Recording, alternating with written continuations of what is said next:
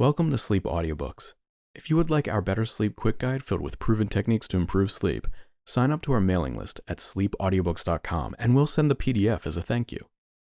Subscribing and leaving a comment helps this channel more than you know, so please feel free to offer suggestions for future audiobooks or to just say hi. Thank you for listening. We hope you have an excellent night's sleep. This is Sleep Audiobooks. The Jungle Book by Rudyard Kipling. Chapter 1. Mowgli's Brothers. Now chill the kite brings home the night that Mang the bat sets free. The herds are shut in byre and hut, for loose till dawn are we. This is the hour of pride and power, talon and tush and claw. Oh, hear the call, good hunting all that keep the jungle law. Night Song in the Jungle. It was 7 o'clock of a very warm evening in the Seeonee Hills when Father Wolf woke up from his day's rest, scratched himself, yawned, and spread out his paws one after the other to get rid of the sleepy feeling in their tips. Mother Wolf lay with her big gray nose dropped across her 4 tumbling, squealing cubs, and the moon shone into the mouth of the cave where they all lived. "Arr!" said Father Wolf. "It is time to hunt again." He was going to spring downhill, when a little shadow with a bushy tail crossed the threshold, and whined, "Good luck go with you, O chief of the wolves! And good luck and strong white teeth go with the noble children, that they may never forget the hungry in this world." It was the jackal, Tabaqui the dish-licker, and the wolves of India despise Tabaqui because he runs about making mischief and telling tales, and eating rags and pieces of leather from the village rubbish-heaps. But they are afraid of him, too, because Tabaqui, more than anyone else in the jungle, is apt to go mad. And then he forgets that he was ever afraid of anyone, and runs through the forest, biting everything in his way. Even the tiger runs and hides when little Tabaqui goes mad, for madness is the most disgraceful thing that can overtake a wild creature. We call it hydrophobia, but they call it Dewani, the madness, and run. "Enter then, and look," said Father Wolf stiffly, "but there is no food here." "For a wolf, no," said Tabaqui, "but for so mean a person as myself, a dry bone is a good feast. Who are we, the Giederlog, the jackal people, to pick and choose?" He scuttled to the back of the cave, where he found the bone of a buck with some meat on it, and sat cracking the end merrily. "All thanks for this good meal," he said, licking his lips. "How beautiful are the noble children! How large are their eyes! And so young, too! Indeed, indeed, I might have remembered that the children of kings are men from the beginning." Now, Tabaqui knew as well as anyone else that there is nothing so unlucky as to compliment children to their faces. It pleased him to see Mother and Father Wolf look uncomfortable. Tabaqui sat still, rejoicing in the mischief that he had made, and then he said spitefully, "Shere Khan, the big one, has shifted his hunting grounds.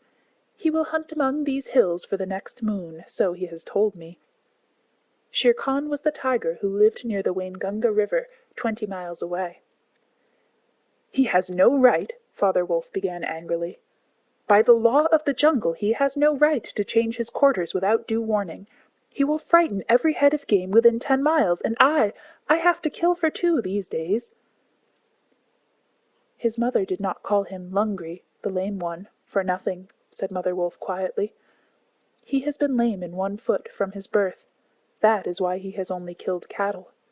Now the villagers of the Waingunga are angry with him, and he has come here to make our villagers angry. They will scour the jungle for him when he is far away, and we and our children must run when the grass is set alight. Indeed, we are very grateful to Shere Khan." "Shall I tell him of your gratitude?" said Tabaqui. "Out!" snapped Father Wolf. "Out and hunt with thy master.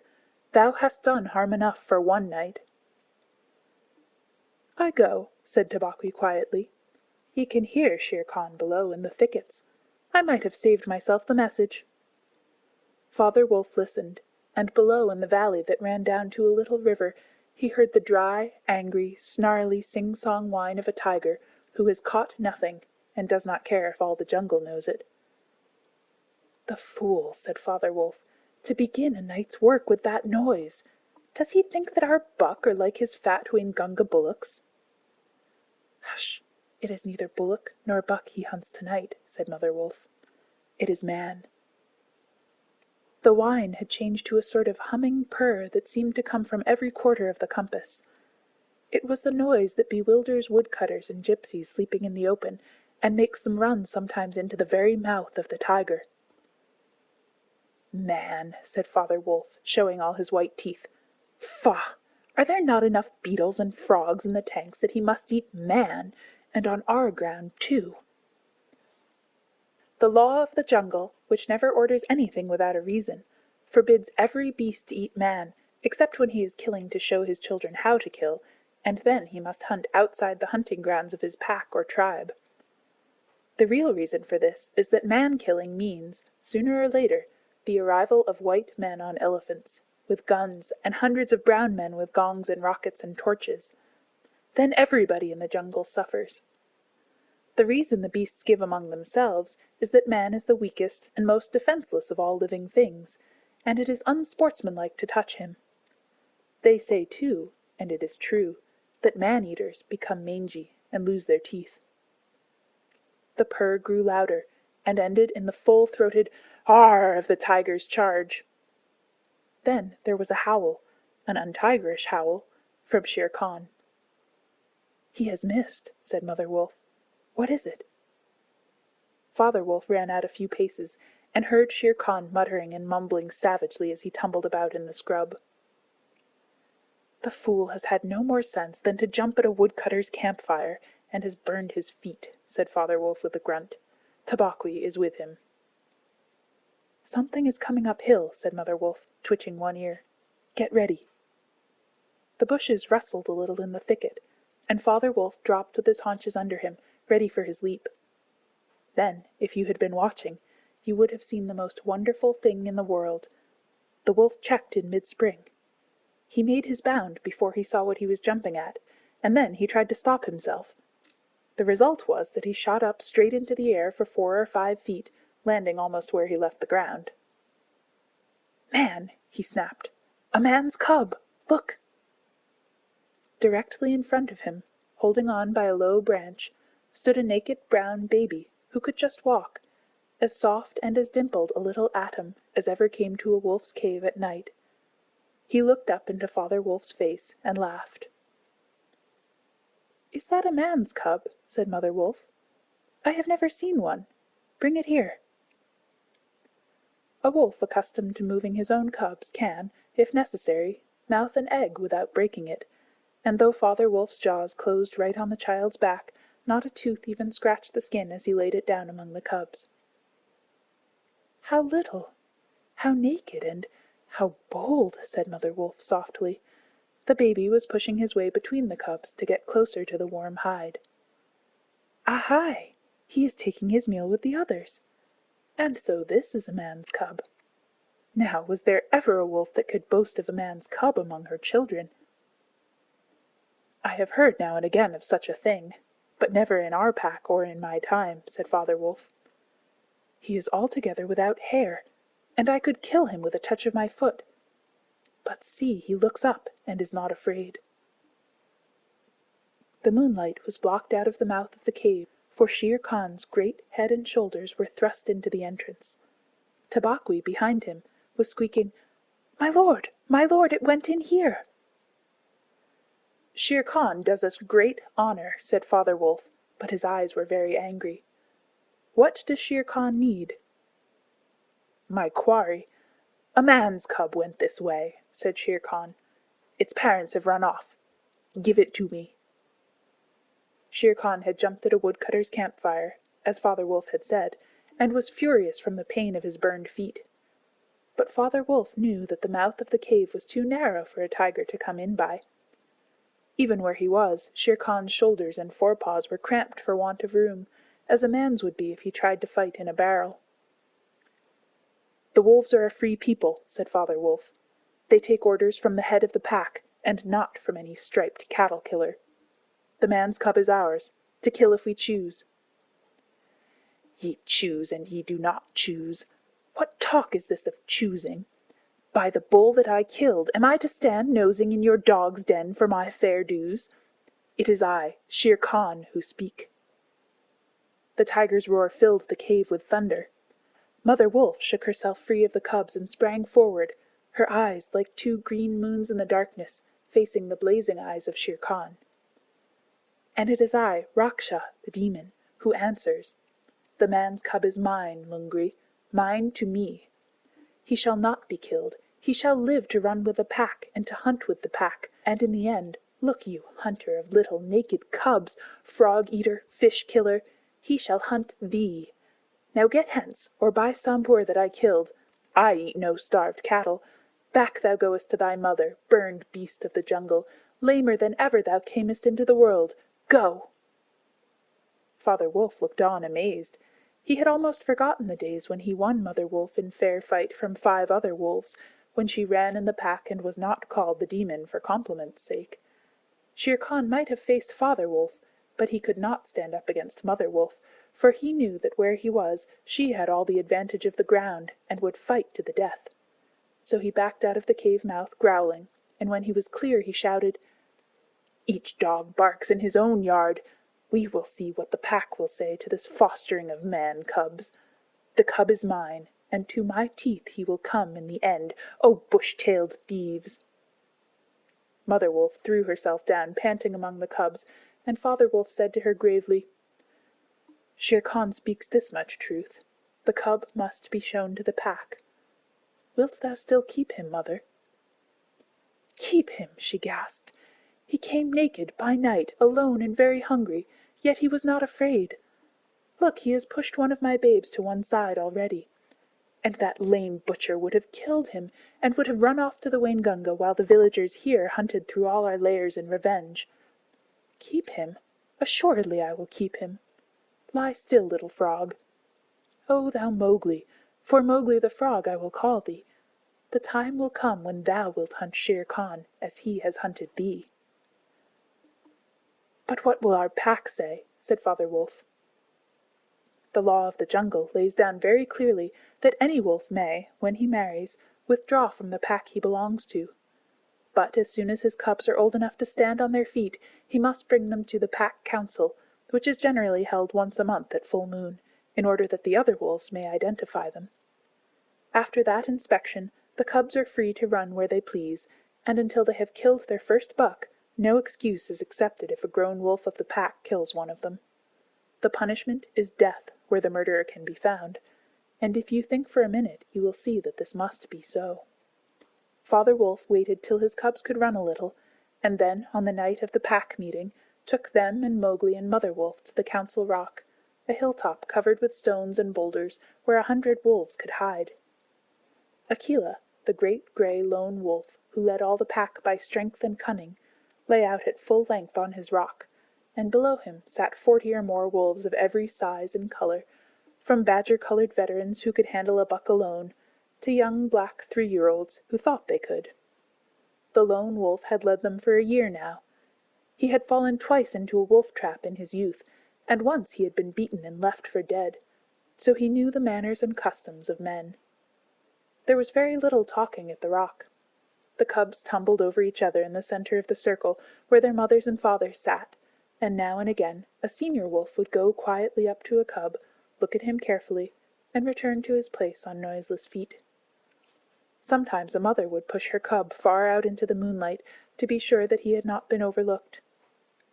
Akela from his rock would cry, "Ye know the law, ye know the law.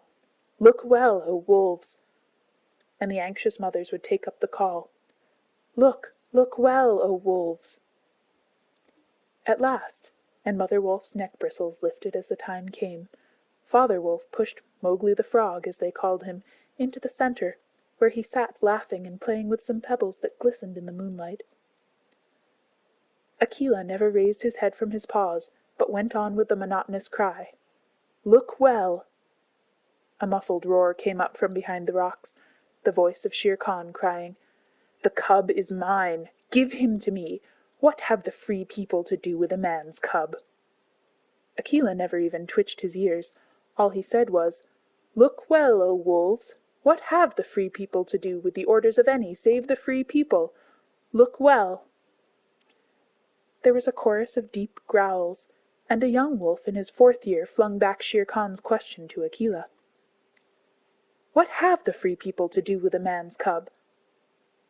Now, the law of the jungle lays down that if there is any dispute as to the right of a cub to be accepted by the pack, he must be spoken for by at least 2 members of the pack who are not his father and mother. "Who speaks for this cub?" said Akela. "Among the free people, who speaks?" There was no answer, and Mother Wolf got ready for what she knew would be her last fight, if things came to fighting. Then the only other creature who is allowed at the pack council, Baloo, the sleepy brown bear who teaches the wolf cubs the law of the jungle, old Baloo, who can come and go where he pleases because he eats only nuts and roots and honey, rose upon his hind quarters and grunted. "The man's cub? The man's cub?" he said. "I speak for the man's cub. There is no harm in a man's cub. I have no gift of words, but I speak the truth. Let him run with the pack and be entered with the others. I myself will teach him." "We need yet another," said Akela. "Baloo has spoken, and he is our teacher for the young cubs. Who speaks besides Baloo?" A black shadow dropped down into the circle. It was Bagheera, the Black Panther, inky black all over, but with the panther markings showing up in certain lights like the pattern of watered silk. Everybody knew Bagheera, and nobody cared to cross his path, for he was as cunning as Tabaqui, as bold as the wild buffalo, and as reckless as the wounded elephant. But he had a voice as soft as wild honey dripping from a tree, and a skin softer than down. "O Akela, and ye the free people," he purred, "I have no right in your assembly, but the law of the jungle says that if there is a doubt which is not a killing matter in regard to a new cub, the life of that cub may be bought at a price. And the law does not say who may or may not pay that price. Am I right?" "Good, good," said the young wolves, who are always hungry. "Listen to Bagheera. The cub can be bought for a price. It is the law." "Knowing that I have no right to speak here, I ask your leave." "Speak, then!" cried 20 voices. "To kill a naked cub is a shame. Besides, he may be better sport for you when he is grown. Baloo has spoken in his behalf. Now, to Baloo's word, I will add 1 bull, and a fat one, newly killed, not half a mile from here, if you will accept the man's cub according to the law. Is it difficult?" There was a clamor of scores of voices, saying, "What matter? He will die in the winter rains. He will scorch in the sun. What harm can a naked frog do us? Let him run with the pack. Where is the bull, Bagheera? Let him be accepted." And then came Akela's deep bay, crying, "Look well, O wolves!" Mowgli was still deeply interested in the pebbles, and he did not notice when the wolves came and looked at him one by one. At last they all went down the hill for the dead bull, and only Akela, Bagheera, Baloo, and Mowgli's own wolves were left. Shere Khan roared still in the night, for he was very angry that Mowgli had not been handed over to him. "Ay, roar well," said Bagheera under his whiskers. "For the time will come when this naked thing will make thee roar to another tune, or I know nothing of man." "It was well done," said Akela. "Men and their cubs are very wise. He may be a help in time." "Truly a help in time of need, for none can hope to lead the pack forever," said Bagheera. Akela said nothing. He was thinking of the time that comes to every leader of every pack, when his strength goes from him, and he gets feebler and feebler, till at last he is killed by the wolves, and a new leader comes up, to be killed in his turn. "Take him away," he said to Father Wolf, "and train him as befits one of the free people." And that is how Mowgli was entered into the Seeonee Wolf Pack, for the price of a bull and on Baloo's good word. End of Chapter 1, Part 1. Chapter 1. Part 2. Now you must be content to skip 10 or 11 whole years, and only guess at all the wonderful life that Mowgli led among the wolves, because if it were written out it would fill ever so many books. He grew up with the cubs, though they, of course, were grown wolves almost before he was a child. And Father Wolf taught him his business and the meaning of things in the jungle, till every rustle in the grass, every breath of the warm night air, every note of the owls above his head, every scratch of a bat's claws as it roosted for a while in a tree, and every splash of every little fish jumping in a pool meant just as much to him as the work of his office means to a business man. When he was not learning, he sat out in the sun and slept and ate and went to sleep again. When he felt dirty or hot, he swam in the forest pools, and when he wanted honey, Baloo told him that honey and nuts were just as pleasant to eat as raw meat, he climbed up for it, and that Bagheera showed him how to do. Bagheera would lie out on a branch and call, "Come along, little brother," and at first Mowgli would cling like the sloth, but afterward he would fling himself up through the branches almost as boldly as the gray ape. He took his place at the Council Rock, too, when the pack met, and there he discovered that if he stared hard at any wolf, the wolf would be forced to drop his eyes, and so he used to stare for fun. At other times he would pick the long thorns out of the pads of his friends, for wolves suffer terribly from thorns and burrs in their coats. He would go down the hillside into the cultivated lands by night, and look very curiously at the villagers in their huts. But he had a mistrust of men, because Bagheera showed him a square box with a drop gate so cunningly hidden in the jungle that he nearly walked into it, and told him that it was a trap. He loved better than anything else to go with Bagheera into the dark, warm heart of the forest, to sleep all through the drowsy day, and at night see how Bagheera did his killing. Bagheera killed right and left as he felt hungry, and so did Mowgli, with one exception. As soon as he was old enough to understand things, Bagheera told him that he must never touch cattle, because he had been bought into the pack at the price of a bull's life. "All the jungle is thine," said Bagheera, "and thou canst kill everything that thou art strong enough to kill. But for the sake of the bull that bought thee, thou must never kill or eat any cattle, young or old. That is the law of the jungle." Mowgli obeyed faithfully. And he grew and grew strong, as a boy must grow who does not know that he is learning any lessons, and who has nothing in the world to think of except things to eat. Mother Wolf told him once or twice that Shere Khan was not a creature to be trusted, and that some day he must kill Shere Khan. But though a young wolf would have remembered that advice every hour, Mowgli forgot it because he was only a boy, though he would have called himself a wolf if he had been able to speak in any human tongue.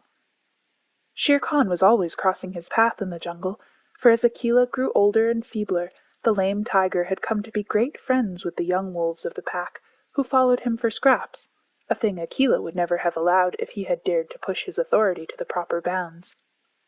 Then Shere Khan would flatter them, and wonder that such fine young hunters were content to be led by a dying wolf and a man's cub. "They tell me," Shere Khan would say, "that at council ye dare not look him between the eyes." And the young wolves would growl and bristle. Bagheera, who had eyes and ears everywhere, knew something of this, and once or twice he told Mowgli in so many words that Shere Khan would kill him some day. Mowgli would laugh and answer, "I have the pack, and I have thee. And Baloo, though he is so lazy, might strike a blow or two for my sake. Why should I be afraid?" It was one very warm day that a new notion came to Bagheera, born of something that he had heard. Perhaps Sahi the Porcupine had told him, but he said to Mowgli when they were deep in the jungle, as the boy lay with his head on Bagheera's beautiful black skin, "Little brother, how often have I told thee that Shere Khan is thy enemy?" "As many times as there are nuts on that palm," said Mowgli, who naturally could not count. "What of it? I am sleepy, Bagheera, and Shere Khan is all long tail and loud talk, like More the Peacock. But this is no time for sleeping. Baloo knows it. I know it. The pack know it. And even the foolish, foolish deer know it. Tabaqui has told thee too." Ho, ho, said Mowgli. Tabaqui came to me not long ago with some rude talk that I was a naked man's cub and not fit to dig pig nuts. But I caught Tabaqui by the tail and swung him twice against a palm tree to teach him better manners. That was foolish, for though Tabaqui is a mischief maker, he would have told thee something that concerned thee closely. Open those eyes, little brother. Shere Khan dare not kill thee in the jungle. But remember, Akela is very old, and soon the day comes when he cannot kill his buck, and then he will be a leader no more. Many of the wolves that looked thee over when thou wast brought to the council first are old too, and the young wolves believe, as Shere Khan has taught them, that a man-cub has no place with the pack. In a little time thou wilt be a man. And what is a man that he should not run with his brothers? Said Mowgli. I was born in the jungle. I have obeyed the law of the jungle, and there is no wolf of ours from whose paws I have not pulled a thorn. Surely they are my brothers. Bagheera stretched himself at full length and half shut his eyes. Little brother, said he, feel under my jaw.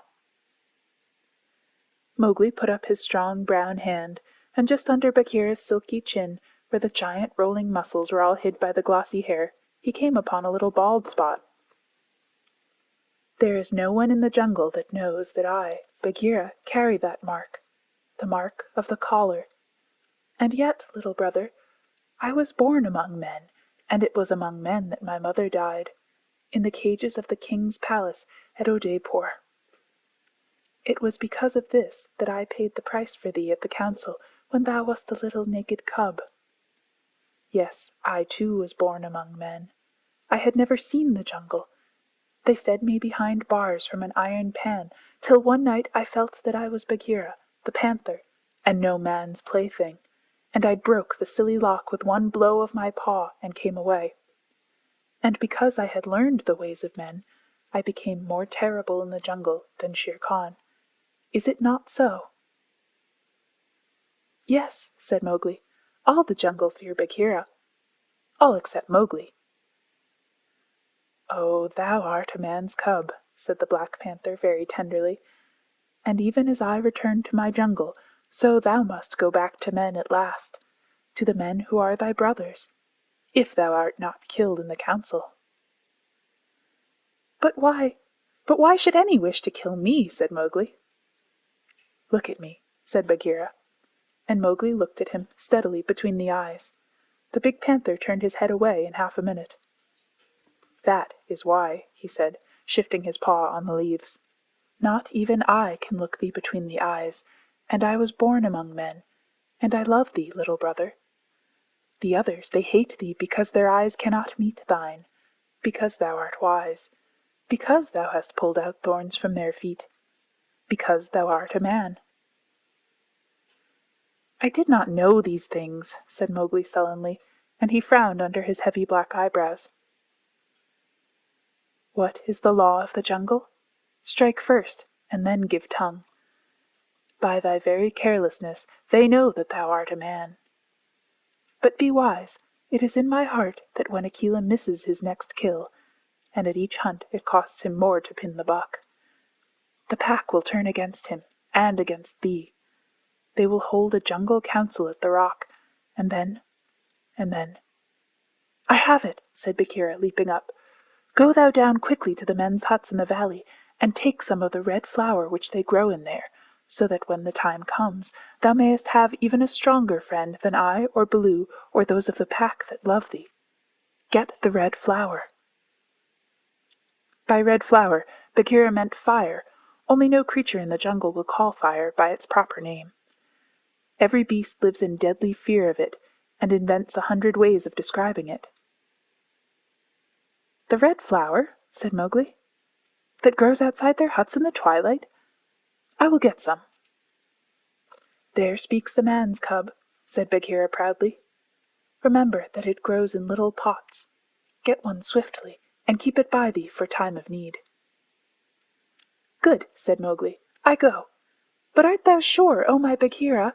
He slipped his arm around the splendid neck and looked deep into the big eyes. Art thou sure that all this is Shere Khan's doing?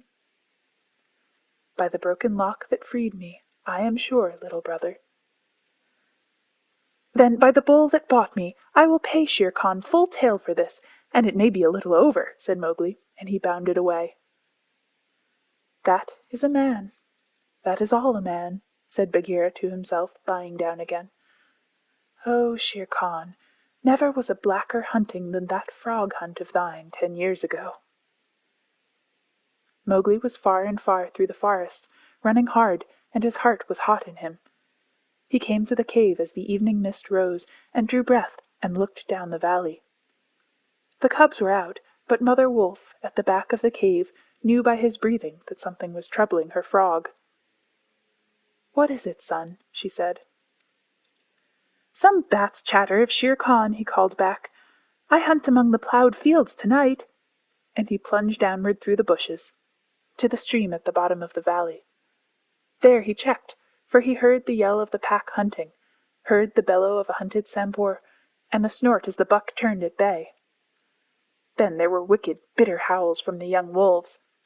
"Akela! Akela! Let the lone wolf show his strength!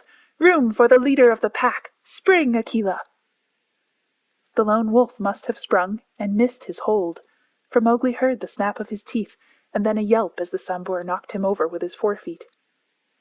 He did not wait for anything more, but dashed on, and the yells grew fainter behind him as he ran into the croplands where the villagers lived.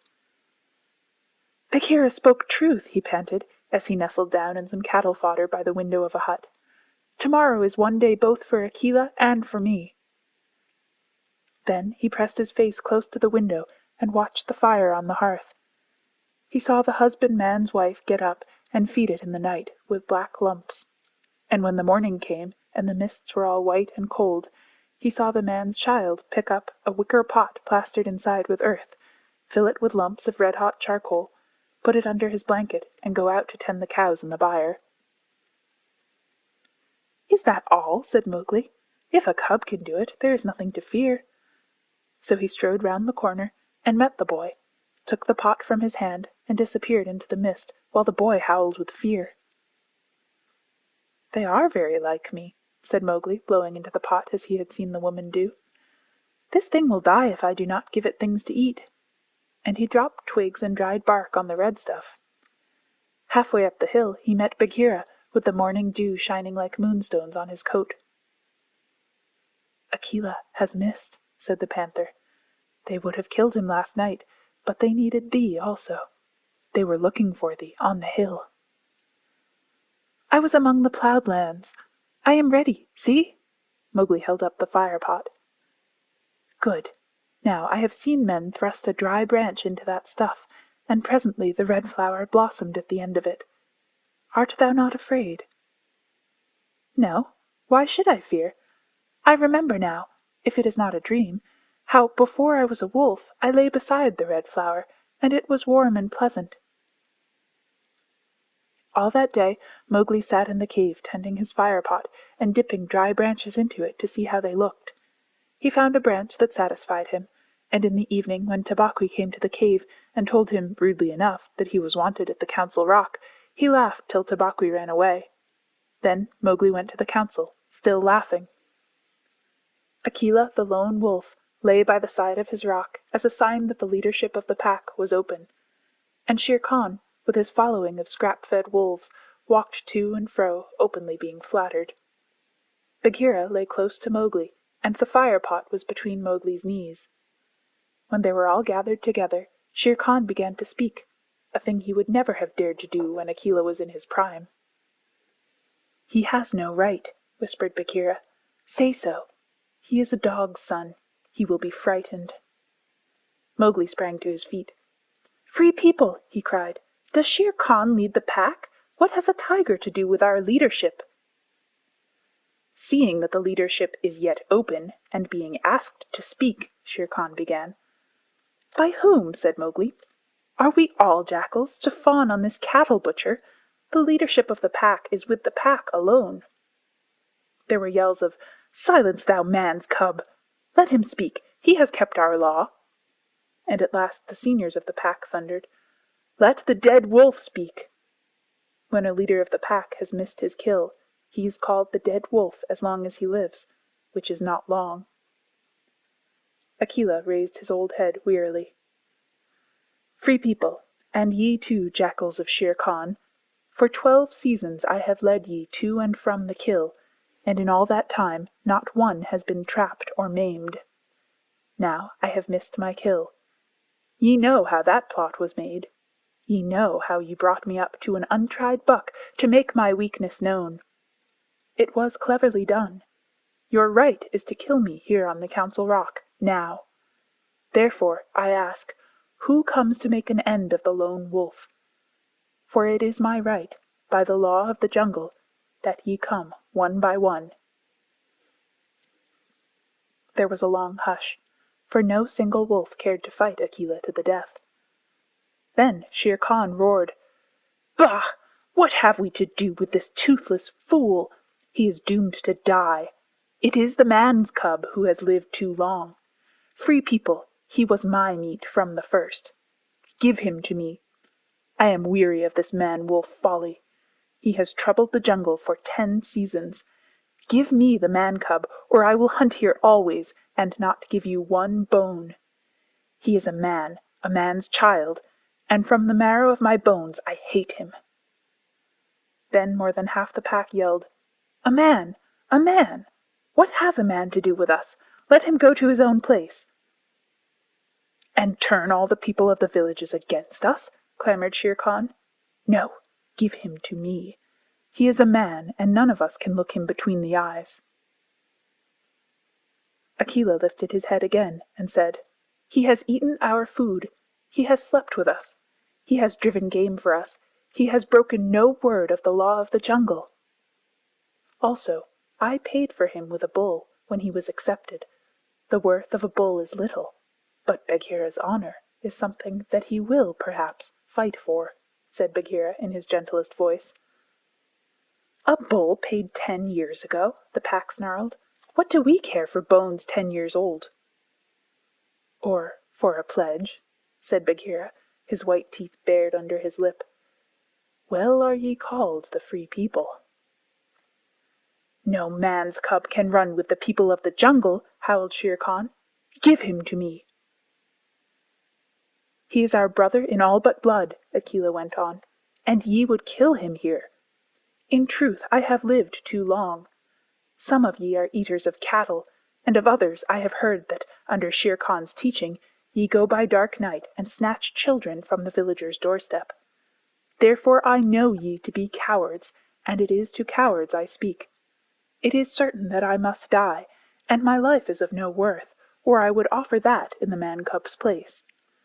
But for the sake of the honor of the pack, a little matter that by being without a leader ye have forgotten, I promise that if ye let the man-cub go to his own place, I will not, when my time comes to die, bear one tooth against ye. I will die without fighting. That will at least save the pack 3 lives. More I cannot do, but if ye will, I can save ye the shame that comes of killing a brother against whom there is no fault, a brother spoken for and bought into the pack according to the law of the jungle." "He's a man, a man, a man!" snarled the pack, and most of the wolves began to gather round Shere Khan, whose tail was beginning to switch. "Now the business is in thy hands," said Bagheera to Mowgli. "We can do no more except fight." Mowgli stood upright, the fire-pot in his hands. Then he stretched out his arms and yawned in the face of the council, but he was furious with rage and sorrow, for, wolf-like, the wolves had never told him how they hated him. "Listen, you!" he cried. "There is no need for this dog's jabber. Ye have told me so often tonight that I am a man, and indeed I would have been a wolf with you to my life's end, that I feel your words are true. So I do not call ye my brothers any more, but sag, dogs, as a man should. What ye will do, and what ye will not do, is not yours to say. The matter is with me, and that we may see the matter more plainly, I, the man, have brought here a little of the red flower which ye dogs fear." He flung the fire-pot on the ground, and some of the red coals lit a tuft of dried moss that flared up as all the council drew back in terror before the leaping flames. Mowgli thrust his dead branch into the fire till the twigs lit and crackled, and whirled it above his head among the cowering wolves. "Thou art the master," said Bagheera in an undertone. "Save Akela from the death. He was ever thy friend." Akela, the grim old wolf who had never asked for mercy in his life, gave one piteous look at Mowgli as the boy stood all naked, his long black hair tossing over his shoulders in the light of the blazing branch that made the shadows jump and quiver. "Good," said Mowgli, staring round slowly. "I see that ye are dogs. I go from you to my own people, if they be my own people. The jungle is shut to me, and I must forget your talk and your companionship. But I will be more merciful than ye are. Because I was all but your brother in blood, I promise that when I am a man among men, I will not betray ye to men as ye have betrayed me." He kicked the fire with his foot, and the sparks flew up. "There shall be no war between any of us in the pack, but here is a debt to pay before I go." He strode forward to where Shere Khan sat blinking stupidly at the flames, and caught him by the tuft on his chin. Bagheera followed in case of accidents. "Up, dog!" Mowgli cried. "Up when a man speaks, or I will set that coat ablaze." Shere Khan's ears lay flat back on his head, and he shut his eyes, for the blazing branch was very near. "This cattle killer said he would kill me in the council, because he had not killed me when I was a cub. Thus and thus, then, do we beat dogs when we are men. Stir a whisker, Lungri, and I ram the red flower down thy gullet." He beat Shere Khan over the head with the branch, and the tiger whimpered and whined in an agony of fear. "Pah! Singed jungle cat! Go now! But remember, when next I come to the Council Rock, as a man should come, it will be with Shere Khan's hide on my head. For the rest, Akela goes free to live as he pleases. Ye will not kill him, because that is not my will. Nor do I think that ye will sit here any longer, lolling out your tongues as though ye were somebodies instead of dogs whom I drive out. Thus! Go!" The fire was burning furiously at the end of the branch, and Mowgli struck right and left round the circle, and the wolves ran howling with the sparks burning their fur. At last there were only Akela, Bagheera, and perhaps 10 wolves that had taken Mowgli's part. Then something began to hurt Mowgli inside him, as he had never been hurt in his life before, and he caught his breath and sobbed, and the tears ran down his face. "What is it? What is it?" he said. "I do not wish to leave the jungle, and I do not know what this is. Am I dying, Bagheera?" "No, little brother. That is only tears, such as men use," said Bagheera. "Now I know thou art a man, and a man's cub no longer. The jungle is shut indeed to thee henceforward. Let them fall, Mowgli. They are only tears." So Mowgli sat and cried as though his heart would break, and he had never cried in all his life before. "Now," he said, "I will go to men. But first I must say farewell to my mother." And he went to the cave where she lived with Father Wolf, and he cried on her coat, while the 4 cubs howled miserably. "You will not forget me?" said Mowgli. "Never while we can follow a trail," said the cubs. "Come to the foot of the hill when thou art a man, and we will talk to thee, and we will come into the croplands to play with thee by night." "Come soon," said Father Wolf. "O wise little frog, come again soon, for we be old, thy mother and I." "Come soon," said Mother Wolf, "little naked son of mine. For listen, child of man, I loved thee more than ever I loved my cubs." "I will surely come," said Mowgli, "and when I come it will be to lay out Shere Khan's hide upon the Council Rock. Do not forget me. Tell them in the jungle never to forget me." The dawn was beginning to break when Mowgli went down the hillside alone to meet those mysterious things that are called men. Hunting Song of the Seeonee Pack. As the dawn was breaking, the Sambhur belled, once, twice, and again. And a doe leaped up, and a doe leaped up, from the pond in the wood where the wild deer sup. This I, scouting alone, beheld, once, twice, and again. As the dawn was breaking, the Sambhur belled, once, twice, and again.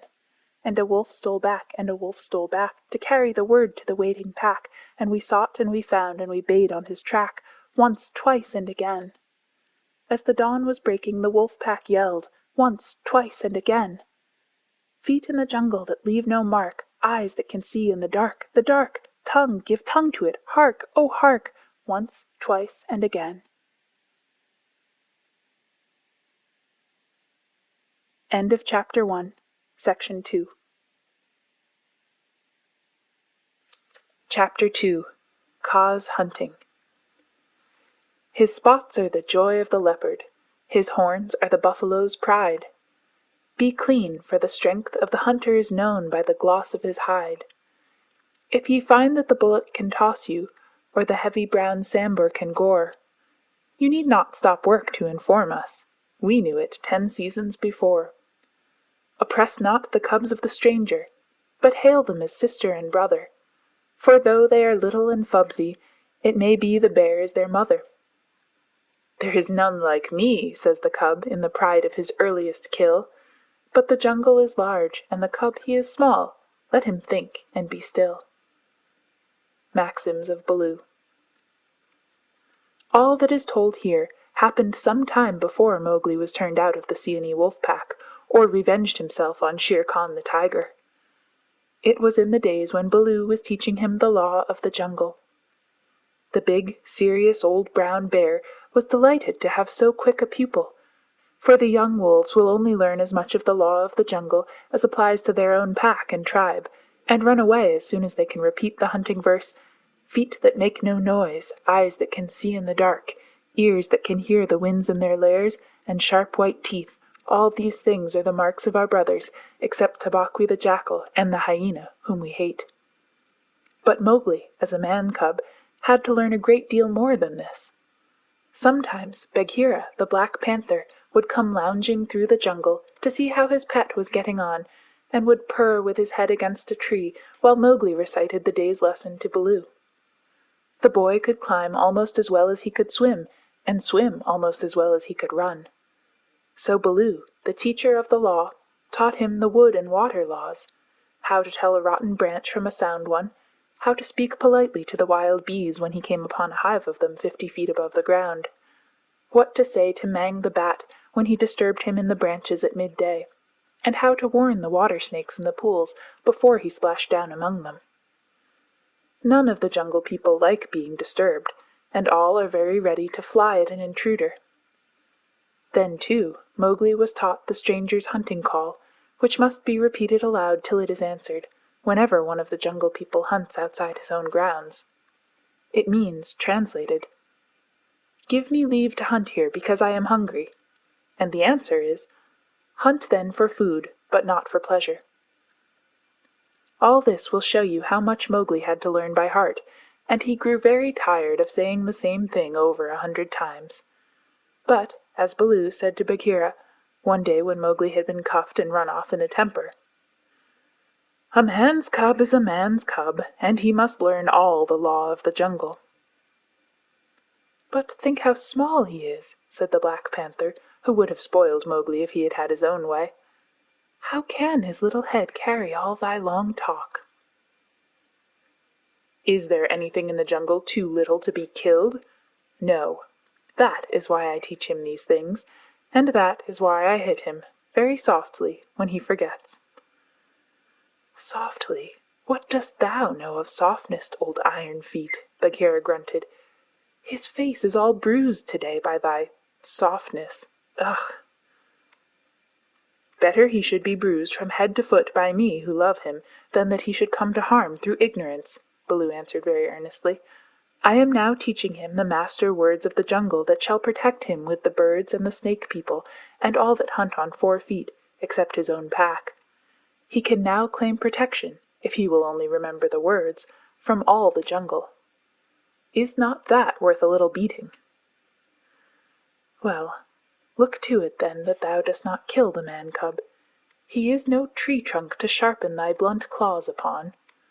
But what are these master words? I am more likely to give help than to ask it." Bagheera stretched out one paw and admired the steel-blue, ripping chisel talons at the end of it. "Still, I should like to know." "I will call Mowgli, and he shall say them, if he will. Come, little brother." "My head is ringing like a bee-tree," said a sullen little voice over their heads, and Mowgli slid down a tree trunk, very angry and indignant, adding as he reached the ground, "I come for Bagheera, and not for thee, fat old Baloo." "That is all one to me," said Baloo, though he was hurt and grieved. "Tell Bagheera, then, the master words of the jungle that I have taught thee this day." "Master words for which people?" said Mowgli, delighted to show off. "The jungle has many tongues. I know them all." "A little thou knowest, but not much.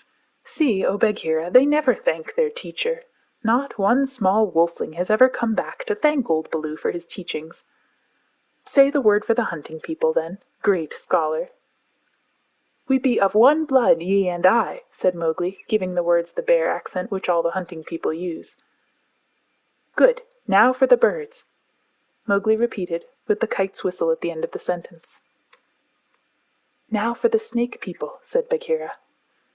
The answer was a perfectly indescribable hiss, and Mowgli kicked up his feet behind, clapped his hands together to applaud himself, and jumped on to Bagheera's back, where he sat sideways, drumming with his heels on the glossy skin, and making the worst faces he could think of at Baloo.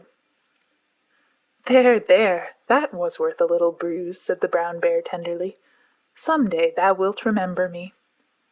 Then he turned aside to tell Bagheera how he had begged the master words from Hathi the wild elephant, who knows all about these things, and how Hathi had taken Mowgli down to a pool to get the snake word from a water snake, because Baloo could not pronounce it, and how Mowgli was now reasonably safe against all accidents in the jungle, because neither snake, bird, nor beast would hurt him. "No one, then, is to be feared," Baloo wound up, patting his big furry stomach with pride. "Except his own tribe," said Bagheera under his breath, and then aloud to Mowgli, "Have a care for my ribs, little brother. What is all this dancing up and down?" Mowgli had been trying to make himself heard by pulling at Bagheera's shoulder fur and kicking hard. When the two listened to him, he was shouting at the top of his voice, "And so I shall have a tribe of my own, and lead them through the branches all day long." "What is this new folly, little dreamer of dreams?" said Bagheera. "Yes, and throw branches and dirt at old Baloo," Mowgli went on. "They have promised me this. Ah!" Woof! Baloo's big paw scooped Mowgli off Bagheera's back, and as the boy lay between the big forepaws, he could see the bear was angry. "Mowgli," said Baloo, "thou hast been talking with the Bandar log, the Monkey People." Mowgli looked at Bagheera to see if the panther was angry too, and Bagheera's eyes were as hard as jadestones. "Thou hast been with the Monkey People, the grey apes, the people without a law, the eaters of everything. That is great shame." "When Baloo hurt my head," said Mowgli, he was still on his back, "I went away, and the grey apes came down from the trees and had pity on me. No one else cared." He snuffled a little. "The pity of the Monkey People," Baloo snorted. "The stillness of the mountain stream, the cool of the summer sun. And then, man cub?" And then they gave me nuts and pleasant things to eat, and they carried me in their arms up to the top of the trees and said I was their blood brother, except that I had no tail, and should be their leader some day." "They have no leader," said Bagheera. "They lie. They have always lied." "They were very kind and bade me come again. Why have I never been taken among the Monkey People? They stand on their feet as I do. They do not hit me with hard paws. They play all day. Let me get up. Bad Baloo, let me up. I will play with them again." "Listen, man cub," said the bear, and his voice rumbled like thunder on a hot night. "I have taught thee all the law of the jungle for all the peoples of the jungle, except the monkey folk who live in the trees. They have no law. They are outcast. They have no speech of their own, but use the stolen words which they overhear when they listen and peep and wait up above in the branches. Their way is not our way. They are without leaders. They have no remembrance. They boast and chatter and pretend that they are a great people about to do great affairs in the jungle, but the falling of a nut turns their minds to laughter and all is forgotten. We of the jungle have no dealings with them. We do not drink where the monkeys drink. We do not go where the monkeys go. We do not hunt where they hunt. We do not die where they die. Hast thou ever heard me speak of the Bandar log till today?" "No," said Mowgli in a whisper, for the forest was very still now Baloo had finished. "The Jungle People put them out of their mouths and out of their mind. They are very many, evil, dirty, shameless, and they desire, if they have any fixed desire, to be noticed by the Jungle People. But we do not notice them, even when they throw nuts and filth on our heads." He had hardly spoken when a shower of nuts and twigs spattered down through the branches, and they could hear coughings and howlings and angry jumpings high up in the air among the thin branches. "The Monkey People are forbidden," said Baloo. "Forbidden to the Jungle People. Remember." "Forbidden," said Bagheera, "but I still think Baloo should have warned thee against them." "I? How was I to guess he would play with such dirt? The Monkey People! Faugh!" A fresh shower came down on their heads, and the two trotted away, taking Mowgli with them. What Baloo had said about the monkeys was perfectly true. They belonged to the tree tops, and as beasts very seldom look up, there was no occasion for the monkeys and the Jungle People to cross each other's path. But whenever they found a sick wolf or a wounded tiger or bear, the monkeys would torment him, and would throw sticks and nuts at any beast for fun and in the hope of being noticed. Then they would howl and shriek senseless songs, and invite the Jungle People to climb up their trees and fight them, or would start furious battles over nothing among themselves, and leave the dead monkeys where the Jungle People could see them. They were always just going to have a leader, and laws and customs of their own, but they never did, because their memories would not hold over from day to day, and so they compromised things by making up a saying, "What the Bandar log think now, the jungle will think later," and that comforted them a great deal. None of the beasts could reach them, but on the other hand none of the beasts would notice them, and that was why they were so pleased when Mowgli came to play with them, and they heard how angry Baloo was. They never meant to do any more. The Bandar log never meant anything at all. But one of them invented what seemed to him a brilliant idea, and he told all the others that Mowgli would be a useful person to keep in the tribe, because he could weave sticks together for protection from the wind, so if they caught him they could make him teach them. Of course Mowgli, as a woodcutter's child, inherited all sorts of instincts, and used to make little huts of fallen branches without thinking how he came to do it, and the Monkey People, watching in the trees, considered his play most wonderful. This time, they said, they were really going to have a leader and become the wisest people in the jungle, so wise that everyone else would notice and envy them. Therefore they followed Baloo and Bagheera and Mowgli through the jungle very quietly till it was time for the midday nap, and Mowgli, who was very much ashamed of himself, slept between the panther and the bear, resolving to have no more to do with the Monkey People. The next thing he remembered was feeling hands on his legs and arms, hard, strong little hands, and then a swash of branches in his face, and then he was staring down through the swaying branches as Baloo woke the jungle with his deep cries, and Bagheera bounded up the trunk with every tooth bared.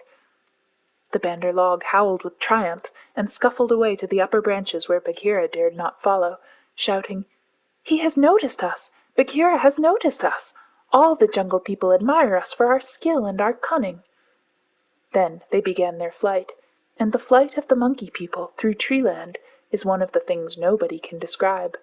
They have their regular roads and crossroads, up hills and down hills, all laid out from 50 to 70 or 100 feet above the ground, and by these they can travel even at night if necessary. 2 of the strongest monkeys caught Mowgli under the arms and swung off with him through the tree-tops, 20 feet at a bound. Had they been alone, they could have gone twice as fast, but the boy's weight held them back. Sick and giddy as Mowgli was, he could not help enjoying the wild rush, though the glimpses of the earth far down below frightened him, and the terrible check and jerk at the end of the swing over nothing but empty air brought his heart between his teeth. His escort would rush him up a tree till he felt the thinnest topmost branches crackle and bend under them, and then with a cough and a whoop would fling themselves into the air, outwards and downwards, and bring up, hanging by their hands or their feet, to the lower limbs of the next tree.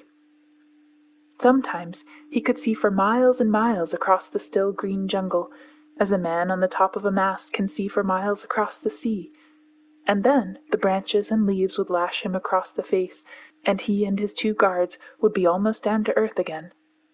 So, bounding and crashing and whooping and yelling, the whole tribe of Bandar Log swept along the tree roads with Mowgli, their prisoner. For a time he was afraid of being dropped. Then he grew angry, but knew better than to struggle. And then he began to think. The first thing was to send back word to Baloo and Bagheera, for, at the pace the monkeys were going, he knew his friends would be left far behind. It was useless to look down, for he could only see the top sides of the branches, so he stared upwards and saw, far away in the blue, Chil the kite balancing and wheeling as he kept watch over the jungle, waiting for things to die. Chil saw that the monkeys were carrying something, and dropped a few 100 yards to find out whether their load was good to eat. He whistled with surprise when he saw Mowgli being dragged up to a tree-top, and heard him give the kite call for, "We be of one blood, thou and I." The waves of the branches closed over the boy, but Chil balanced away to the next tree in time to see the little brown face come back up again. "Mark my trail!" Mowgli shouted. "Tell Baloo of the Seeonee pack and Bagheera of the Council Rock." "In whose name, brother?" Chil had never seen Mowgli before, though of course he had heard of him. "Mowgli the Frog, Man cub they call me. Mark my trail!" The last words were shrieked as he was being swung through the air, but Chil nodded and rose up till he looked no bigger than a speck of dust, and there he hung, watching with his telescope eyes the swaying of the tree-tops as Mowgli's escort whirled along. "They never go far," he said with a chuckle. "They never do what they set out to do. Always pecking at new things are the Bandar Log. This time, if I have any eyesight, they have pecked down trouble for themselves, for Baloo is no fledgling, and Bagheera can, as I know, kill more than goats." So he rocked on his wings, his feet gathered up under him, and waited. Meantime, Baloo and Bagheera were furious with rage and grief. Bagheera climbed as he had never climbed before, but the thin branches broke beneath his weight, and he slipped down, his claws full of bark. "Why didst thou not warn the man-cub?" he roared to poor Baloo, who had set off at a clumsy trot in the hope of overtaking the monkeys. "What was the use of half-slaying him with blows if thou didst not warn him?" "Haste! Oh, haste! We may catch them yet," Baloo panted. At that speed it would not tire a wounded cow. Teacher of the law, cub-beater, a mile of that rolling to and fro would burst thee open. Sit still and think. Make a plan. This is no time for chasing. They may drop him if we follow too close. "Arula, woo! They may have dropped him already, being tired of carrying him. Who can trust the Bandar Log? Put dead bats on my head, give me black bones to eat, roll me into the hives of the wild bees that I may be stung to death, and bury me with the hyena, for I am the most miserable of bears. Arulala, wahua! O Mowgli, Mowgli, why did I not warn thee against the monkey folk instead of breaking thy head? Now perhaps I may have knocked the day's lesson out of his mind, and he will be alone in the jungle without the master words." Baloo clasped his paws over his ears and rolled to and fro, moaning. "At least he gave me all the words correctly a little time ago," said Bagheera impatiently. "Baloo, thou hast neither memory nor respect. What would the jungle think if I, the Black Panther, curled myself up like Sahi the Porcupine and howled?" "What do I care what the jungle thinks? He may be dead by now."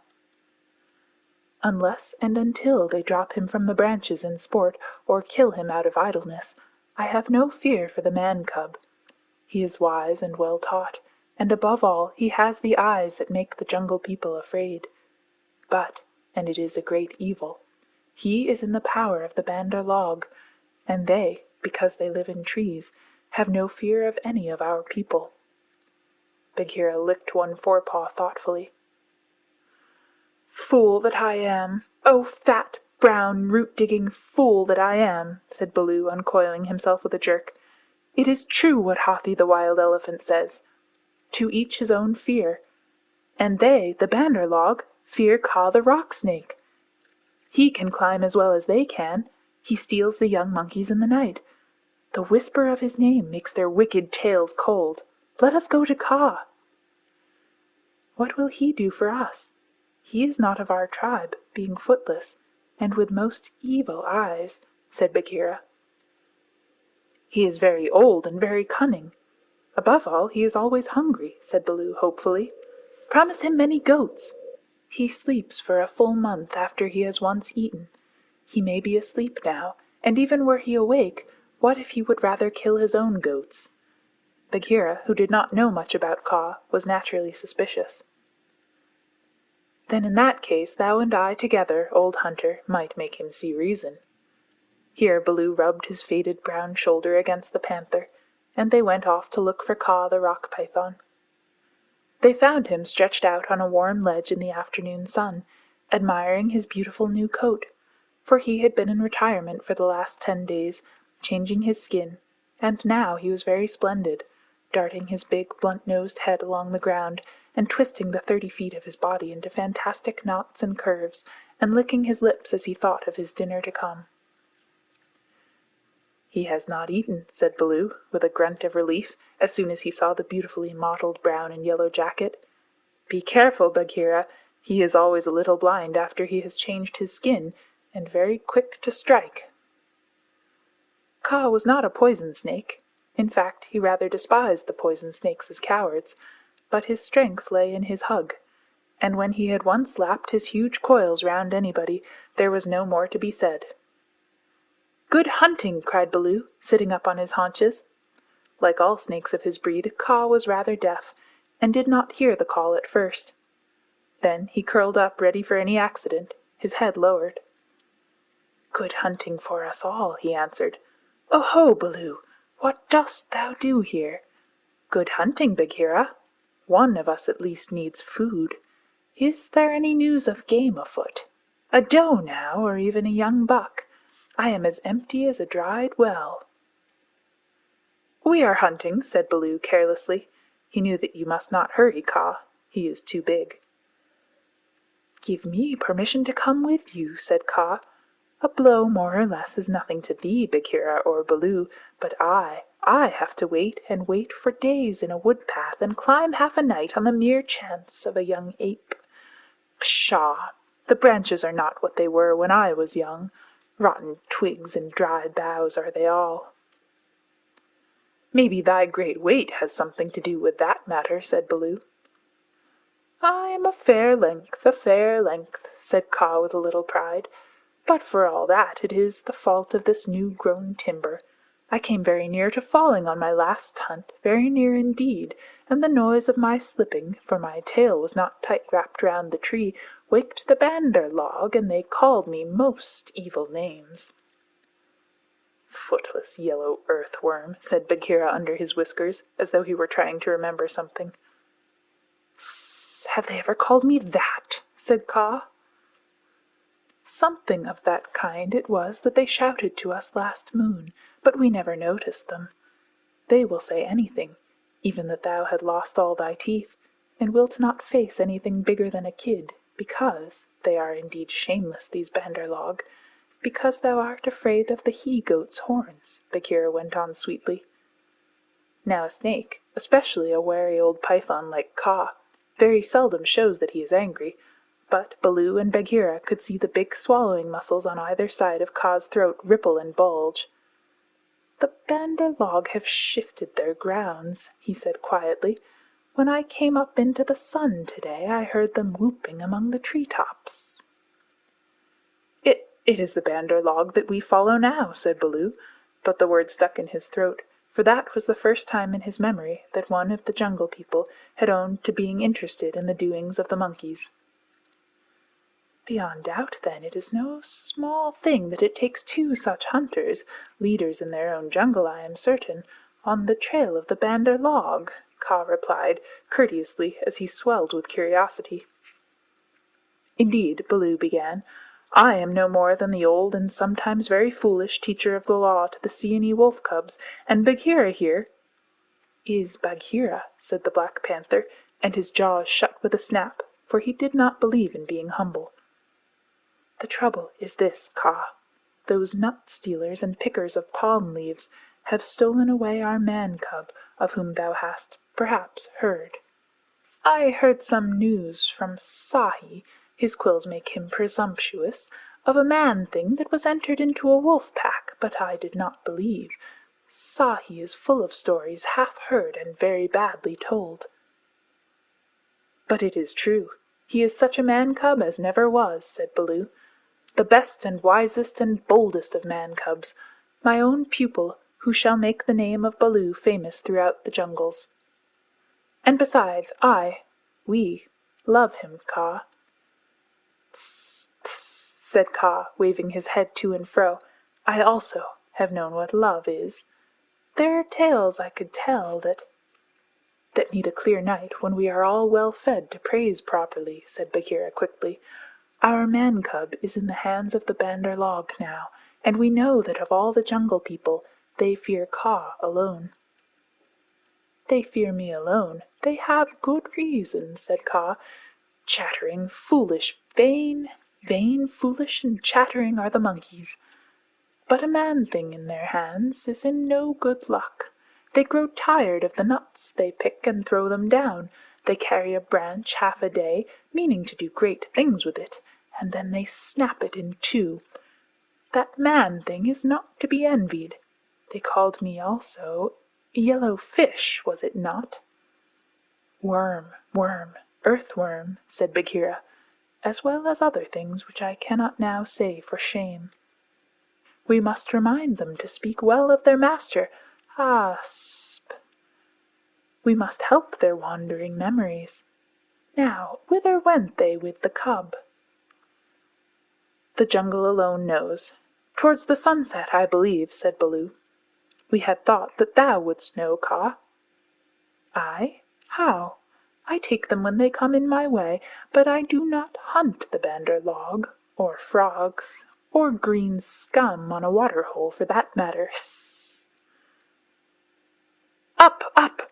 Up, up! Hillo, illo, illo! Look up, Baloo of the Seeonee Wolf-pack! Baloo looked up to see where the voice came from, and there was Chil the Kite, sweeping down with the sun shining on the upturned flanges of his wings. It was near Chil's bedtime, but he had ranged all over the jungle, looking for the bear, and missed him in the thick foliage. "What is it?" said Baloo. "I have seen Mowgli among the Bandar log. He bade me tell you. I watched. The Bandar log have taken him beyond the river to the monkey city, to the cold lairs. They may stay there for a night, or 10 nights, or an hour. I have told the bats to watch through the dark time. That is my message. Good hunting, all you below." "Full gorge and a deep sleep to you, Chil," cried Bagheera. "I will remember thee in my next kill, and put aside the head for thee alone. Oh, best of kites!" "It is nothing, it is nothing. The boy held the master word. I could have done no less."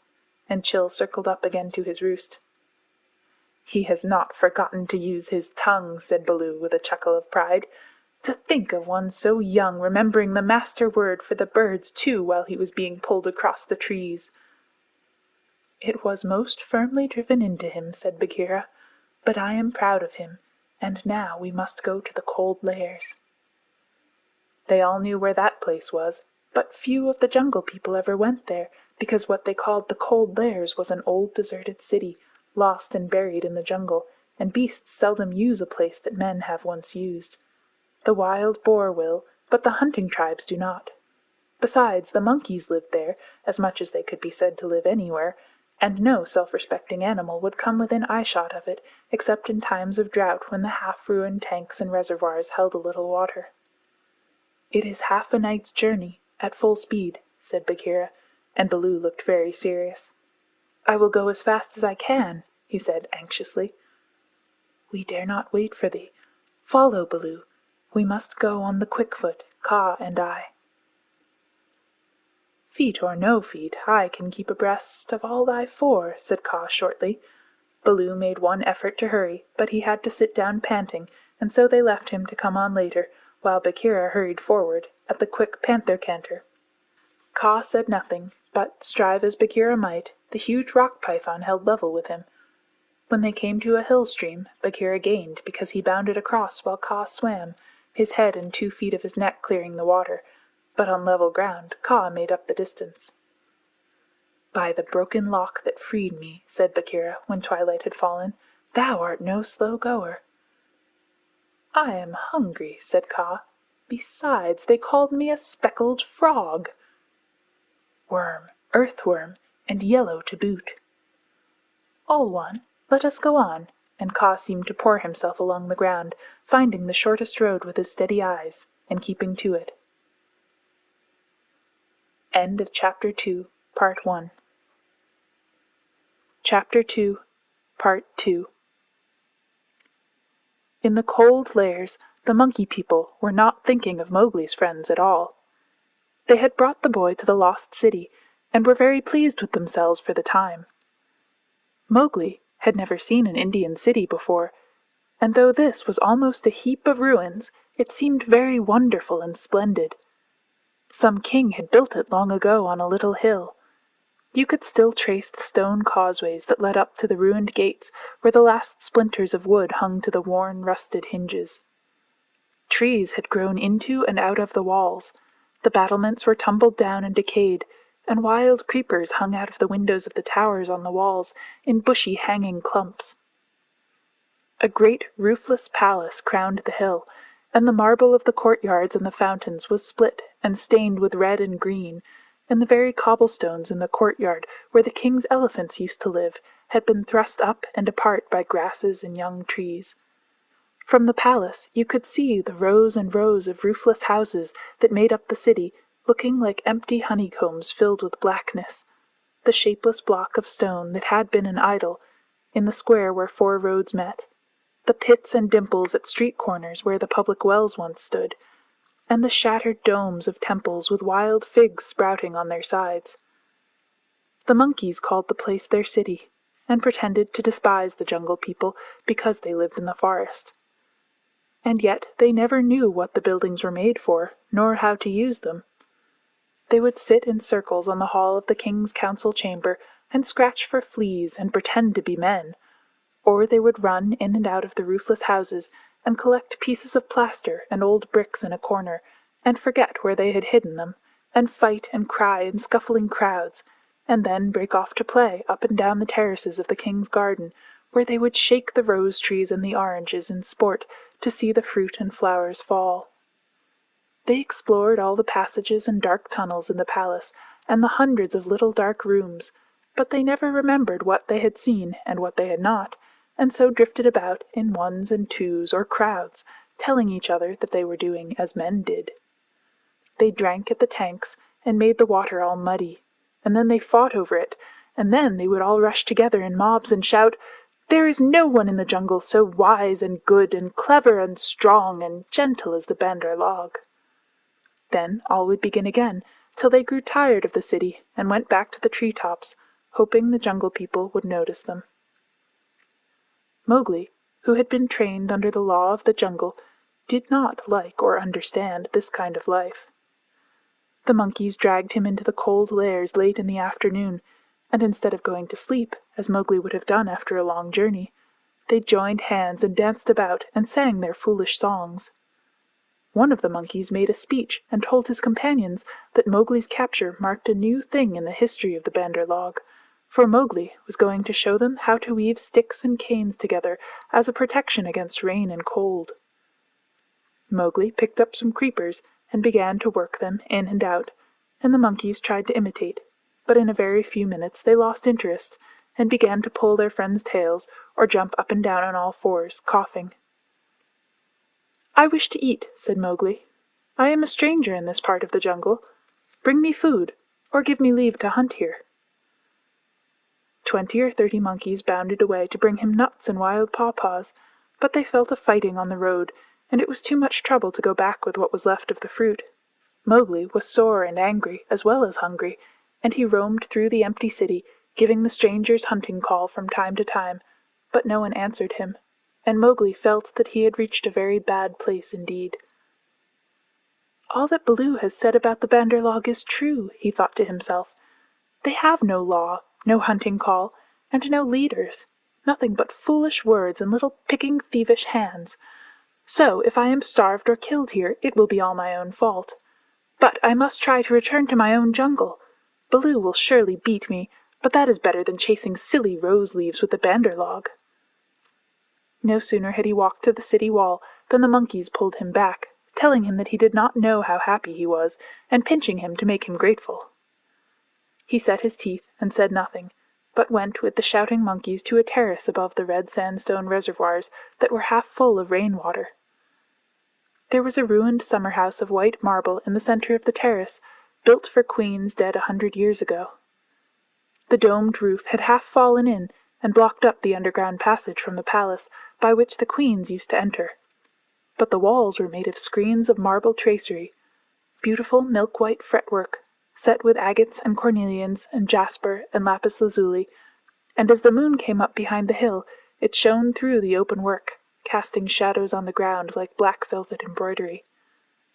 Sore, sleepy, and hungry as he was, Mowgli could not help laughing when the Bandarlog began, 20 at a time, to tell him how great and wise and strong and gentle they were, and how foolish he was to wish to leave them. "We are great, we are free, we are wonderful, we are the most wonderful people in all the jungle. We all say so, and so it must be true," they shouted.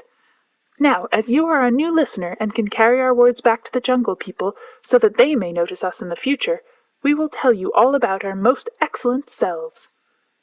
Mowgli made no objection, and the monkeys gathered by hundreds and hundreds on the terrace to listen to their own speakers singing the praises of the Bandarlog. And whenever a speaker stopped for want of breath, they would all shout together, "This is true! We all say so!" Mowgli nodded and blinked, and said yes when they asked him a question, and his head spun with all the noise. "Tabaqui the Jackal must have bitten all these people," he said to himself, "and now they have the madness. Certainly this is Dewani, the madness.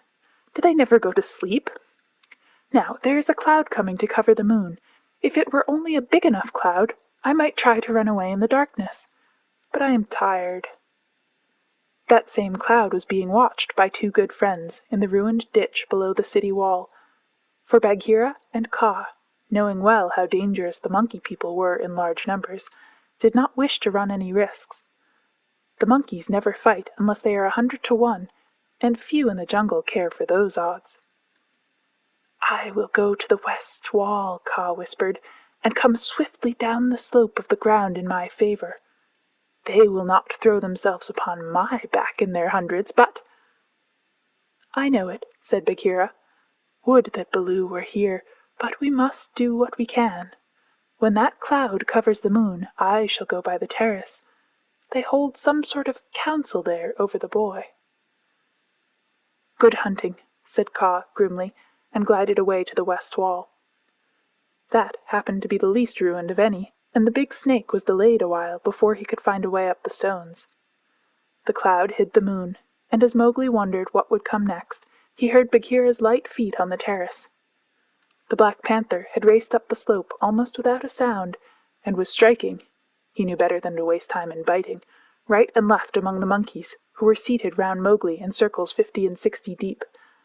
There was a howl of fright and rage, and then, as Bagheera tripped on the rolling, kicking bodies beneath him, a monkey shouted, "There's only one here! Kill him! Kill!"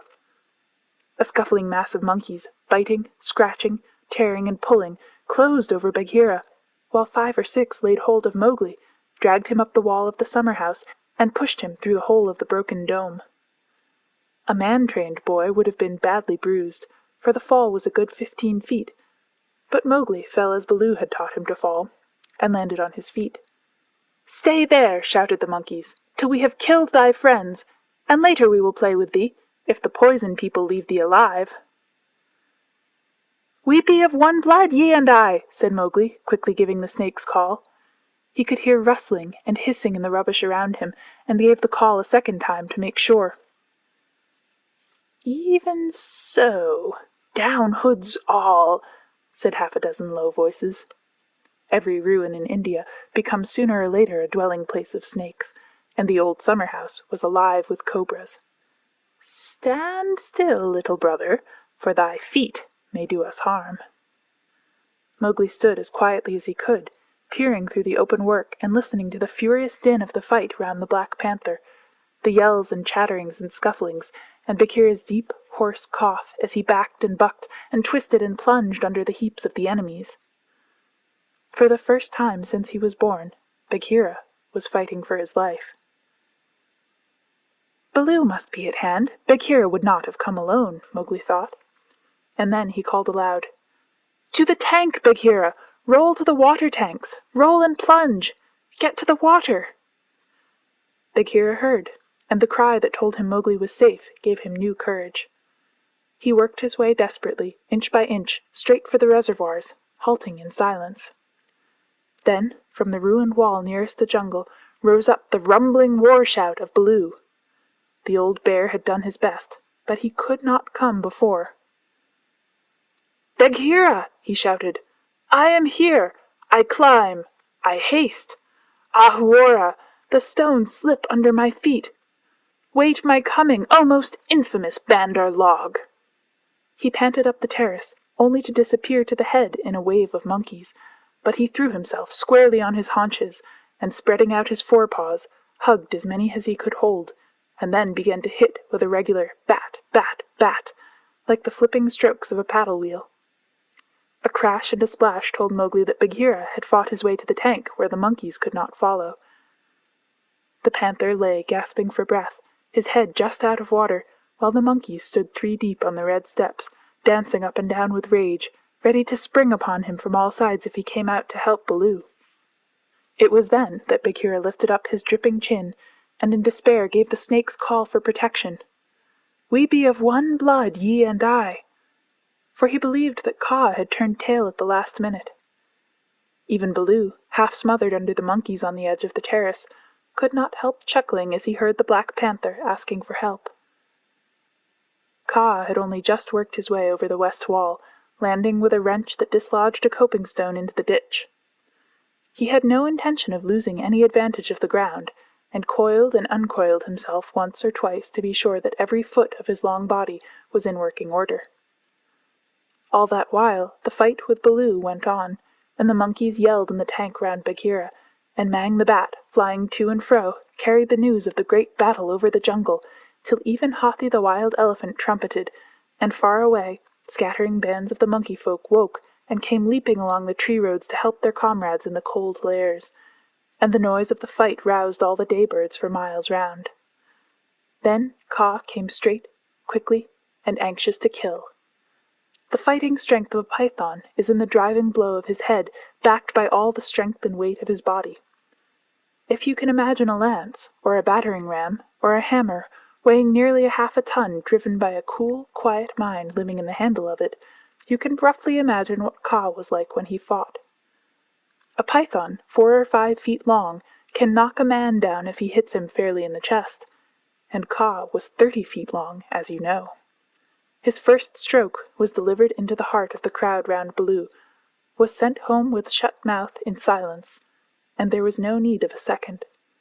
The monkeys scattered with cries of, "Kaa! It is Kaa! Run! Run!" Generations of monkeys had been scared into good behavior by the stories their elders told them of Kaa, the night thief, who could slip along the branches as quietly as moss grows, and steal away the strongest monkey that ever lived, of old Kaa, who could make himself look so like a dead branch or a rotten stump that the wisest were deceived, till the branch caught them. Kaa was everything that the monkeys feared in the jungle, for none of them knew the limits of his power.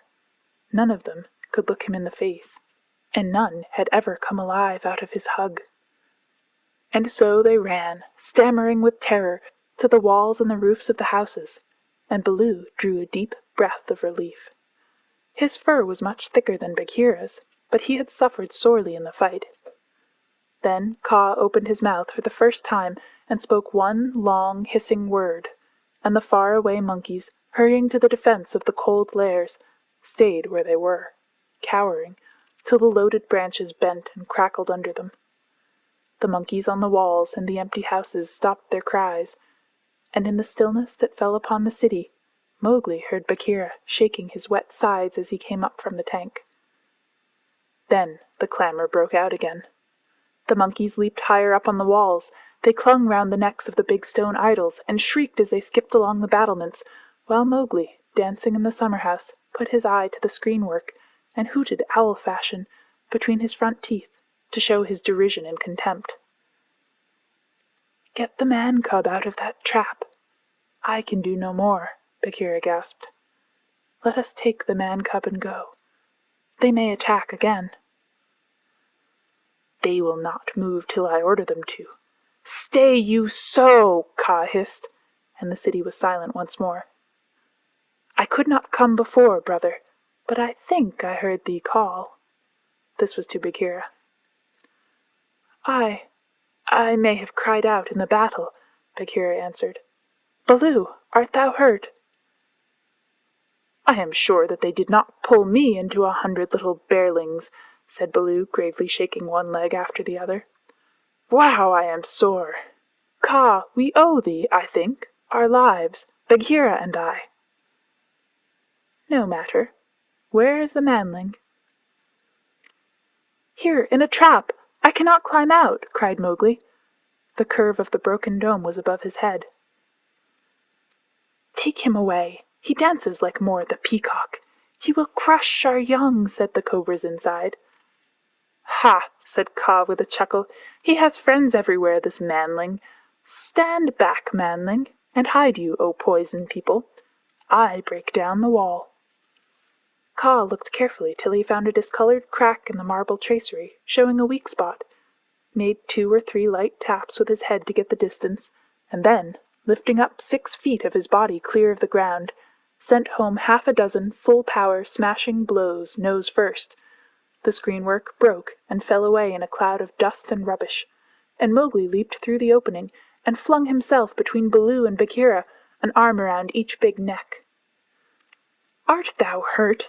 said Baloo, hugging him softly. "I am sore, hungry, and not a little bruised. But, oh, they have handled ye grievously, my brothers. Ye bleed." "Others also," said Bagheera, licking his lips and looking at the monkey dead on the terrace and round the tank. "It is nothing. It is nothing, if thou art safe. Oh, my pride of all little frogs," whimpered Baloo. "Of that we shall judge later," said Bagheera in a dry voice that Mowgli did not at all like. "But here is Kaa, to whom we owe the battle, and thou owest thy life. Thank him according to our customs, Mowgli." Mowgli turned and saw the great python's head swaying a foot above his own. "So this is the manling," said Kaa. "Very soft is his skin, and he is not unlike the Bandar log. Have a care, manling, that I do not mistake thee for a monkey some twilight when I have newly changed my coat." "We be of one blood, thou and I," Mowgli answered. "I take my life from thee tonight. My kill shall be thy kill if ever thou art hungry, O Kaa." "All thanks, little brother," said Kaa, though his eyes twinkled. "And what may so bold a hunter kill? I ask that I may follow when next he goes abroad." "I kill nothing. I am too little. But I drive goats towards such as can use them. When thou art empty, come to me, and see if I speak the truth. I have some skill in these," he held out his hands, "and if ever thou art in a trap, I may pay the debt which I owe to thee, to Bagheera and to Baloo here. Good hunting to ye all, my masters." "Well said," growled Baloo, for Mowgli had returned thanks very prettily. The python dropped his head lightly for a minute on Mowgli's shoulder. "A brave heart and a courteous tongue," said he. "They shall carry thee far through the jungle, manling. But now go hence quickly with thy friends. Go and sleep, for the moon sets, and what follows it is not well that thou shouldst see." The moon was sinking behind the hills, and the lines of trembling monkeys huddled together on the walls and battlements looked like ragged, shaky fringes of things. Baloo went down to the tank for a drink, and Bagheera began to put his fur in order as Kaa glided out into the center of the terrace and brought his jaws together with a ringing snap that drew all the monkeys' eyes upon him. "The moon sets," he said. "Is there yet light enough to see?" From the walls came a moan like the wind in the tree tops. We see, O Ka. Good. Begins now the dance of the hunger of Ka. Sit still and watch. He turned twice or thrice in a big circle, weaving his head from right to left. Then he began making loops and figures of 8 with his body, and soft, oozy triangles that melted into squares and 5-sided figures, and coiled mounds, never resting, never hurrying, and never stopping his low, humming song. It grew darker and darker, till at last the dragging, shifting coils disappeared, but they could hear the rustle of the scales. Baloo and Bagheera stood still as stone, growling in their throats, their neck hair bristling, and Mowgli watched and wondered. "Bandar log," said the voice of Kaa at last, "can ye stir foot or hand without my order? Speak." "Without thy order we cannot stir foot or hand, O Kaa." "Good. Come all 1 pace nearer to me." The lines of the monkeys swayed forward helplessly, and Baloo and Bagheera took 1 stiff step forward with them. "Nearer!" hissed Kaa, and they all moved again. Mowgli laid his hands on Baloo and Bagheera to get them away, and the 2 great beasts started as though they had been waked from a dream. "Keep thy hand on my shoulder," Bagheera whispered. "Keep it there, or I must go back to Kaa. Ah!" "It is only old Kaa making circles on the dust," said Mowgli. "Let us go." And the 3 slipped off through a gap in the walls to the jungle. "Woof!" said Baloo, when he stood under the still trees again. "Never more will I make an ally of Kaa," and he shook himself all over. "He knows more than we," said Bagheera, trembling. "In a little time, had I stayed, I should have walked down his throat." "Many will walk by that road before the moon rises again," said Baloo. "He will have good hunting, after his own fashion." "But what was the meaning of it all?" said Mowgli, who did not know anything of a python's powers of fascination. "I saw no more than a big snake making foolish circles till the dark came, and his nose was all sore. Ho! Ho!" "Mowgli," said Bagheera angrily, "his nose was sore on thy account, as my ears and sides and paws and Baloo's neck and shoulders are bitten on thy account. Neither Baloo nor Bagheera will be able to hunt with pleasure for many days." "It is nothing," said Baloo. "We have the man cub again." "True, but he has cost us heavily in time which might have been spent in good hunting, in wounds, in hair. I am half plucked along my back, and last of all, in honor. For remember, Mowgli, I, who am the Black Panther, was forced to call upon Kaa for protection, and Baloo and I were both made stupid as little birds by the hunger dance. All this, man cub, came of thy playing with the Bandar log." "True, it is true," said Mowgli sorrowfully. "I am an evil man cub, and my stomach is sad in me."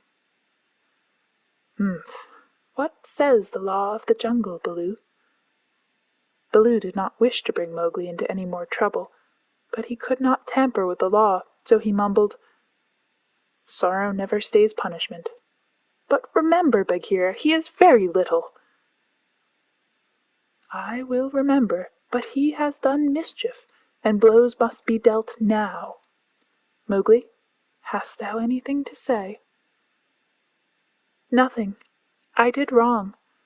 Baloo and thou art wounded. It is just." Bagheera gave him 6 love taps from a panther's point of view. They would hardly have waked one of his own cubs, but for a 7-year-old boy they amounted to as severe a beating as you could wish to avoid. When it was all over, Mowgli sneezed, and picked himself up without a word.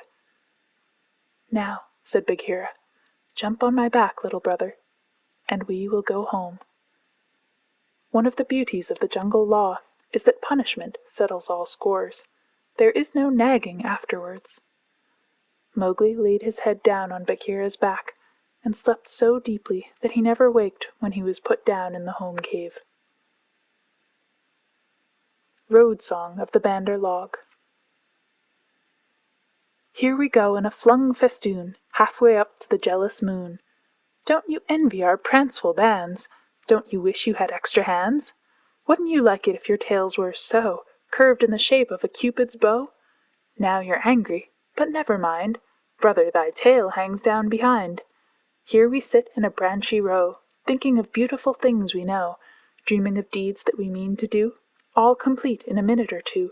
Something noble and wise and good, done by merely wishing we could. We've forgotten, but never mind, brother, thy tail hangs down behind. All the talk we ever have heard, uttered by bat or beast or bird, hide or fin or scale or feather, jabber it quickly and all together. Excellent, wonderful, once again. Now we are talking just like men. Let's pretend we are. Never mind, brother, thy tail hangs down behind. This is the way of the monkey kind. Then join our leaping lines that scumfish through the pines, that rocket by where, light and high, the wild grape swings. By the rubbish in our wake and the noble noise we make, be sure, we're going to do some splendid things. End of Chapter 2, Part 2. Chapter 3. Tiger, Tiger. What of the hunting, hunter bold? Brother, the watch was long and cold. What of the quarry ye went to kill? Brother, he crops in the jungle still. Where is the power that made your pride? Brother, it ebbs from my flank and side. Where is the haste that ye hurry by? Brother, I go to my lair to die. When Mowgli left the wolf's cave after the fight with the pack at the Council Rock, he went down to the ploughed lands where the villagers lived, but he would not stop there because it was too near to the jungle, and he knew that he had made at least one bad enemy at the council. So he hurried on, keeping to the rough road that ran down the valley, and followed it at a steady jog-trot for nearly 20 miles, till he came to a country that he did not know. The valley opened out into a great plain dotted over with rocks and cut up with ravines. At one end stood a little village, and at the other the thick jungle came down in a sweep to the grazing grounds, and stopped there as though it had been cut off with a hoe.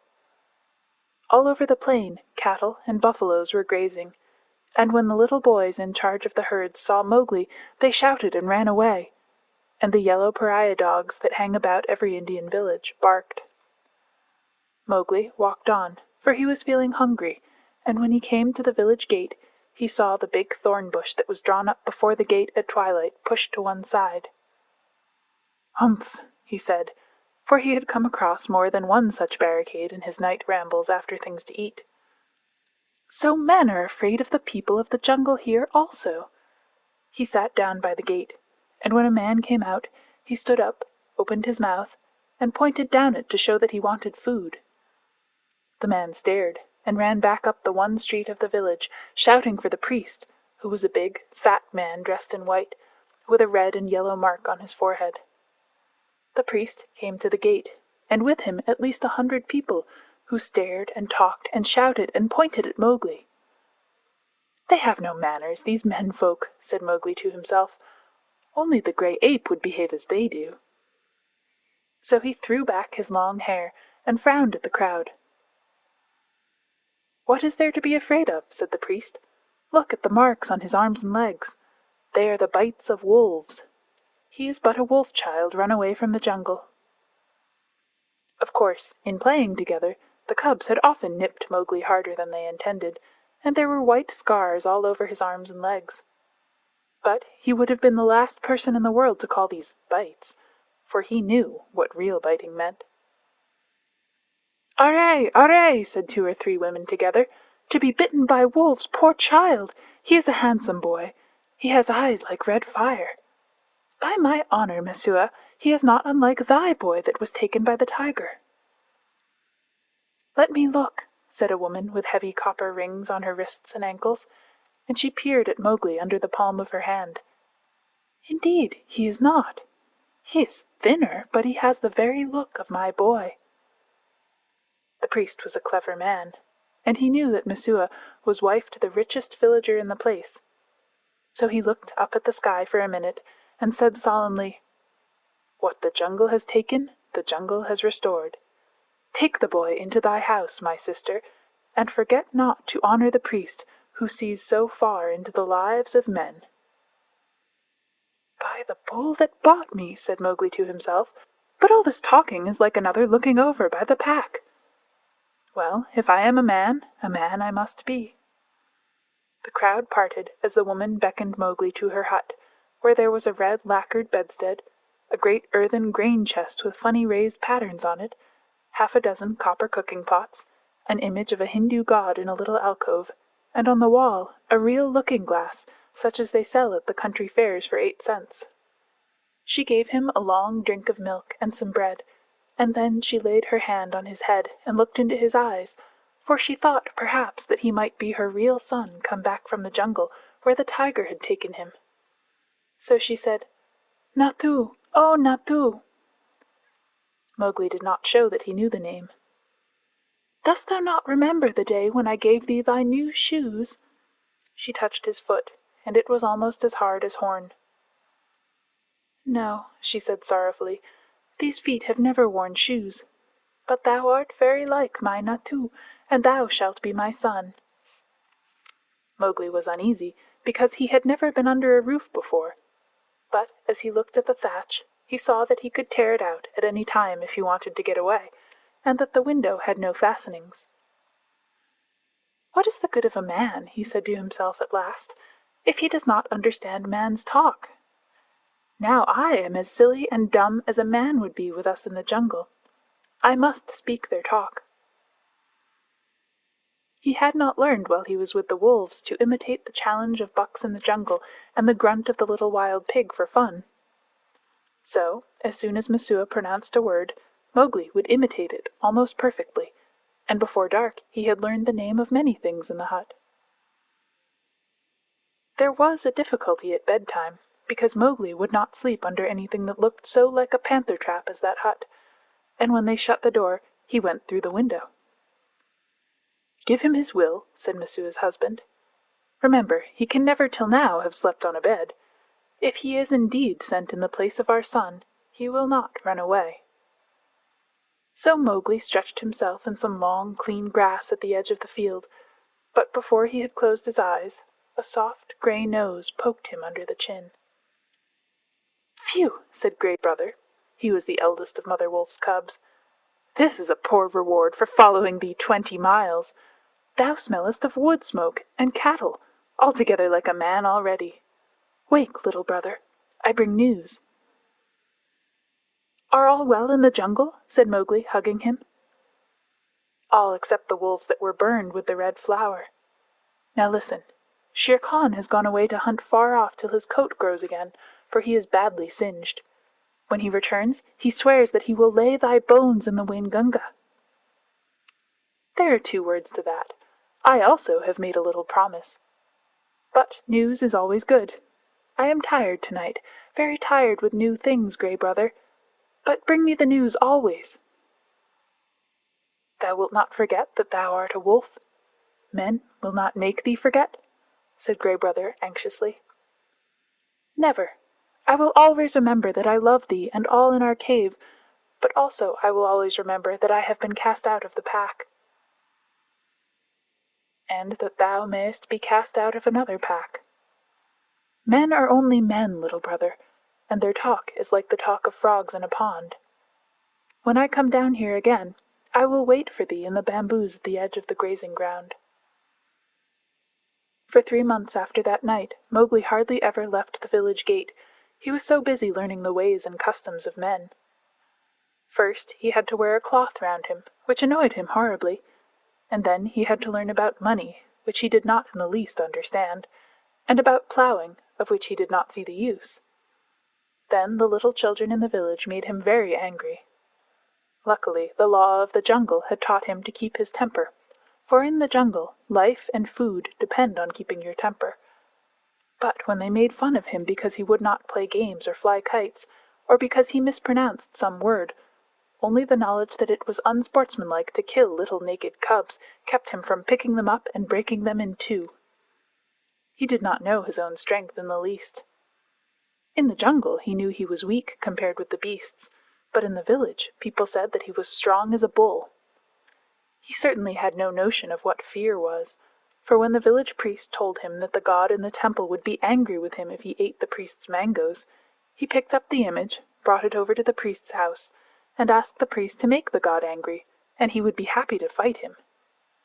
It was a horrible scandal, but the priest hushed it up, and Messua's husband paid much good silver to comfort the god. And Mowgli had not the faintest idea of the difference that caste makes between man and man. When the potter's donkey slipped in the clay pit, Mowgli hauled it out by the tail and helped to stack the pots for their journey to the market at Khanhiwara. That was very shocking, too, for the potter is a low-caste man, and his donkey is worse. When the priest scolded him, Mowgli threatened to put him on the donkey too, and the priest told Messua's husband that Mowgli had better be set to work as soon as possible, and the village headman told Mowgli that he would have to go out with the buffaloes the next day and herd them while they grazed. No one was more pleased than Mowgli, and that night, because he had been appointed a servant of the village, as it were, he went off to a circle that met every evening on a masonry platform under a great fig tree. It was the village club, and the headman and the watchman and the barber, who knew all the gossip of the village, and old Buldeo, the village hunter, who had a tower musket, met and smoked. The monkeys sat and talked in the upper branches, and there was a hole under the platform where a cobra lived, and he had his little platter of milk every night, because he was sacred, and the old men sat around the tree and talked, and pulled at the big hookahs, the water pipes, till far into the night. They told wonderful tales of gods and men and ghosts, and Buldeo told even more wonderful ones of the ways of beasts in the jungle, till the eyes of the children, sitting outside the circle, bulged out of their heads. Most of the tales were about animals, for the jungle was always at their door. The deer and the wild pig grubbed up their crops, and now and again the tiger carried off a man at twilight, within sight of the village gates. Mowgli, who naturally knew something about what they were talking of, had to cover his face not to show that he was laughing, while Buldeo, the tower musket across his knees, climbed on from one wonderful story to another, and Mowgli's shoulders shook. Buldeo was explaining how the tiger that had carried away Messua's son was a ghost tiger, and his body was inhabited by the ghost of a wicked old money-lender who had died some years ago. "And I know that this is true," he said, "because Purun Das always limped from the blow that he got in a riot when his account books were burned, and the tiger that I speak of, he limps too, for the tracks of his pads are unequal." "True, true, that must be the truth," said the greybeards, nodding together. "Are all these tales such cobwebs and moon talk?" said Mowgli. "That tiger limps because he was born lame, as everyone knows. To talk of the soul of a money-lender in a beast that never had the courage of a jackal is child's talk." Buldeo was speechless with surprise for a moment, and the headman stared. "Oho, it is the jungle brat, is it?" said Buldeo. "If thou art so wise, better bring his hide to Khanhiwara, for the government has set 100 rupees on his life. Better still, talk not when thy elders speak." Mowgli rose to go. "All the evening I have lain here listening," he called back over his shoulder, "and, except once or twice, Buldeo has not said one word of truth concerning the jungle, which is at his very doors. How then shall I believe the tales of ghosts and gods and goblins which he says he has seen?" "It is full time that boy went to herding," said the headman, while Buldeo puffed and snorted at Mowgli's impertinence. The custom of most Indian villages is for a few boys to take the cattle and buffaloes out to graze in the early morning, and bring them back at night, and the very cattle that would trample a white man to death allow themselves to be banged and bullied and shouted at by children that hardly come up to their noses. So long as the boys keep with the herds they are safe, for not even the tiger will charge a mob of cattle. But if they straggle to pick flowers or hunt lizards, they are sometimes carried off. Mowgli went through the village street in the dawn, sitting on the back of Rama, the great herd bull, and the slaty blue buffaloes, with their long, backward-sweeping horns and savage eyes, rose out of their byres one by one and followed him, and Mowgli made it very clear to the children with him that he was the master. He beat the buffaloes with a long, polished bamboo, and told Kamya, one of the boys, to graze the cattle by themselves, while he went on with the buffaloes, and to be very careful not to stray away from the herd. An Indian grazing ground is all rocks and scrubs and tussocks and little ravines, among which the herds scatter and disappear. The buffaloes generally keep to the pools and muddy places, where they lie wallowing or basking in the warm mud for hours. Mowgli drove them on to the edge of the plain, where the Waingunga came out of the jungle, and then he dropped from Rama's neck, trotted off to a bamboo clump, and found Gray Brother. "Ah," said Gray Brother, "I have waited here very many days. What is the meaning of this cattle-herding work?" "It is an order," said Mowgli. "I am a village herder for a while. What news of Shere Khan?" "He has come back to this country, and he has waited a long time for thee. Now he has gone off again, for the game is scarce. But he means to kill thee." "Very good," said Mowgli. "So long as he is away, do thou or one of the 4 brothers sit on that rock, so that I can see thee as I come out of the village. When he comes back, wait for me in the ravine by the dak tree in the center of the plain. We need not walk into Shere Khan's mouth." Then Mowgli picked out a shady place, and lay down and slept while the buffaloes grazed round him. Herding in India is one of the laziest things in the world. The cattle move and crunch and lie down, and move on again, and they do not even low. They only grunt, and the buffaloes very seldom say anything, but get down into the muddy pools one after another, and work their way into the mud till only their noses and staring china blue eyes show above the surface, and then they lie like logs. The sun makes the rocks dance in the heat, and the herd children hear one kite, never any more, whistling almost out of sight overhead, and they know that if they died, or a cow died, that kite would sweep down, and the next kite miles away would see him drop and follow, and the next, and almost before they were dead there would be a score of hungry kites come out of nowhere. Then they sleep and wake and sleep again, and weave little baskets of dried grass and put grasshoppers in them, or catch 2 praying mantises and make them fight, or string a necklace of red and black jungle nuts, or watch a lizard basking on a rock, or a snake hunting a frog near the wallows. Then they sing long, long songs, with odd native quavers at the end of them, and the day seems longer than most people's whole lives, and perhaps they make a mud castle with mud figures of men and horses and buffaloes, and put reeds into the men's hands, and pretend that they are kings, and the figures are their armies, or that they are gods to be worshipped. Then evening comes, and the children call, and the buffaloes lumber up out of the sticky mud, with noises like gunshots going off one after the other, and they all string across the gray plain back to the twinkling village lights. Day after day, Mowgli would lead the buffaloes out to their wallows, and day after day he would see Gray Brother's back 1.5 miles away across the plain, so he knew that Shere Khan had not come back. And day after day he would lie on the grass listening to the noises round him and dreaming of the old days in the jungle. If Shere Khan had made a false step with his lame paw up in the jungles by the Waingunga, Mowgli would have heard him in those long still mornings. At last a day came when he did not see Gray Brother at the signal place, and he laughed and headed the buffaloes for the ravine by the dak tree, which was all covered with golden red flowers.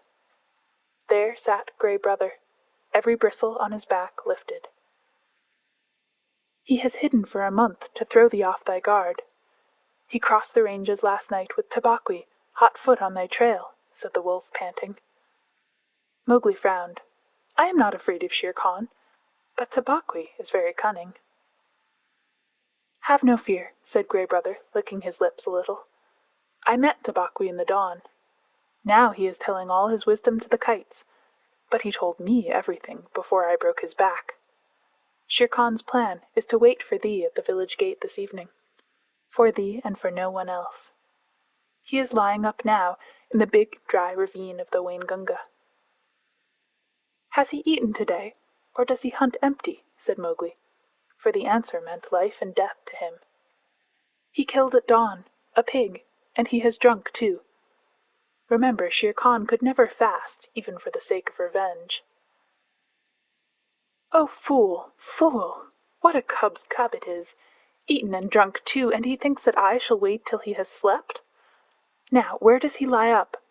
If there were but 10 of us, we might pull him down as he lies. These buffaloes will not charge unless they wind him, and I cannot speak their language. Can we get behind his track so that they may smell it? He swam far down the Waingunga to cut that off, said Grey Brother. Tabaqui told him that, I know. He would never have thought of it alone. Mowgli stood with his finger in his mouth, thinking. The big ravine of the Waingunga.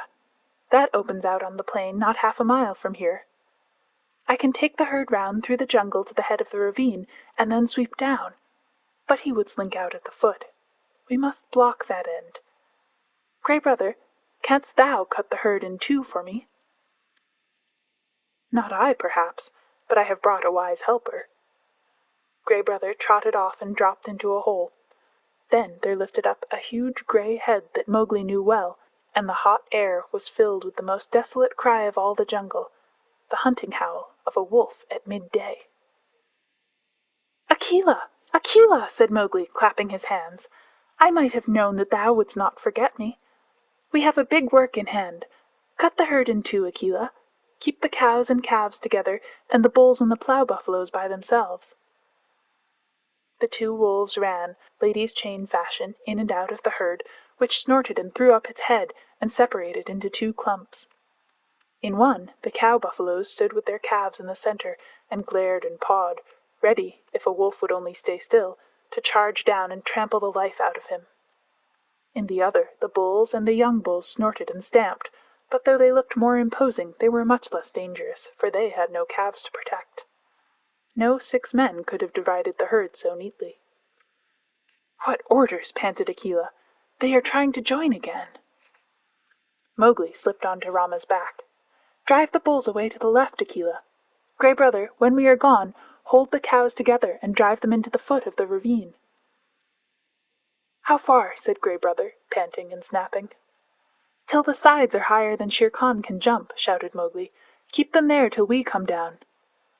The bulls swept off as Akela bade, and Grey Brother stopped in front of the cows. They charged down on him, and he ran just before them to the foot of the ravine, as Akela drove the bulls far to the left. Well done. Another charge, and they are fairly started. Careful now. Careful, Akela. A snap too much, and the bulls will charge. Hujah! This is wilder work than driving black buck. Didst thou think these creatures could move so swiftly? Mowgli called.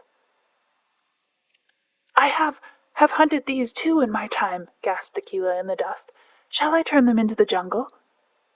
Aye, turn. Swiftly turn them. Rama is mad with rage. Oh, if only I could tell him what I need of him today. The bulls were turned, to the right this time, and crashed into the standing thicket.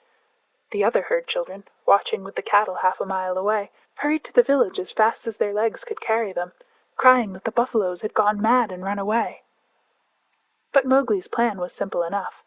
All he wanted to do was to make a big circle uphill and get at the head of the ravine, and then take the bulls down it and catch Shere Khan between the bulls and the cows, for he knew that after a meal and a full drink Shere Khan would not be in any condition to fight or to clamber up the sides of the ravine.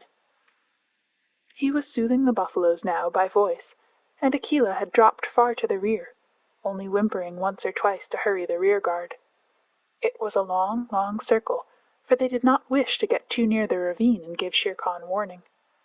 At last Mowgli rounded up the bewildered herd at the head of the ravine on a grassy patch that sloped steeply down to the ravine itself. From that height you could see across the tops of the trees down to the plain below, but what Mowgli looked at was the sides of the ravine, and he saw with a great deal of satisfaction that they ran nearly straight up and down, while the vines and creepers that hung over them would give no foothold to a tiger who wanted to get out. Let them breathe, Akela, he said, holding up his hand. They have not winded him yet. Let them breathe. I must tell Shere Khan who comes. We have him in the trap. End of Chapter 3, Part 1. The Jungle Book. by Rudyard Kipling. Chapter 3, Part 2. He put his hands to his mouth and shouted down the ravine. It was almost like shouting down a tunnel, and the echoes jumped from rock to rock. After a long time, there came back the drawling, sleepy snarl of a full-fed tiger just wakened. "Who calls?" said Shere Khan, and a splendid peacock fluttered up out of the ravine, screeching. "I, Mowgli. Cattle thief, it is time to come to the Council Rock. Down, hurry them down, Akela. Down, Rama, down." The herd paused for an instant at the edge of the slope, but Akela gave tongue in the full hunting yell, and they pitched over one after the other just as steamers shoot rapids, the sand and stones spurting up round them. Once started, there was no chance of stopping, and before they were fairly in the bed of the ravine, Rama winded Shere Khan and bellowed. "Ha ha!" said Mowgli on his back. "Now thou knowest." And the torrent of black horns, foaming muzzles, and staring eyes whirled down the ravine, just as boulders go down in flood time, the weaker buffaloes being shouldered out to the sides of the ravine where they tore through the creepers. They knew what the business was before them, the terrible charge of the buffalo herd against which no tiger can hope to stand. Shere Khan heard the thunder of their hoofs, picked himself up, and lumbered down the ravine, looking from side to side for some way of escape, but the walls of the ravine were straight, and he had to hold on, heavy with his dinner and his drink, willing to do anything rather than fight. The herd splashed through the pool he had just left, bellowing till the narrow cut rang. Mowgli heard an answering bellow from the foot of the ravine, saw Shere Khan turn. The tiger knew, if the worst came to the worst, it was better to meet the bulls than the cows with their calves. And then Rama tripped, stumbled, and went on again over something soft, and, with the bulls at his heels, crashed full into the other herd, while the weaker buffaloes were lifted clean off their feet by the shock of the meeting. That charge carried both herds out into the plain, goring and stamping and snorting. Mowgli watched his time, and slipped off Rama's neck, laying about him right and left with his stick. "Quick, Akela! Break them up! Scatter them, or they will be fighting one another! Drive them away, Akela! Hi, Rama! Hi, hi, hi, my children! Softly now, softly! It is all over." Akela and Gray Brother ran to and fro, nipping the buffalo's legs, and though the herd wheeled once to charge up the ravine again, Mowgli managed to turn Rama, and the others followed him to the wallows. Shere Khan needed no more trampling. He was dead, and the kites were coming for him already. "Brothers, that was a dog's death," said Mowgli, feeling for the knife he always carried in a sheath round his neck now that he lived with men. "But he would never have shown fight. Wallah! His hide will look well on the Council Rock. We must get to work, swiftly." A boy trained among men would never have dreamed of skinning a 10-foot tiger alone, but Mowgli knew better than anyone else how an animal's skin is fitted on, and how it can be taken off. But it was hard work, and Mowgli slashed and tore and grunted for an hour, while the wolves lolled out their tongues, or came forward and tugged as he ordered them. Presently a hand fell on his shoulder, and looking up, he saw Buldeo with the tower musket. The children had told the village about the buffalo stampede, and Buldeo went out angrily, only too anxious to correct Mowgli for not taking better care of the herd. The wolves dropped out of sight as soon as they saw the man coming. "What is this folly?" said Buldeo angrily. "To think that thou canst skin a tiger! Where did the buffaloes kill him? It is the lame tiger, too, and there is 100 rupees on his head. Well, well, we will overlook thy letting the herd run off, and perhaps I will give thee 1 of the rupees of the reward when I have taken the skin to Kanahiwara." He fumbled in his waistcloth for flint and steel, and stooped down to singe Shere Khan's whiskers. Most native hunters always singe a tiger's whiskers to prevent his ghost from haunting them.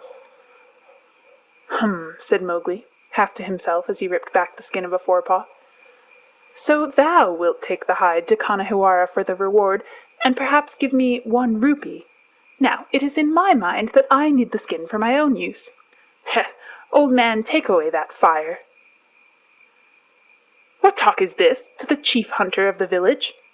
Thy luck and the stupidity of thy buffaloes have helped thee to this kill. The tiger has just fed, or he would have gone 20 miles by this time.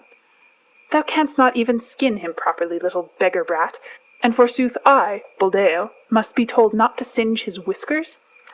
Mowgli, I will not give thee 1 anna of the reward, but only a very big beating. Leave the carcass." "By the bull that bought me," said Mowgli, who was trying to get at the shoulder, "must I stay babbling to an old ape all noon? Here, Akela, this man plagues me." Buldeo, who was still stooping over Shere Khan's head, found himself sprawling on the grass, with a grey wolf standing over him, while Mowgli went on skinning as though he were alone in all India. "Yes," he said between his teeth, "thou art altogether right, Buldeo. Thou wilt never give me 1 anna of the reward.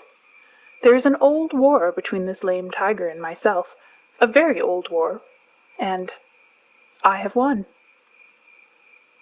To do Buldeo justice, if he had been 10 years younger, he would have taken his chance with Akela had he met the wolf in the woods.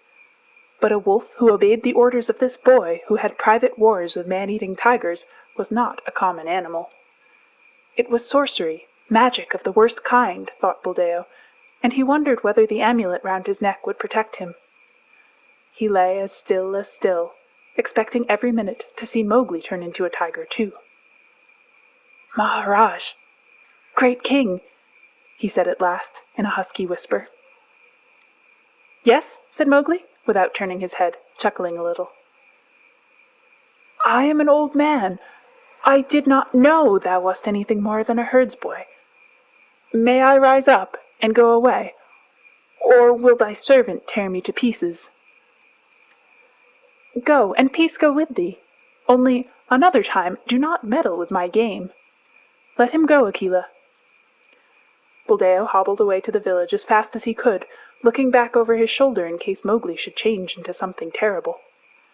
When he got to the village, he told a tale of magic and enchantment and sorcery that made the priest look very grave.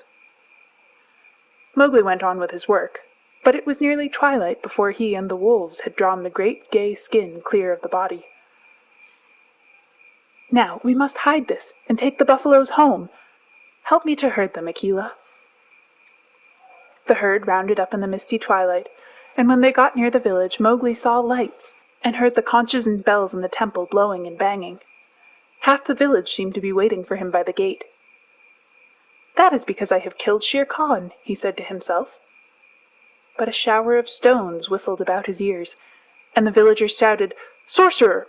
Wolf's brat! Jungle demon! Go away! Get hence quickly, or the priest will turn thee into a wolf again! Shoot, Buldeo, shoot!" The old tower musket went off with a bang, and a young buffalo bellowed in pain.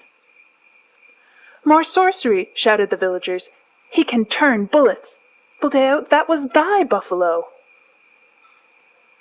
"Now what is this?" said Mowgli, bewildered, as the stones flew thicker. "They are not unlike the pack, these brothers of thine," said Akela, sitting down composedly. "It is in my head that if bullets mean anything, they would cast thee out." "Wolf! Wolf's cub! Go away!" shouted the priest, waving a sprig of the sacred tulsi plant. "Again? Last time it was because I was a man. This time it is because I am a wolf. Let us go, Akela."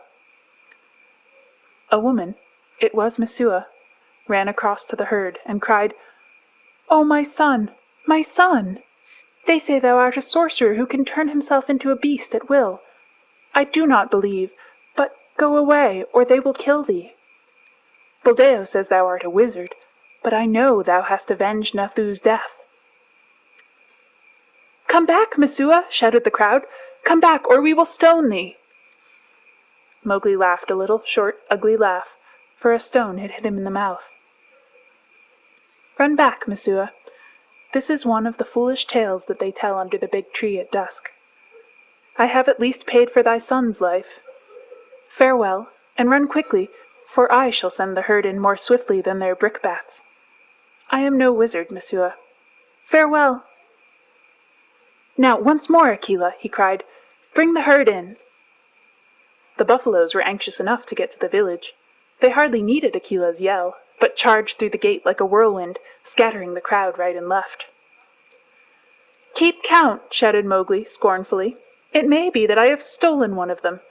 Keep count, for I will do your herding no more. Fare you well, children of men, and thank Messua that I do not come in with my wolves and hunt you up and down your street. He turned on his heel and walked away with the lone wolf, and as he looked up at the stars, he felt happy. No more sleeping in traps for me, Akela. Let us get Shere Khan's skin and go away. No, we will not hurt the village, for Messua was kind to me. When the moon rose over the plain, making it look all milky, the horrified villagers saw Mowgli, with 2 wolves at his heels and a bundle on his head, trotting across at the steady wolf's trot that eats up the long miles like fire. Then they banged the temple's bells and blew the conches louder than ever. And Messua cried, and Buldeo embroidered the story of his adventures in the jungle, till he ended by saying that Akela stood up on his hind legs and talked like a man.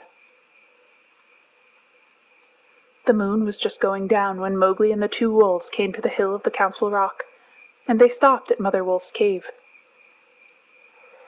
"They have cast me out from the Man Pack, Mother," shouted Mowgli, "but I come with the hide of Shere Khan to keep my word." Mother Wolf walked stiffly from the cave with the cubs behind her, and her eyes glowed as she saw the skin. "I told him on that day, when he crammed his head and shoulders into this cave hunting for thy life, little frog. I told him that the hunter would be the hunted. It is well done." "Little brother, it is well done," said a deep voice in the thicket. "We were lonely in the jungle without thee." And Bagheera came running to Mowgli's bare feet. They clambered up the Council Rock together, and Mowgli spread the skin out on the flat stone where Akela used to sit, and pegged it down with 4 slivers of bamboo. And Akela lay down upon it, and called the old call to the council. "Look, look well, O wolves!" exactly as he had called it when Mowgli was first brought there. Ever since Akela had been deposed, the pack had been without a leader, hunting and fighting at their own pleasure. But they answered the call from habit, and some of them were lame from the traps they had fallen into, and some limped from shot wounds, and some were mangy from eating bad food, and many were missing. But they came to the Council Rock, all that was left of them, and saw Shere Khan's striped hide on the rock, and the huge claws dangling at the end of the empty, dangling feet. "Look well, O wolves! Have I kept my word?" said Mowgli. And the wolves bayed, "Yes!" and one tattered wolf howled, "Lead us again, O Akela! Lead us again, O man-cub, for we be sick of this lawlessness, and we would be the free people once more." "Nay," purred Bagheera, "that may not be. When ye are full fed, the madness may come upon you again. Not for nothing are ye called the free people. Ye fought for freedom, and it is yours. Eat it, O wolves." "Man Pack and Wolf Pack have cast me out," said Mowgli. "Now I will hunt alone in the jungle." "And we will hunt with thee," said the 4 cubs. So Mowgli went away and hunted with the 4 cubs in the jungle from that day on. But he was not always alone, because, years afterward, he became a man and married. But that is a story for grown-ups. Mowgli's song, that he sang at the Council Rock when he danced on Shere Khan's hide. The song of Mowgli, I, Mowgli, am singing. Let the jungle listen to the things I have done. Shere Khan said he would kill, at the gates in the twilight he would kill Mowgli the frog. He ate and drank. Drink deep, Shere Khan, for when wilt thou drink again? Sleep and dream of the kill. I am alone on the grazing grounds. Grey Brother, come to me, lone wolf, for there is big game afoot. Bring up the great bull buffaloes and blue-skinned herd bulls with the angry eyes. Drive them to and fro as I order. Sleepest thou still, Shere Khan? Wake, oh wake! Here come I, and the bulls are behind. Rama, the king of the buffaloes, stamped with his foot. Waters of the Waingunga, whither went Shere Khan? He is not Sahi to dig holes, nor more the peacock that he should fly. He is not Mang the bat to hang in the branches. Little bamboos that creak together, tell me where he ran. Ow, he is there! Ahu, he is there! Under the feet of Rama lies the lame one. Up, Shere Khan, up and kill. Here is meat. Break the necks of the bulls. Hush, he is asleep. We will not wake him, for his strength is very great. The kites have come down to see it. The black ants have come up to know it. There is a great assembly in his honor. Alala, I have no cloth to wrap me. The kites will see that I am naked. I am ashamed to meet all these people. Lend me thy coat, Shere Khan. Lend me thy gay striped coat, that I may go to the council rock. By the bull that bought me I made a promise, a little promise. Only thy coat is lacking before I keep my word. With the knife that men use, with the knife of the hunter, I will stoop down for my gift. Waters of the Waingunga, Shere Khan gives me his coat for the love that he bears me. Pull, Grey Brother, pull, Akela! Heavy is the hide of Shere Khan. The Man-Pack are angry. They throw stones and talk child's talk. My mouth is bleeding. Let me run away.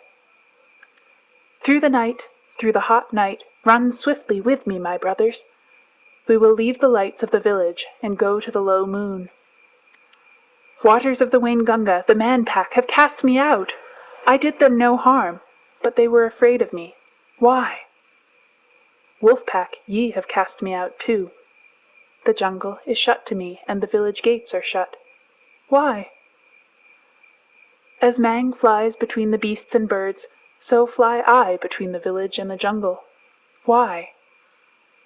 I dance on the hide of Shere Khan, but my heart is very heavy. My mouth is cut and wounded with the stones from the village, but my heart is very light, because I have come back to the jungle. Why? These two things fight together in me, as the snakes fight in the spring. The water comes out of my eyes, yet I laugh while it falls. Why? I am two Mowglis, but the hide of Shere Khan is under my feet. All the jungle knows that I have killed Shere Khan. Look, look well, O wolves! Ahai, my heart is heavy with the things that I do not understand. End of Chapter 3, Part 2. The Jungle Book by Rudyard Kipling. Chapter 4, The White Seal, Part 1. Oh, hush thee, my baby, the night is behind us, and black are the waters that sparkled so green. The moon o'er the combers looks downward to find us, at rest in the hollows that rustle between. Where billow meets billow, then soft be thy pillow. O weary wee flipperling, curl at thy ease. The storm shall not wake thee, nor shark overtake thee, asleep in the arms of the slow-swinging seas. Seal Lullaby. All these things happened several years ago at a place called Novastoshnah, or Northeast Point, on the island of St. Paul, away and away in the Bering Sea. Limmershin, the winter wren, told me the tale when he was blown on to the rigging of a steamer going to Japan, and I took him down into my cabin and warmed him and fed him for a couple of days till he was fit to fly back to St. Paul again. Limmershin is a very quaint little bird, but he knows how to tell the truth. Nobody comes to Novastoshnah except on business, and the only people who have regular business there are the seals. They come in the summer months by hundreds and hundreds of thousands out of the cold grey sea, for Novastoshnah Beach has the finest accommodation for seals of any place in all the world. Sea Catch knew that, and every spring would swim from whatever place he happened to be in, would swim like a torpedo boat straight for Novastoshnah, and spend a month fighting with his companions for a good place on the rocks, as close to the sea as possible. Sea Catch was 15 years old, a huge grey fur seal with almost a mane on his shoulders, and long, wicked dog teeth. When he heaved himself up on his front flippers, he stood more than 4 feet clear of the ground, and his weight, if anyone had been bold enough to weigh him, was nearly 700 pounds. He was scarred all over with the marks of savage fights, but he was always ready for just one fight more. He would put his head on one side, as though he were afraid to look his enemy in the face. Then he would shoot it out like lightning, and when the big teeth were firmly fixed on the other seal's neck, the other seal might get away if he could, but Sea Catch would not help him. Yet Sea Catch never chased a beaten seal, for that was against the rules of the beach. He only wanted room by the sea for his nursery, but as there were 40 or 50,000 other seals hunting for the same thing each spring, the whistling, bellowing, roaring, and blowing on the beach was something frightful. From a little hill called Hutchinson's Hill, you could look over 3½ miles of ground covered with fighting seals, and the surf was dotted all over with the heads of seals hurrying to land and begin their share of fighting. They fought in the breakers, they fought in the sand, and they fought on the smooth-worn basalt rocks of the nurseries, for they were just as stupid and unaccommodating as men. Their wives never came to the island until late in May or early in June, for they did not care to be torn to pieces. And the young 2-, 3-, and 4-year-old seals, who had not begun housekeeping, went inland about half a mile, through the ranks of the fighters, and played about on the sand dunes in droves and legions, and rubbed off every single green thing that grew. They were called the holluschickie, the bachelors, and there were perhaps 200,000 or 300,000 of them at Novastoshnah alone. Sea Catch had just finished his 45th fight one spring, when Matka, his soft, sleek, gentle-eyed wife, came up out of the sea, and he caught her by the scruff of the neck and dumped her down on his reservation, saying gruffly, "Late as usual. Where have you been?" It was not the fashion for Sea Catch to eat anything during the 4 months he stayed on the beaches, and so his temper was generally bad. Matka knew better than to answer back. She looked round and cooed, "How thoughtful of you! You've taken the old place again." "I should think I had," said Sea Catch. "Look at me." He was scratched and bleeding in 20 places, one eye was almost out, and his sides were torn to ribbons. "Oh, you men," Matka said, fanning herself with her hind flipper. "Why can't you be sensible and settle your places quietly? You look as though you had been fighting with a killer whale." "I haven't been doing anything but fight since the middle of May. The beach is disgracefully crowded this season. I've met at least 100 seals from Lucannon Beach, house hunting. Why can't people stay where they belong?" "I've often thought we should be much happier if we hauled out at Otter Island instead of this crowded place," said Matka. "Bah! Only the holluschickie go to Otter Island. If we went there, they would say we were afraid. We must preserve appearances, my dear." Sea Catch sank his head proudly between his fat shoulders and pretended to go to sleep for a few minutes, but all the time he was keeping a sharp lookout for a fight. Now that all the seals and their wives were on the land, you could hear their clamor miles out to sea above the loudest gales. At the lowest counting, there were over 1,000,000 seals on the beach. Old seals, mother seals, tiny babies and holluschickie, fighting, scuffling, bleating, crawling, and playing together, going down to the sea and coming up from it in gangs and regiments, lying over every foot of ground as far as the eye could reach, and skirmishing about in brigades through the fog. It is nearly always foggy at Novastoshnah, except when the sun comes out and makes everything look all pearly and rainbow-colored for a little while. Kotick, Matka's baby, was born in the middle of that confusion, and he was all head and shoulders, with pale, watery blue eyes, as tiny seals must be, but there was something about his coat that made his mother look at him very closely. "Sea Catch," she said at last, "our baby's going to be white." "Empty clam-shells and dry seaweed," snorted Sea Catch. "There never has been such a thing in the world as a white seal." "I can't help that," said Matka.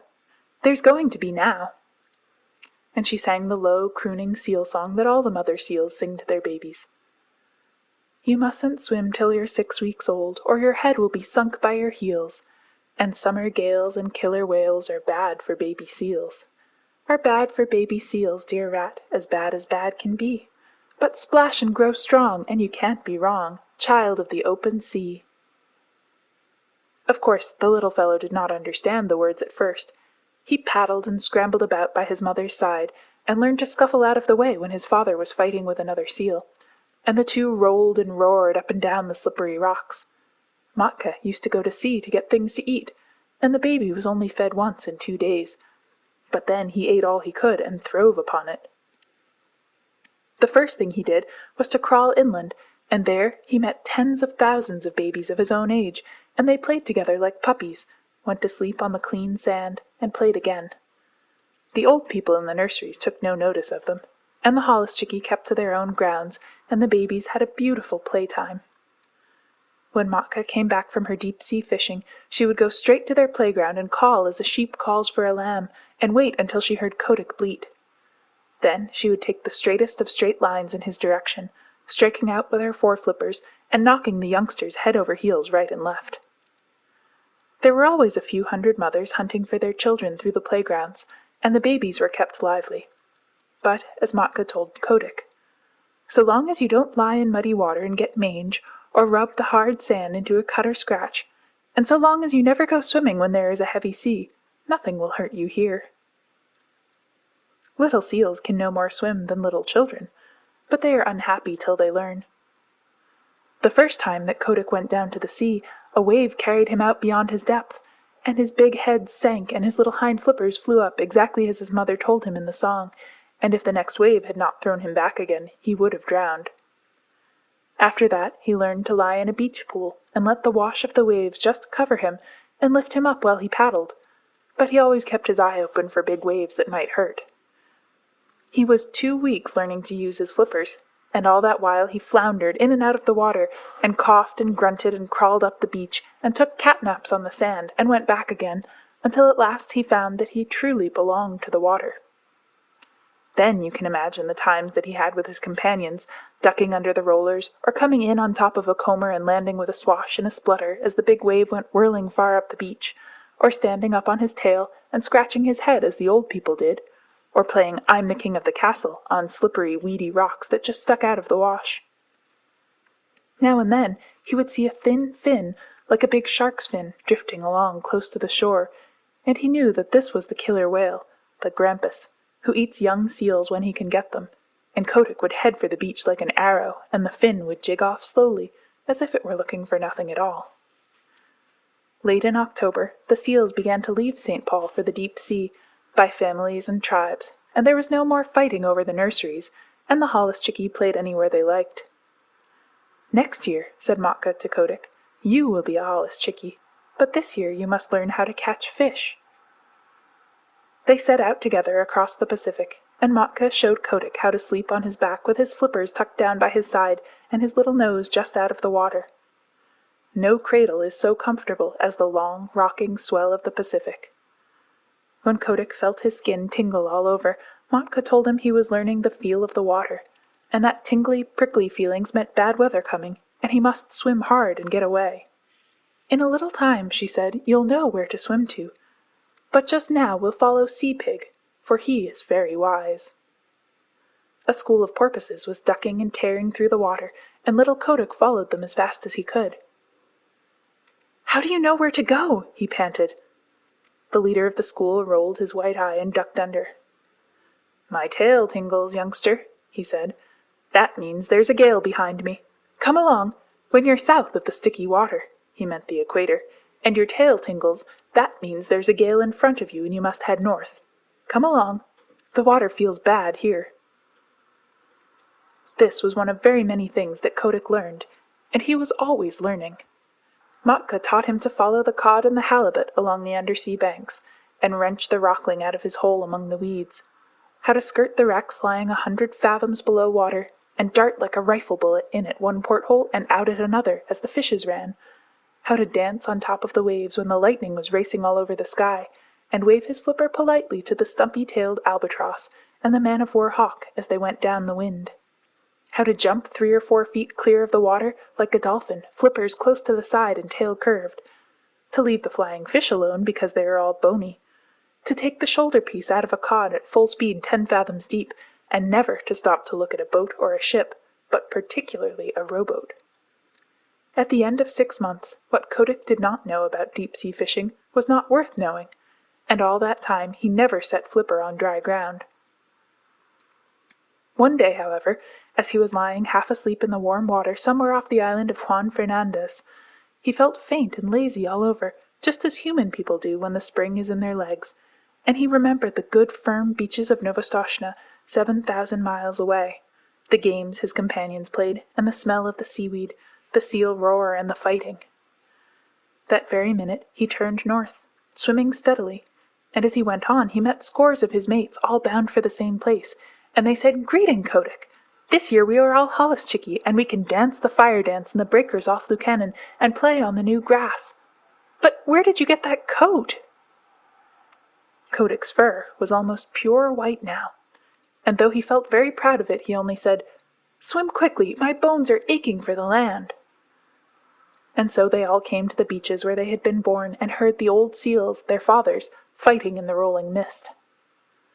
That night Kotick danced the fire dance with the yearling seals. The sea is full of fire on summer nights, all the way down from Novostoshna to Lukannon, and each seal leaves a wake like burning oil behind him, and a flaming flash where he jumps, and the waves break in great phosphorescent streaks and swirls.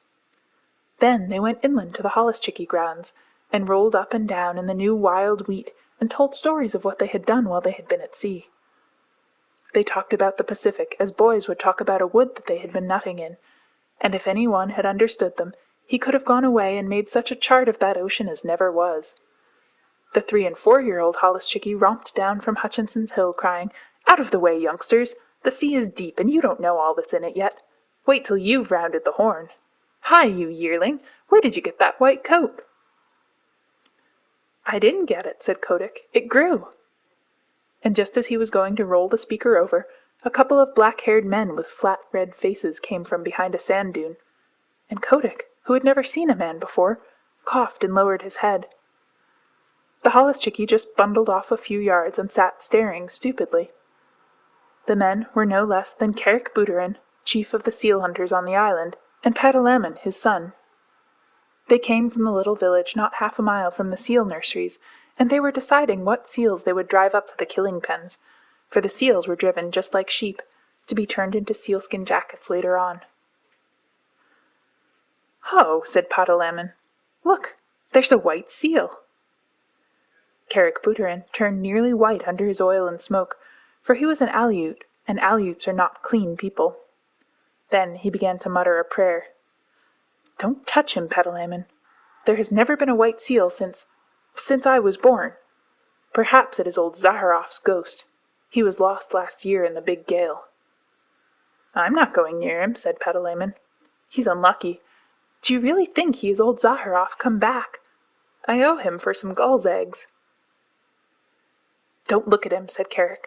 "Head off that drove of 4-year-olds. The men ought to skin 200 today, but it's the beginning of the season, and they are new to the work. 100 will do. Quick!" Patalamon rattled a pair of seal's shoulder bones in front of a herd of holluschickie, and they stopped dead, puffing and blowing.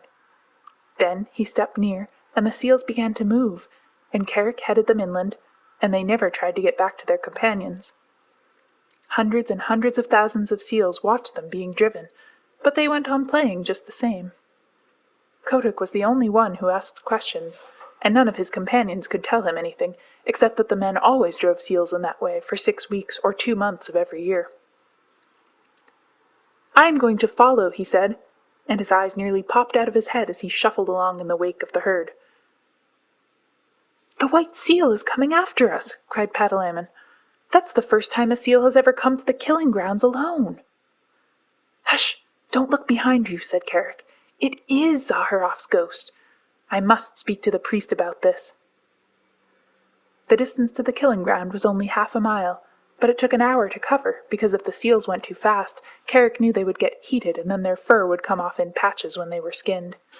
So they went on very slowly, past Sea Lion's Neck, past Webster House, till they came to the salt house, just beyond the sight of the seals on the beach.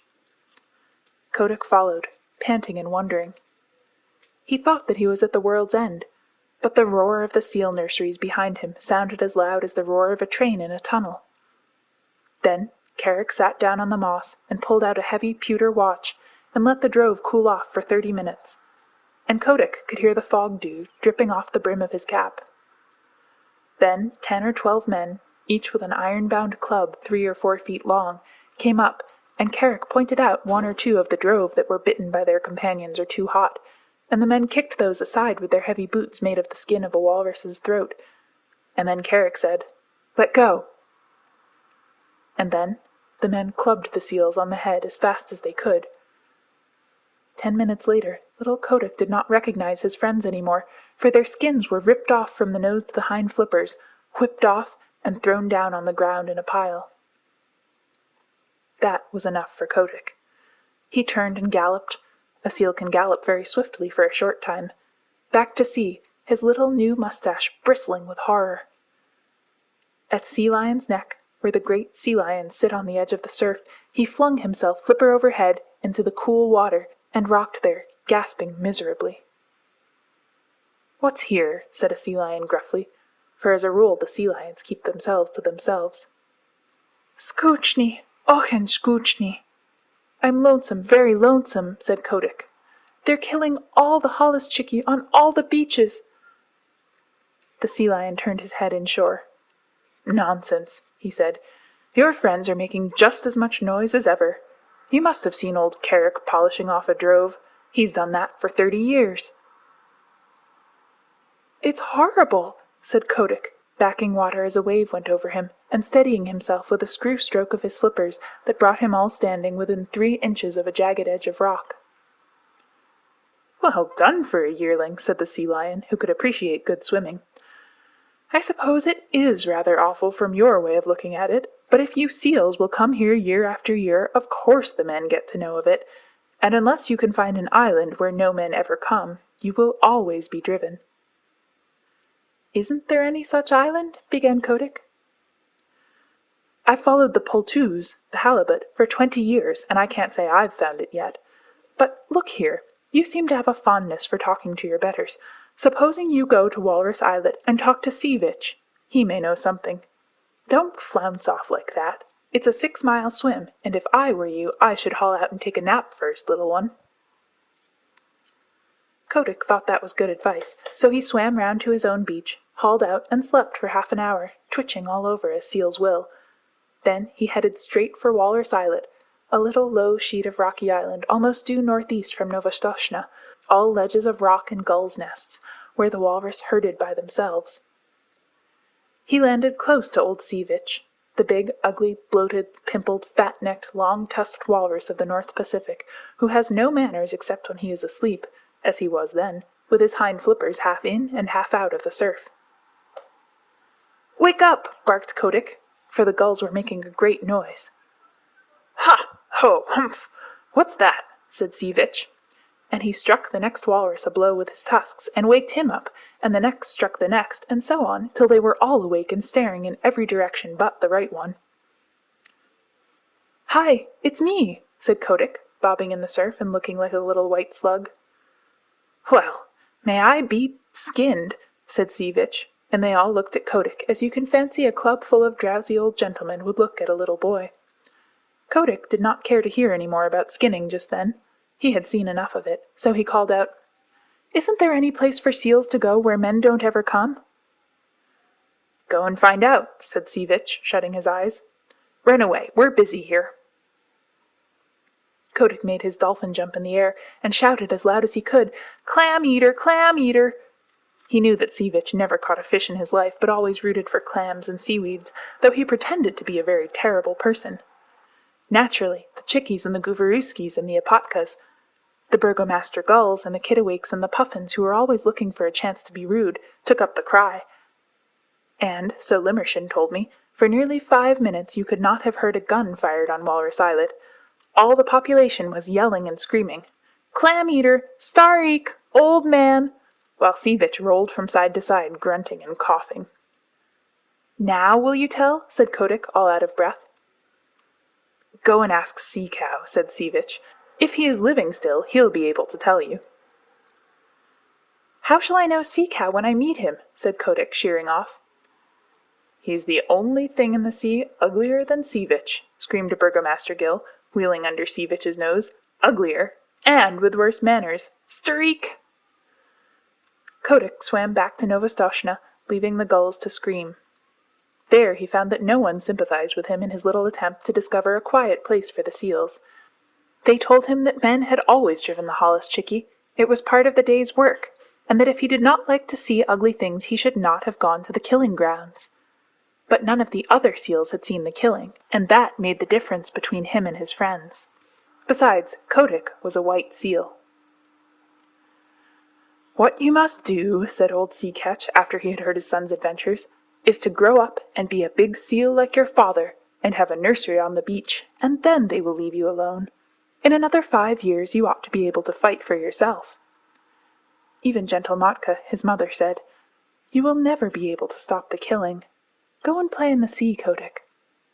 And Kotick went off and danced the fire dance with a very heavy little heart.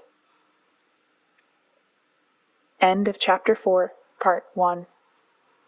The Jungle Book by Rudyard Kipling. Chapter 4, Part 2. That autumn he left the beach as soon as he could and set off alone because of a notion in his bullet head. He was going to find Sea Cow, if there was such a person in the sea, and he was going to find a quiet island with a good firm beach for seals to live on, where men could not get at them. So he explored and explored by himself from the North to the South Pacific, swimming as much as 300 miles in a day and a night.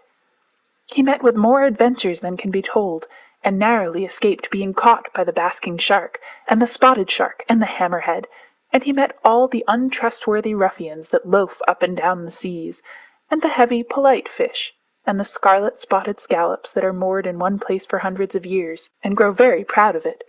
But he never met Sea Cow, and he never found an island that he could fancy. If the beach was good and hard, with a slope behind it for seals to play on, there was always the smoke of a whaler on the horizon, boiling down blubber, and Kotick knew what that meant. Or else he could see that seals had once visited the island and had been killed off, and Kotick knew that where men had come once, they would come again. He picked up with an old stumpy-tailed albatross, who told him that Kerguelen Island was the very place for peace and quiet, and when Kotick went down there, he was all but smashed to pieces against some wicked black cliffs in a heavy sleet storm with lightning and thunder. Yet, as he pulled out against the gale, he could see even there had once been a seal nursery, and it was so in all the other islands that he visited. Limmershin gave a long list of them, for he said that Kotick spent 5 seasons exploring, with a 4 months' rest each year at Novastoshnah, when the holluschickie used to make fun of him in his imaginary islands. He went to the Galapagos, a horrid dry place on the equator, where he was nearly baked to death. He went to the Georgia Islands, the Orkneys, Emerald Island, Little Nightingale Island, Gough Island, Bouvet Island, the Crozets, and even to a little speck of an island south of the Cape of Good Hope. But everywhere the people of the sea told him the same things. Seals had come to those islands once upon a time, but men had killed them all off. Even when he swam thousands of miles out of the Pacific and got to a place called Cape Corrientes, that was when he was coming back from Gough Island, he found a few hundred mangy seals on a rock, and they told him that men came there too. That nearly broke his heart, and he headed round the Horn back to his own beaches, and on his way north he hauled out on an island full of green trees, where he found an old, old seal who was dying, and Kotick caught fish for him and told him all his failures. "Now," said Kotick, "I am going back to Novastoshnah, and if I am driven to the killing pens with the holluschickie, I shall not care." The old seal said, "Try once more. I am the last of the lost rookery of Mas Afuera, and in the days when men killed us by the 100,000, there was a story on the beaches that some day a white seal would come out of the north and lead the seal people to a quiet place. I am old, and I shall never live to see that day, but others will. Try once more." And Kotick curled up his mustache, it was a beauty, and said, "I am the only white seal that has ever been born on the beaches, and I am the only seal, black or white, who has ever thought of looking for new islands." This cheered him immensely, and when he came back to Novastoshnah that summer, Matka, his mother, begged him to marry and settle down, for he was no longer a holluschickie, but a full-grown sea-catch, with a curly white mane on his shoulders, as heavy, as big, and as fierce as his father. "Give me another season," he said. Remember, mother, it is always the seventh wave that goes farthest up the beach." Curiously enough, there was another seal who thought that she would put off marrying till the next year, and Kotick danced the fire dance with her all down Lukannon Beach, the night before he set off on his last exploration. This time he went westwards, because he had fallen on the trail of a great shoal of halibut, and he needed at least 100 pounds of fish a day to keep him in good condition. He chased them till he was tired, and then he curled himself up and went to sleep on the hollows of a groundswell that sets into Copper Island. He knew the coast perfectly well, so about midnight, when he felt himself gently bumped on a weed bed, he said, "Tide's running strong tonight," and turning over under water, opened his eyes slowly and stretched. Then he jumped like a cat, for he saw huge things nosing about in the shoal water and browsing on the heavy fringes of the weeds. "By the great combers of Magellan," he said, beneath his mustache, "who in the deep sea are these people?" They were like no walrus, sea lion, seal, bear, whale, shark, fish, squid, or scallop that Kotick had ever seen before. They were between 20 and 30 feet long, and they had no hind flippers, but a shovel-like tail that looked as if it had been whittled out of wet leather. Their heads were the most foolish-looking things you ever saw, and they balanced on the ends of their tails in deep water when they weren't grazing, bowing solemnly to each other and waving their front flippers as a fat man waves his arm. "Ahem," said Kotick. "Good sport, gentlemen?" The big things answered by bowing and waving their flippers like the frog footman. When they began feeding again, Kotick saw that their upper lip was split into 2 pieces that they could twitch apart about a foot and bring together again with a whole bushel of seaweed between the splits. They tucked the stuff into their mouths and chumped solemnly. "Messy style of feeding, that," said Kotick. They bowed again, and Kotick began to lose his temper. "Very good," he said. "If you do happen to have an extra joint in your front flipper, you needn't show off so. I see you bow gracefully, but I should like to know your names." The split lips moved and twitched, and the glassy green eyes stared, but they did not speak. "Well," said Kotick, "you're the only people I've ever met uglier than Sea-Vitch, and with worse manners." Then he remembered in a flash what the burgomaster gull had screamed to him when he was a little yearling at Walrus Islet, and he tumbled backwards in the water, for he knew that he had found Sea Cow at last. The sea cows went on schlooping and grazing and chumping in the weed, and Kotick asked them questions in every language he had picked up in his travels, and the sea people talk nearly as many languages as human beings. But the sea cows did not answer, because Sea Cow cannot talk. He has only 6 bones in his neck where he ought to have 7, and they say under the sea that prevents him from speaking even to his companions. But, as you know, he has an extra joint in his foreflipper, and by waving it up and down and about, he makes what answers to a sort of clumsy telegraphic code. By daylight Kotick's mane was standing up on end, and his temper was gone where the dead crabs go. Then the sea cows began to travel northwards, very slowly, stopping to hold absurd bowing councils from time to time, and Kotick followed them, saying to himself, "People who are such idiots as these are would have been killed long ago if they hadn't found out some safe island. And what is good enough for the sea cow is good enough for the sea catch. All the same, I'd wish they'd hurry." It was weary work for Kotick.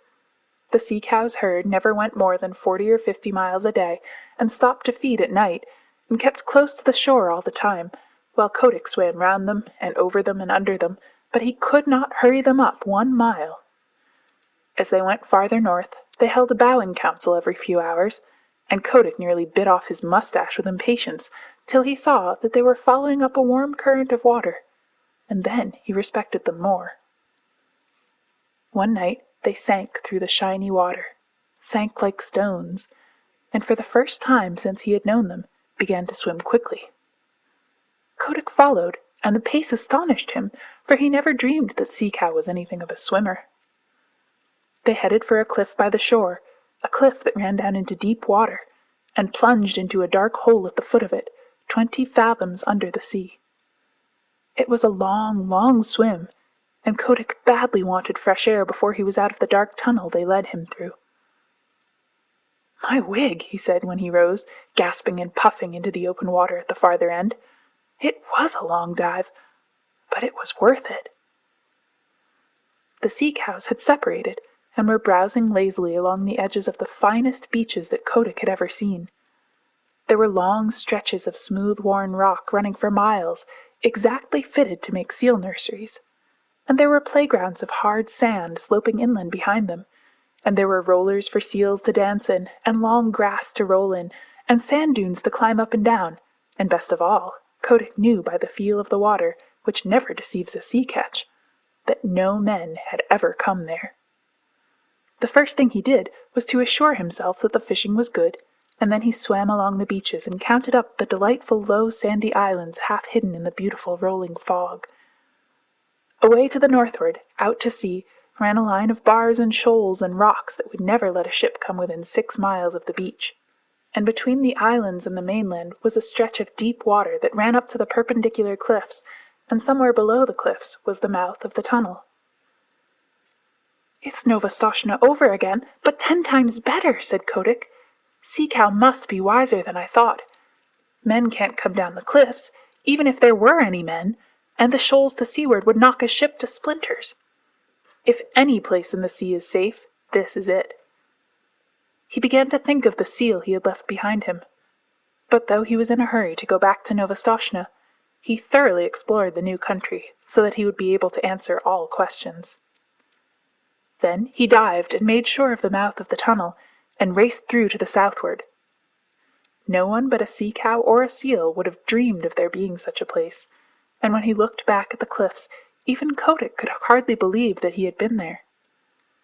He was 10 days going home, though he was not swimming slowly, and when he hauled out just above Sea Lion's Neck, the first person he met was the seal who had been waiting for him, and she saw by the look in his eyes that he had found his island at last. But the holluschickie and Sea Catch, his father, and all the other seals laughed at him when he told them what he had discovered, and a young seal about his own age said, "This is all very well, Kotick, but you can't come from no one knows where and order us off like this. Remember, we've been fighting for our nurseries, and that's a thing you never did. You preferred prowling about in the sea."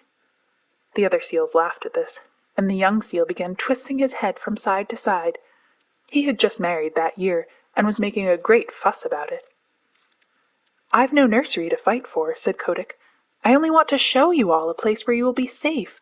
What's the use of fighting?" "Oh, if you're trying to back out, of course I've no more to say," said the young seal, with an ugly chuckle. "Will you come with me if I win?" said Kotick, and a green light came into his eye, for he was very angry at having to fight at all. "Very good," said the young seal, carelessly. "If you win, I'll come." He had no time to change his mind, for Kotick's head was out and his teeth sank in the blubber of the young seal's neck. Then he threw himself back on his haunches and hauled his enemy down the beach, shook him and knocked him over. Then Kotick roared to the seals, "I've done my best for you these 5 seasons past. I've found you the island where you'll be safe, but unless your heads are dragged off your silly necks, you won't believe. I'm going to teach you now. Look out for yourselves." Limmershin told me that never in his life, and Limmershin sees 10,000 big seals fighting every year, never in his life did he see anything like Kotick's charge into the nurseries. He flung himself at the biggest sea catch he could find, caught him by the throat, choked him, and bumped him and banged him till he grunted for mercy, and then threw him aside and attacked the next. You see, Kotick had never fasted for 4 months as the big seals did every year, and his deep-sea swimming trips kept him in perfect condition. And best of all, he had never fought before. His curly white mane stood up with rage, and his eyes flamed, and his big dog teeth glistened, and he was splendid to look at. Old Sea Catch, his father, saw him tearing past, hauling the grizzled old seals about as though they had been halibut, and upsetting the young bachelors in all directions, and Sea Catch gave a roar and shouted, "He may be a fool, but he is the best fighter on the beaches. Don't tackle your father, my son, he's with you." Kotick roared in answer, and old Sea Catch waddled in with his mustache on end, blowing like a locomotive, while Matka and the seal that was going to marry Kotick cowered down and admired their menfolk. It was a gorgeous fight, for the two fought as long as there was a seal that dared lift up his head, and when there were none, They paraded grandly up and down the beach side by side, bellowing. At night, just as the northern lights were winking and flashing through the fog, Kotick climbed a bare rock and looked down on the scattered nurseries and the torn and bleeding seals. "Now," he said, "I've taught you your lesson." "My wig," said old Sea Catch, boosting himself up stiffly, for he was fearfully mauled. "The killer whale himself could not have cut them up worse. Son, I'm proud of you, and what's more, I'll come with you to your island, if there is such a place. Here, you fat pigs of the sea, who comes with me to Sea Cow's tunnel? Answer, or I shall teach you again," roared Kotick. There was a murmur like the ripple of the tide all up and down the beaches. "We will come," said thousands of tired voices. "We will follow Kotick the white seal." Then Kotick dropped his head between his shoulders and shut his eyes proudly. He was not a white seal any more, but red from head to tail. All the same, he would have scorned to look at or touch one of his wounds. A week later, he and his army, nearly 10,000 Holluschickian old seals, went away north to Sea Cow's tunnel, Kotick leading them, and the seals that stayed at Novostoshna called them idiots. But the next spring, when they all met off the fishing banks of the Pacific, Kotick's seals told such tales of the new beaches beyond Sea Cow's tunnel that more and more seals left Novostoshna. Of course, it was not all done at once, for the seals are not very clever, and they need a long time to turn things over in their minds. But year after year, more seals went away from Novostoshna and Lukannon and the other nurseries to the quiet, sheltered beaches where Kotick sits all the summer through, getting bigger and fatter and stronger each year, while the Holluschickie play round him, in that sea where no man comes. Lukannon. This is a sort of sad seal national anthem. I met my mates in the morning, and oh, but I am old, where roaring on the ledges and summer groundswell rolled.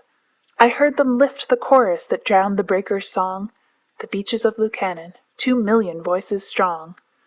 The song of pleasant stations beside the salt lagoons, the song of blowing squadrons that shuffled down the dunes, the song of midnight dances that churned the swell to flame, the beaches of Lukannon before the sealers came. I met my mates in the morning, I'll never meet them more. They came and went in legions that darkened all the shore. And o'er the foam-flecked offing, as far as voice could reach, we hailed the landing parties and we sang them up the beach. The beaches of Lukannon, the winter wheat so tall, the dripping crinkled lichens and the sea fog drenching all, the platforms of our playground all shining smooth and worn, the beaches of Lukannon, the home where we were born. I met my mates in the morning, a broken, scattered band. Men shoot us in the water and club us on the land. Men drive us to the salt house like silly sheep and tame, and still we sing Lukannon before the sealers came.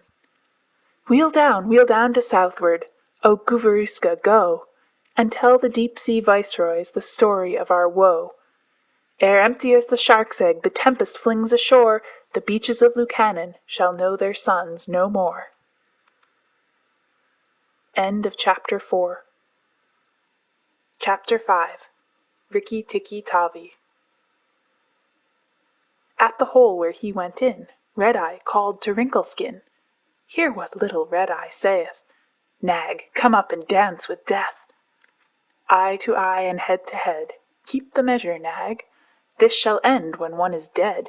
At thy pleasure, Nag. Turn for turn and twist for twist, run and hide thee, Nag.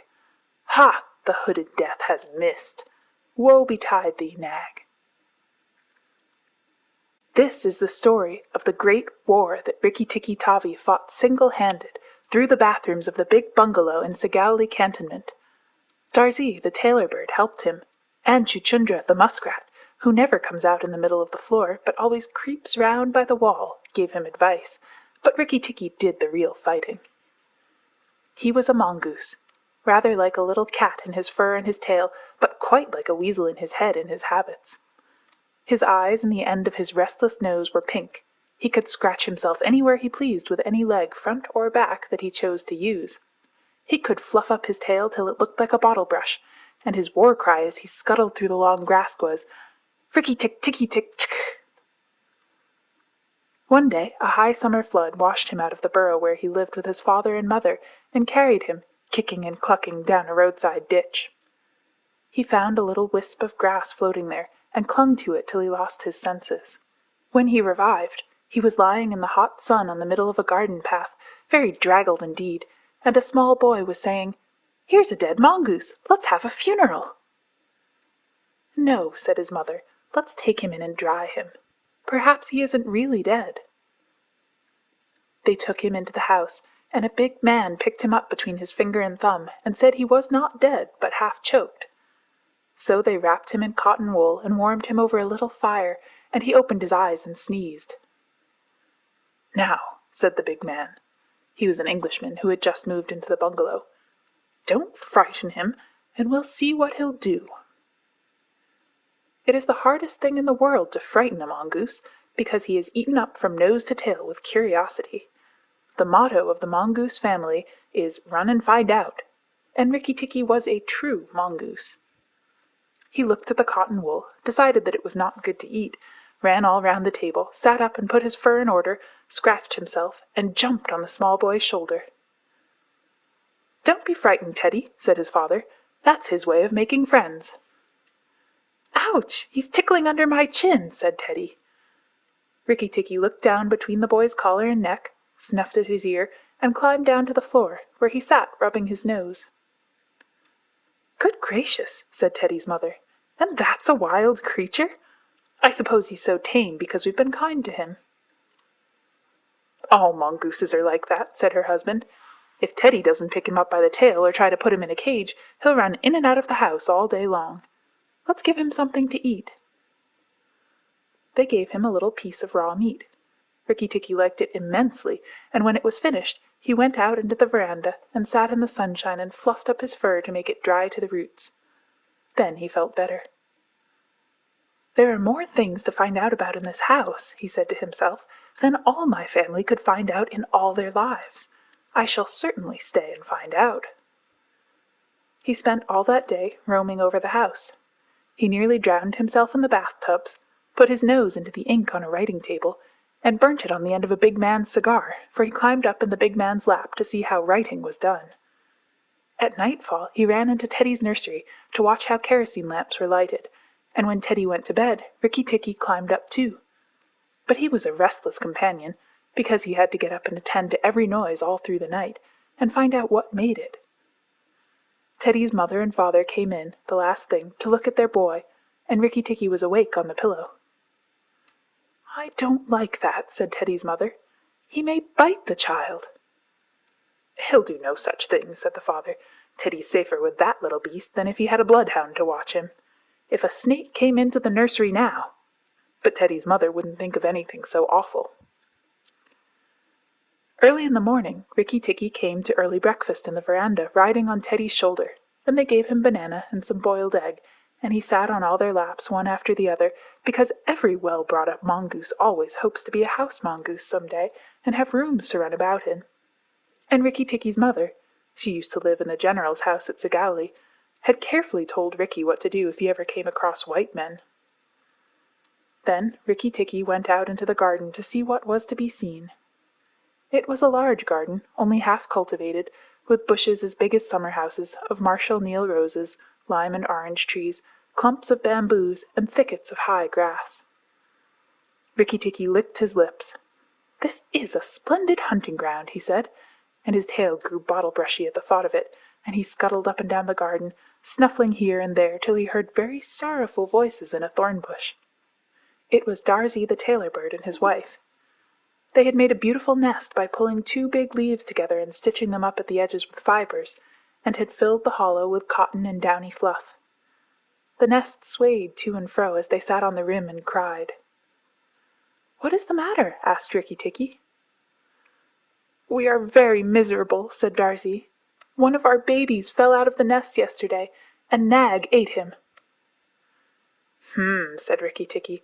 "That is very sad. But I am a stranger here. Who is Nag?" Darzee and his wife only cowered down in the nest without answering, for from the thick grass at the foot of the bush there came a low hiss. a horrid, cold sound that made Rikki Tikki jump back 2 clear feet. Then, inch by inch out of the grass, rose up the head and spread hood of Nag, the big black cobra, and he was 5 feet long from tongue to tail. When he had lifted 1/3 of himself clear of the ground, he stayed balancing to and fro exactly as a dandelion tuft balances in the wind, and he looked at Rikki Tikki with the wicked snake's eyes that never change their expression, whatever the snake may be thinking of. "Who is Nag?" said he. "I am Nag. The great god Brahm put his mark upon all our people when the first cobra spread his hood to keep the sun off Brahm as he slept. Look, and be afraid." He spread out his hood more than ever, and Rikki Tikki saw the spectacle mark on the back of it that looks exactly like the eye part of a hook and eye fastening. He was afraid for the minute, but it is impossible for a mongoose to stay frightened for any length of time, and though Rikki Tikki had never met a live cobra before, his mother had fed him on dead ones, and he knew that all a grown mongoose's business in life was to fight and eat snakes. Nag knew this too, and, at the bottom of his cold heart, he was afraid. "Well," said Rikki Tikki, and his tail began to fluff up again, "marks or no marks, do you think it is right for you to eat fledglings out of a nest?" Nag was thinking to himself, and watching the least little movement in the grass behind Rikki Tikki. He knew that mongooses in the garden meant death sooner or later for him and his family, but he wanted to get Rikki Tikki off his guard. So he dropped his head a little and put it on one side. "Let us talk," he said. "You eat eggs. Why should not I eat birds?" "Behind you! Look behind you!" sang Darzee. Rikki Tikki knew better than to waste time in staring. He jumped up in the air as high as he could go, and just under him whizzed by the head of Nagina, Nag's wicked wife.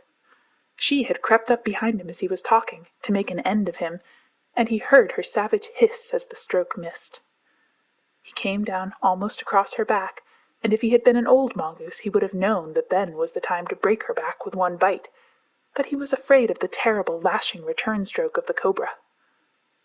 He bit, indeed, but did not bite long enough, and he jumped clear of the whisking tail, leaving Nagina torn and angry. "Wicked, wicked Darzee!" said Nag, lashing up as high as he could reach toward the nest in the thorn bush, but Darzee had built it out of reach of snakes, and it only swayed to and fro. Rikki Tikki felt his eyes growing red and hot. When a mongoose's eyes grow red he is angry, and he sat back on his tail and hind legs like a little kangaroo and looked all round him and chattered with rage. But Nag and Nagina had disappeared into the grass. When a snake misses its stroke, it never says anything or gives any sign of what it means to do next. Rikki Tikki did not care to follow them, for he did not feel sure that he could manage 2 snakes at once. So he trotted off to the gravel path near the house and sat down to think. It was a serious matter for him. If you read the old books of natural history, you will find that they say that when the mongoose fights the snake and happens to get bitten, he runs off and eats some herb that cures him. That is not true. The victory is only a matter of quickness of eye and quickness of foot. Snakes blow against mongooses jump. And as no eye can follow the motion of a snake's head when it strikes, this makes things much more wonderful than any magic herb. Rikki Tikki knew he was a young mongoose, and it made him all the more pleased to think that he had managed to escape a blow from behind. It gave him confidence in himself, and when Teddy came running down the path, Rikki Tikki was ready to be petted. But just as Teddy was stooping, something wriggled a little in the dust, and a tiny voice said, "Be careful, I am death." It was Karait, the dusty brown snakeling that lies for choice on the dusty earth, and his bite is as dangerous as the cobra's. But he is so small that nobody thinks of him, and so he does the more harm to people. Rikki Tikki's eyes grew red again, and he danced up to Karait with the peculiar rocking, swaying motion that he had inherited from his family. It looks very funny, but it is so perfectly balanced a gait that you can fly off from it at any angle you please, and in dealing with snakes this is an advantage. If Rikki Tikki had only known, he was doing a much more dangerous thing than fighting Nag, for Karait is so small and can turn so quickly that unless Rikki bit him close to the back of his head, he would get the return stroke in his eye or his lip. But Rikki did not know. His eyes were all red, and he rocked back and forth looking for a good place to hold. Karaite struck out. Ricky jumped sideways and tried to run in, but the wicked little dusty gray head lashed within a fraction of his shoulder, and he had to jump over the body, and the head followed his heels close. Teddy shouted to the house, "Oh, look here! Our mongoose is killing a snake!" And Rikki Tikki heard a scream from Teddy's mother. His father ran out with a stick, but by the time he came up, Karaite had lunged out once too far, and Rikki Tikki had sprung, jumped on the snake's back, dropped his head far between his forelegs, bitten as high up the back as he could get hold, and rolled away. That bite paralyzed Karaite, and Rikki Tikki was just going to eat him up from the tail, after the custom of his family at dinner, when he remembered that a full meal makes a slow mongoose, and if he wanted all his strength and quickness ready, he must keep himself thin. He went away for a dust bath under the castor oil bushes, while Teddy's father beat the dead Karaite. "What is the use of that?" thought Rikki Tikki. "I have settled it all."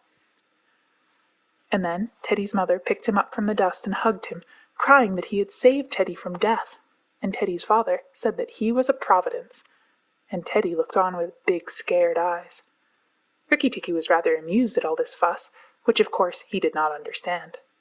Teddy's mother might just as well have petted Teddy for playing in the dust. Rikki was thoroughly enjoying himself. That night at dinner, walking to and fro among the wine-glasses on the table, he might have stuffed himself 3 times over with nice things.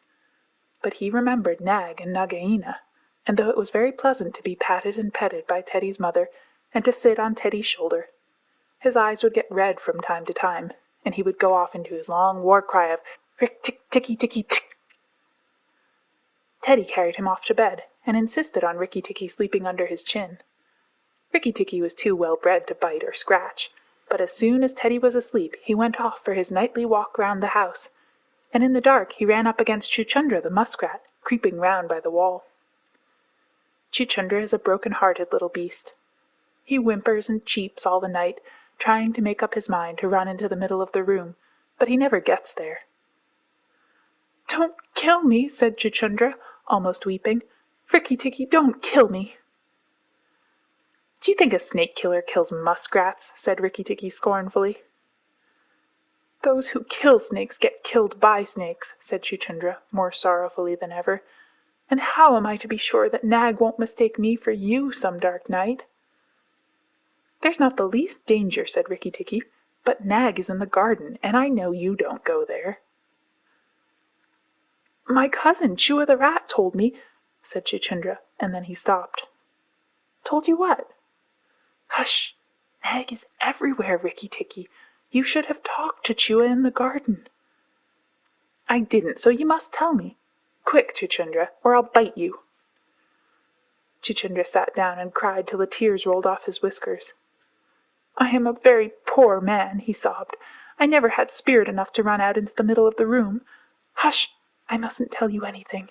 Can't you hear, Rikki Tikki?" Rikki Tikki listened. The house was as still, but he thought he could just hear the faintest scratch-scratch in the world, a noise just as faint as that of a wasp walking on a window-pane, the dry scratch of a snake's scales on brickwork. "That's Nag or Nagina," he said to himself, "and he is crawling into the bathroom sluice. You're right, Chuchundra. I should have talked to Chua." He stole off to Teddy's bathroom, but there was nothing there, and then to Teddy's mother's bathroom. At the bottom of the smooth plaster wall there was a brick pulled out to make a sluice for the bath-water, and as Rikki Tikki stole in by the masonry curb where the bath is put, he heard Nag and Nagina whispering together outside in the moonlight. "When the house is emptied of people," said Nagina to her husband, "he will have to go away, and then the garden will be our own again. Go in quietly, and remember that the big man who killed Karaite is the first one to bite. Then come out and tell me, and we will hunt for Rikki Tikki together."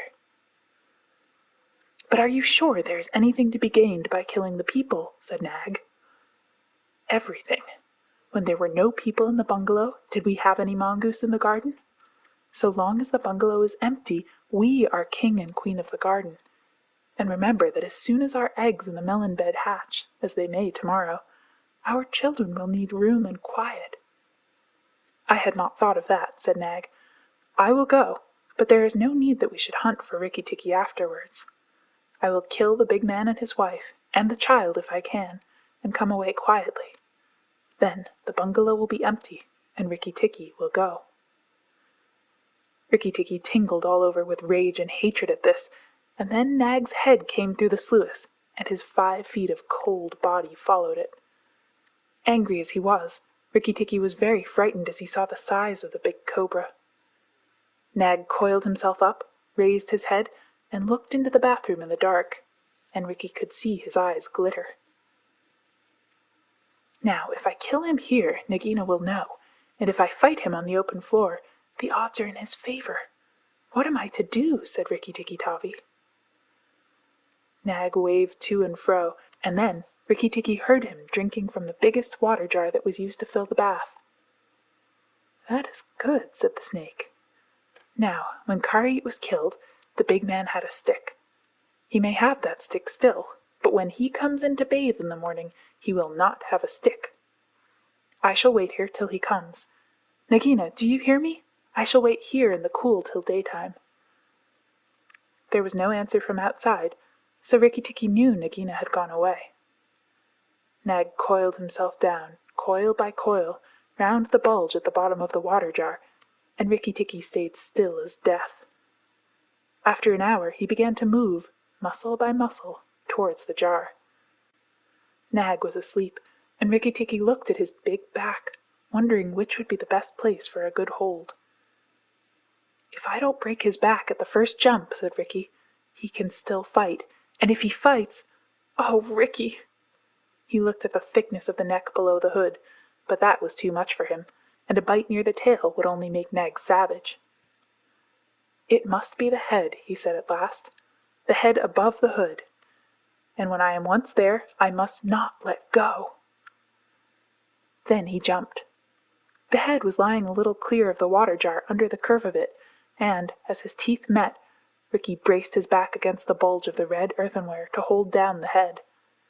This gave him just 1 second's purchase, and he made the most of it. Then he was battered to and fro, as a rat is shaken by a dog, to and fro on the floor, up and down and round in great circles, but his eyes were red, and he held on as the body cart-whipped over the floor, upsetting the tin dipper and the soap dish and the flesh brush, and banged against the tin side of the bath.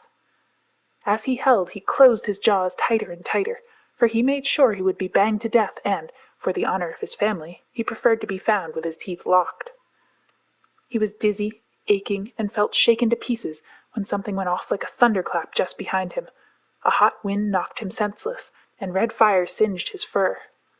The big man had been wakened by the noise, and had fired both barrels of a shotgun into Nag just behind the hood.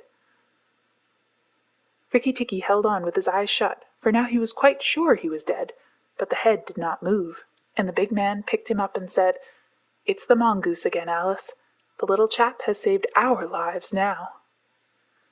Then Teddy's mother came in with a very white face, and saw what was left of Nag, and Rikki Tikki dragged himself to Teddy's bedroom, and spent half the rest of the night shaking himself tenderly to find out whether he really was broken into 40 pieces as he fancied. When morning came he was very stiff, but well pleased with his doings. "Now I have Nagina to settle with, and she will be worse than 5 Nags, and there's no knowing when those eggs she spoke of will hatch. Goodness, I must go and see Darzie," he said. Without waiting for breakfast, Rikki Tikki ran to the thorn bush where Darzie was singing a song of triumph at the top of his voice. The news of Nag's death was all over the garden, for the sweeper had thrown the body on the rubbish heap. "Oh, you stupid tuft of feathers," said Rikki Tikki angrily. "Is this the time to sing?" "Nag is dead, is dead, is dead," sang Darzie. "The valiant Rikki Tikki caught him by the head and held fast. The big man brought the bang stick, and Nag fell in 2 pieces. He will never eat my babies again." "All that's true enough, but where's Nagina?" said Rikki Tikki, looking carefully round him. "Nagina came to the bathroom sluice and called for Nag," Darzie went on, "and Nag came out of the end of a stick. The sweeper picked him up on the end of a stick and threw him upon the rubbish heap. Let us sing about the red-eyed Rikki Tikki." And Darzie filled his throat and sang. "If I could get up to your nest, I'd roll your babies out," said Rikki Tikki. "You don't know when to do the right thing at the right time. You're safe enough in your nest there, but it's war for me down here. Stop singing a minute, Darzee." "For the great, the beautiful Rikki Tikki's sake, I will stop," said Darzee. "What is it, O killer of the terrible nag?" "Where is Nagina for the third time?" "On the rubbish heap by the stables, mourning for Nag. Great is Rikki Tikki with the white teeth."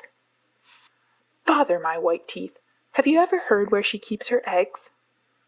"In the melon bed, on the end nearest the wall, where the sun strikes nearly all day. She hid them there weeks ago." "And you never thought it worth while to tell me? The end nearest the wall, you said." "Rikki Tikki, you are not going to eat her eggs?" "Not eat exactly, no. Darzee, if you have a grain of sense, you will fly off to the stables and pretend that your wing is broken, and let Nagina chase you away to this bush. I must get to the melon bed, and if I went there now, she'd see me." Darzee was a feather-brained little fellow who could never hold more than one idea at a time in his head, and just because he knew that Nagina's children were born in eggs like his own, he didn't think at first that it was fair to kill them. But his wife was a sensible bird, and she knew that the cobra's eggs meant young cobras later on. So she flew off from the nest, and left Darzee to keep the babies warm and continue his song about the death of Nag. Darzee was very like a man in some ways. She fluttered in front of Nagina by the rubbish heap and cried out, "Oh, my wing is broken! The boy in the house threw a stone at me and broke it!" Then she fluttered more desperately than ever. Nagina lifted up her head and hissed, "You warned Rikki Tikki when I would have killed him. Indeed and truly you've chosen a bad place to be lame in." And she moved towards Darzee's wife, slipping along over the dust.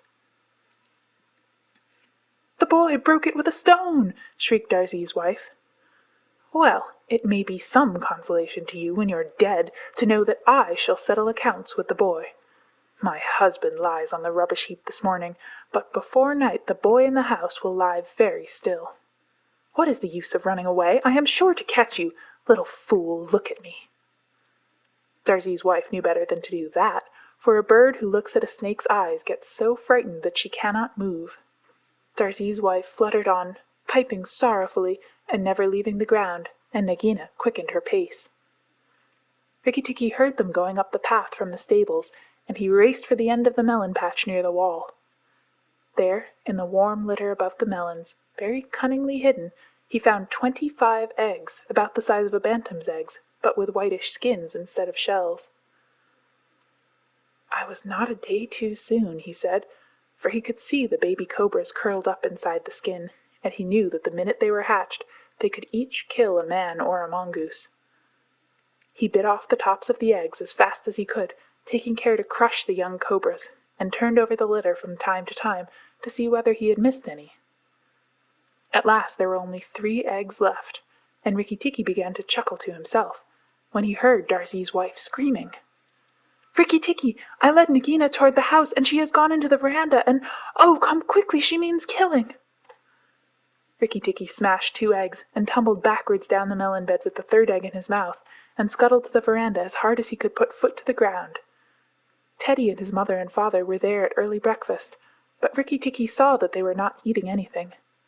They sat stone still, and their faces were white. Nagina was coiled up on the matting by Teddy's chair, within easy striking distance of Teddy's bare leg, and she was swaying to and fro, singing a song of triumph.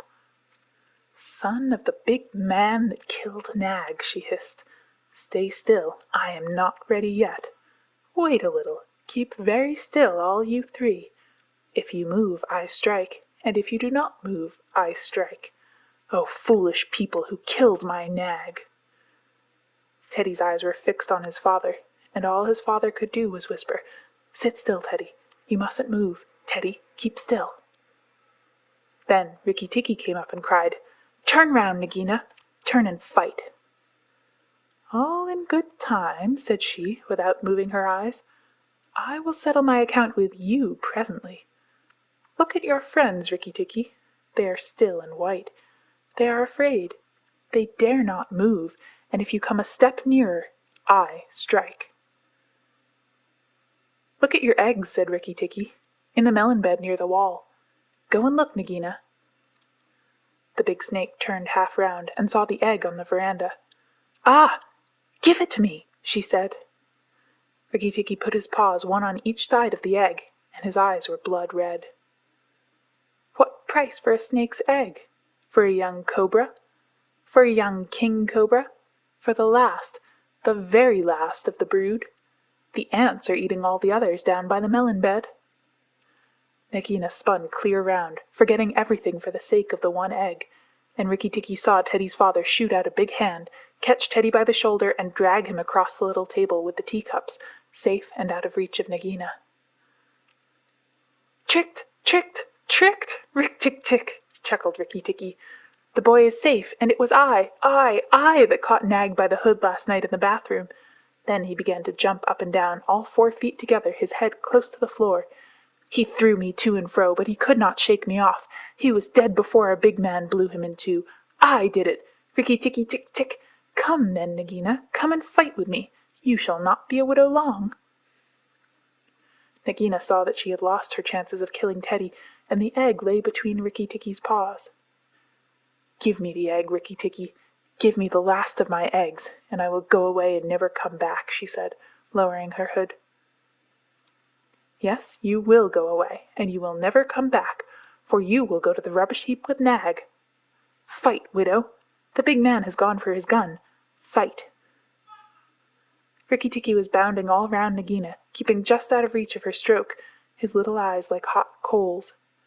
Nagina gathered herself together and flung out at him. Rikki Tikki jumped up and backwards.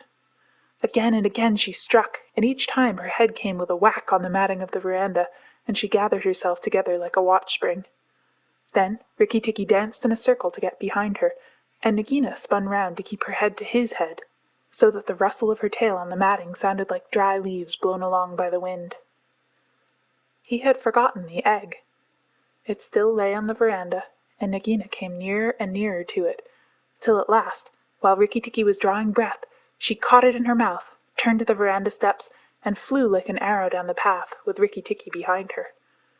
When the cobra runs for her life, she goes like a whiplash flicked across a horse's neck. Rikki Tikki knew that he must catch her, or all the trouble would begin again. She headed straight for the long grass by the thorn bush, and as he was running, Rikki Tikki heard Darzee still singing his foolish little song of triumph. But Darzee's wife was wiser. She flew off her nest as Nagina came along, and flapped her wings about Nagina's head. If Darzee had helped, they might have turned her, but Nagina only lowered her hood and went on. Still, the instant's delay brought Rikki Tikki up to her, and as she plunged into the rat-hole where she and Nag used to live, his little white teeth were clinched on her tail, and he went down with her, and very few mongooses, however wise and old they may be, care to follow a cobra into its hole. It was dark in the hole, and Rikki Tikki never knew when it might open out and give Nagina room to turn and strike at him. He held on savagely, and stuck out his feet to act as brakes on the dark slope of the hot, moist earth. Then the grass by the mouth of the hole stopped waving, and Darzee said, "It is all over with Rikki Tikki. We must sing his death song. Valiant Rikki Tikki is dead, for Nagina will surely kill him underground." So he sang a very mournful song that he made up on the spur of the minute, and just as he got to the most touching part, the grass quivered again, and Rikki Tikki, covered with dirt, dragged himself out of the hole, leg by leg, licking his whiskers. Darzee stopped with a little shout. Rikki Tikki shook some of the dust out of his fur and sneezed. "It is all over," he said. "The widow will never come out again." And the red ants that lived between the grass stems heard him, and began to troop down one after another to see if he had spoken the truth. Rikki Tikki curled himself up in the grass, and slept where he was, slept and slept till it was late in the afternoon, for he had done a hard day's work.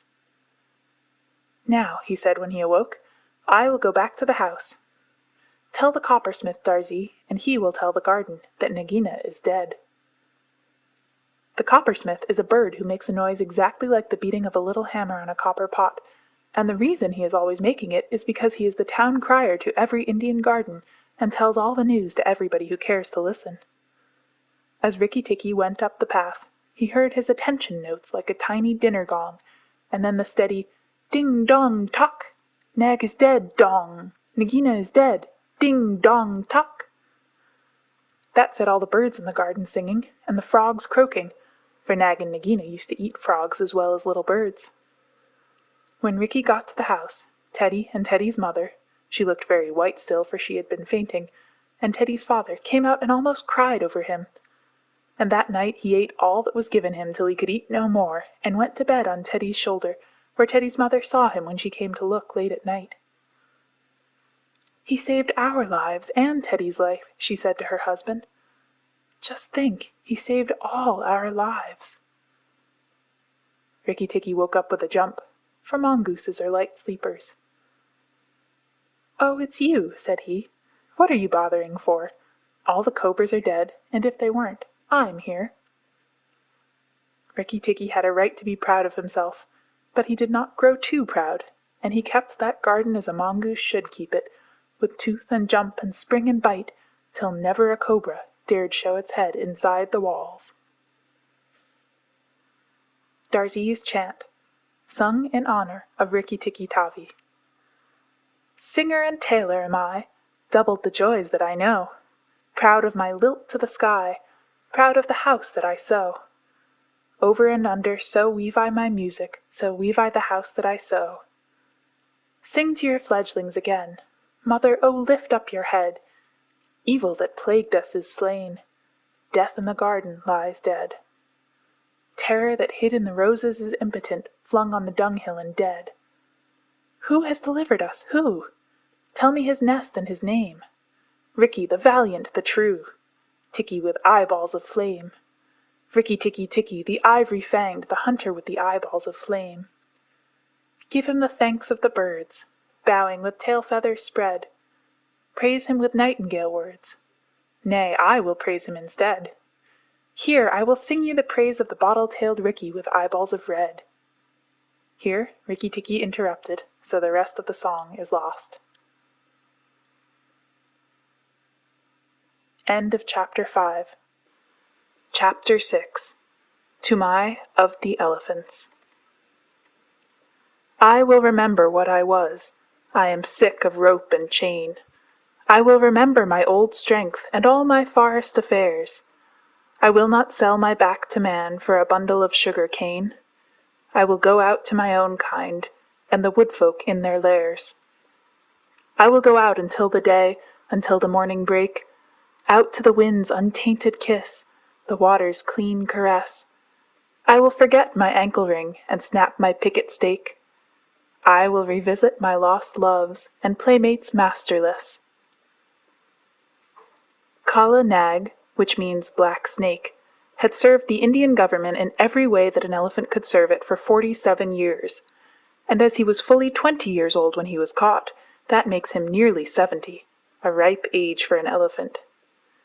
He remembered pushing, with a big leather pad on his forehead, at a gun stuck deep in mud, and that was before the Afghan War of 1842, and he had not then come to his full strength.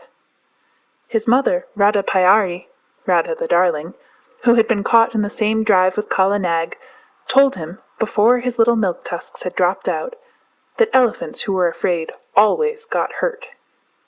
And Kala Nag knew that that advice was good, for the first time that he saw a shell burst, he backed, screaming, into a stand of piled rifles, and the bayonets pricked him in all his softest places. So before he was 25, he gave up being afraid, and so he was the best loved and the best looked after elephant in the service of the government of India.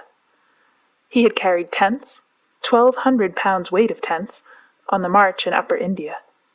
He had been hoisted into a ship at the end of a steam crane, and taken for days across the water, and made to carry a mortar on his back in a strange and rocky country very far from India, and had seen the Emperor Theodore lying dead in Magdala, and had come back again in the steamer entitled, so the soldiers said, to the Abyssinian War Medal.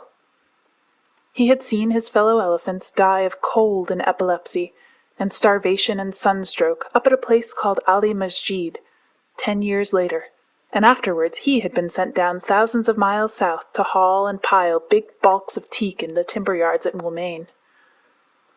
There he had half killed an insubordinate young elephant who was shirking his fair share of work.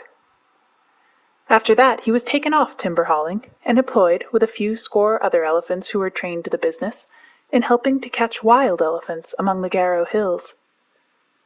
Elephants are very strictly preserved by the Indian government. There is one whole department which does nothing else but hunt them, and catch them, and break them in, and send them up and down the country as they are needed for work. Kala Nag stood 10 fair feet at the shoulders, and his tusks had been cut off short at 5 feet, and bound round the ends to prevent them splitting with bands of copper. But he could do more with those stumps than any untrained elephant could do with the real sharpened ones. When, after weeks and weeks of cautious driving of scattered elephants across the hills, the 40 or 50 wild monsters were driven into the last stockade, and the big drop gate, made of tree trunks lashed together, jarred down behind them, Kala Nag, at the word of command, would go into that flaring, trumpeting pandemonium, generally at night, when the flickering of the torches made it difficult to judge distances, and, picking out the biggest and wildest tusker of the mob, would hammer him and hustle him into quiet, while the men on the backs of the other elephants roped and tied the smaller ones. There was nothing in the way of fighting that Kala Nag, the old wise black snake, did not know, for he had stood up more than once in his time to the charge of the wounded tiger, and, curling up his soft trunk to be out of harm's way, had knocked the springing brute sideways in mid-air with a quick sickle cut of his head that he had invented all by himself, had knocked him over, and kneeled upon him with his huge knees till the life went out with a gasp and a howl, and there was only a fluffy striped thing on the ground for Kala Nag to pull by the tail. "Yes," said Big Toomai, his driver, the son of Black Toomai, who had taken him to Abyssinia, and grandson of Toomai of the Elephants, who had seen him caught. "There is nothing that the black snake fears except me. He has seen 3 generations of us feed him and groom him, and he will live to see 4. "He is afraid of me also," said Little Toomai, standing up to his full height of 4 feet, with only one rag upon him. He was 10 years old, the eldest son of Big Toomai, and according to custom he would take his father's place on Kala Nag's neck when he grew up, and would handle the heavy iron ankus, the elephant goad, that had been worn smooth by his father and his grandfather and his great-grandfather. He knew what he was talking of, for he had been born under Kala Nag's shadow, had played with the end of his trunk before he could walk, had taken him down to water as soon as he could walk, and Kala Nag would no more have dreamed of disobeying his shrill little orders than he would have dreamed of killing him on that day when Big Toomai carried the little brown baby under Kala Nag's tusks and told him to salute his master that was to be. "Yes," said Little Toomai, "he is afraid of me." And he took long strides up to Kala Nag, called him a fat old pig, and made him lift up his feet one after the other. "Hwah!" said Little Toomai, "thou art a big elephant." And he wagged his fluffy head, quoting his father. "The government may pay for elephants, but they belong to us mahouts. When thou art old, Kala Nag, there will come some rich Rajah, and he will buy thee from the government, on account of thy size and thy manners, and then thou wilt have nothing to do but to carry gold earrings in thy ears, and a gold howdah on thy back, and a red cloth covered with gold on thy sides, and walk at the head of the processions of the king. Then I shall sit on thy neck, O Kala Nag, with a silver ankus, and men will run before us with golden sticks, crying, 'Room for the king's elephant!' That will be good, Kala Nag, but not so good as this hunting in the jungles." "Humph," said Big Toomai, "thou art a boy, and as wild as a buffalo calf. This running up and down among the hills is not the best government service. I am getting old, and I do not love wild elephants. Give me brick elephant lines, one to stall each elephant, and big stumps to tie them safely, and flat, broad roads to exercise upon, instead of this come-and-go camping. Aha, the Cawnpore barracks were good. There was a bazaar close by, and only 3 hours' work a day." Little Toomai remembered the Cawnpore elephant lines, and said nothing. He very much preferred the camp life, and hated those broad, flat roads, with the daily grubbing for grass in the forage reserve, and the long hours when there was nothing to do except watch Kala Nag fidgeting in his pickets. What Little Toomai liked was to scramble up bridle paths that only an elephant could take, the dip into the valley below, the glimpses of the wild elephants browsing miles away, the rush of the frightened pig and peacock under Kala Nag's feet, the blinding warm rains when all the hills and valleys smoked, the beautiful misty mornings when nobody knew where he would camp that night, the steady, cautious drive of the wild elephants, and the mad rush and blaze and hullabaloo of the last night's drive, when the elephants poured into the stockade like boulders in a landslide, found that they could not get out, and flung themselves at the heavy posts, only to be driven back by yells and flaring torches and volleys of blank cartridge. Even a little boy could be of use there, and Toomai was as useful as 3 boys. He would get his torch and wave it, and yell with the best. But the really good time came when the driving out began, and the Keddah, that is, the stockade, looked like a picture of the end of the world, and men had to make signs to one another because they could not hear themselves speak. Then little Toomai would climb up to the top of one of the quivering stockade posts, his sun-bleached brown hair flying loose all over his shoulders, and he looking like a goblin in the torchlight. And as soon as there was a lull, you could hear his high-pitched yells of encouragement to Kala Nag, above the trumpeting and crashing and snapping of ropes and groans of the tethered elephants. "Mail, Mail, Kala Nag! Go on, Black Snake! Danto! Give him the tusk! Somalo, Somalo! Careful, careful! Maro, Mar! Hit him! Mind the post! Array, hi, yai! Kya-ah-ah!" he would shout, and the big fight between Kala Nag and the wild elephant would sway to and fro across the Keddah, and the old elephant catchers would wipe the sweat out of their eyes and find time to nod to little Toomai wriggling with joy on the top of the posts. He did more than wriggle. One night he slid down from the post and slipped in between the elephants, and threw up the loose end of a rope which had dropped to a driver who was trying to get a purchase on the leg of a kicking young calf. Calves always give more trouble than full-grown animals. Kala Nag saw him, caught him in his trunk, and handed him up to Big Toomai, who slapped him then and there and put him back on the post.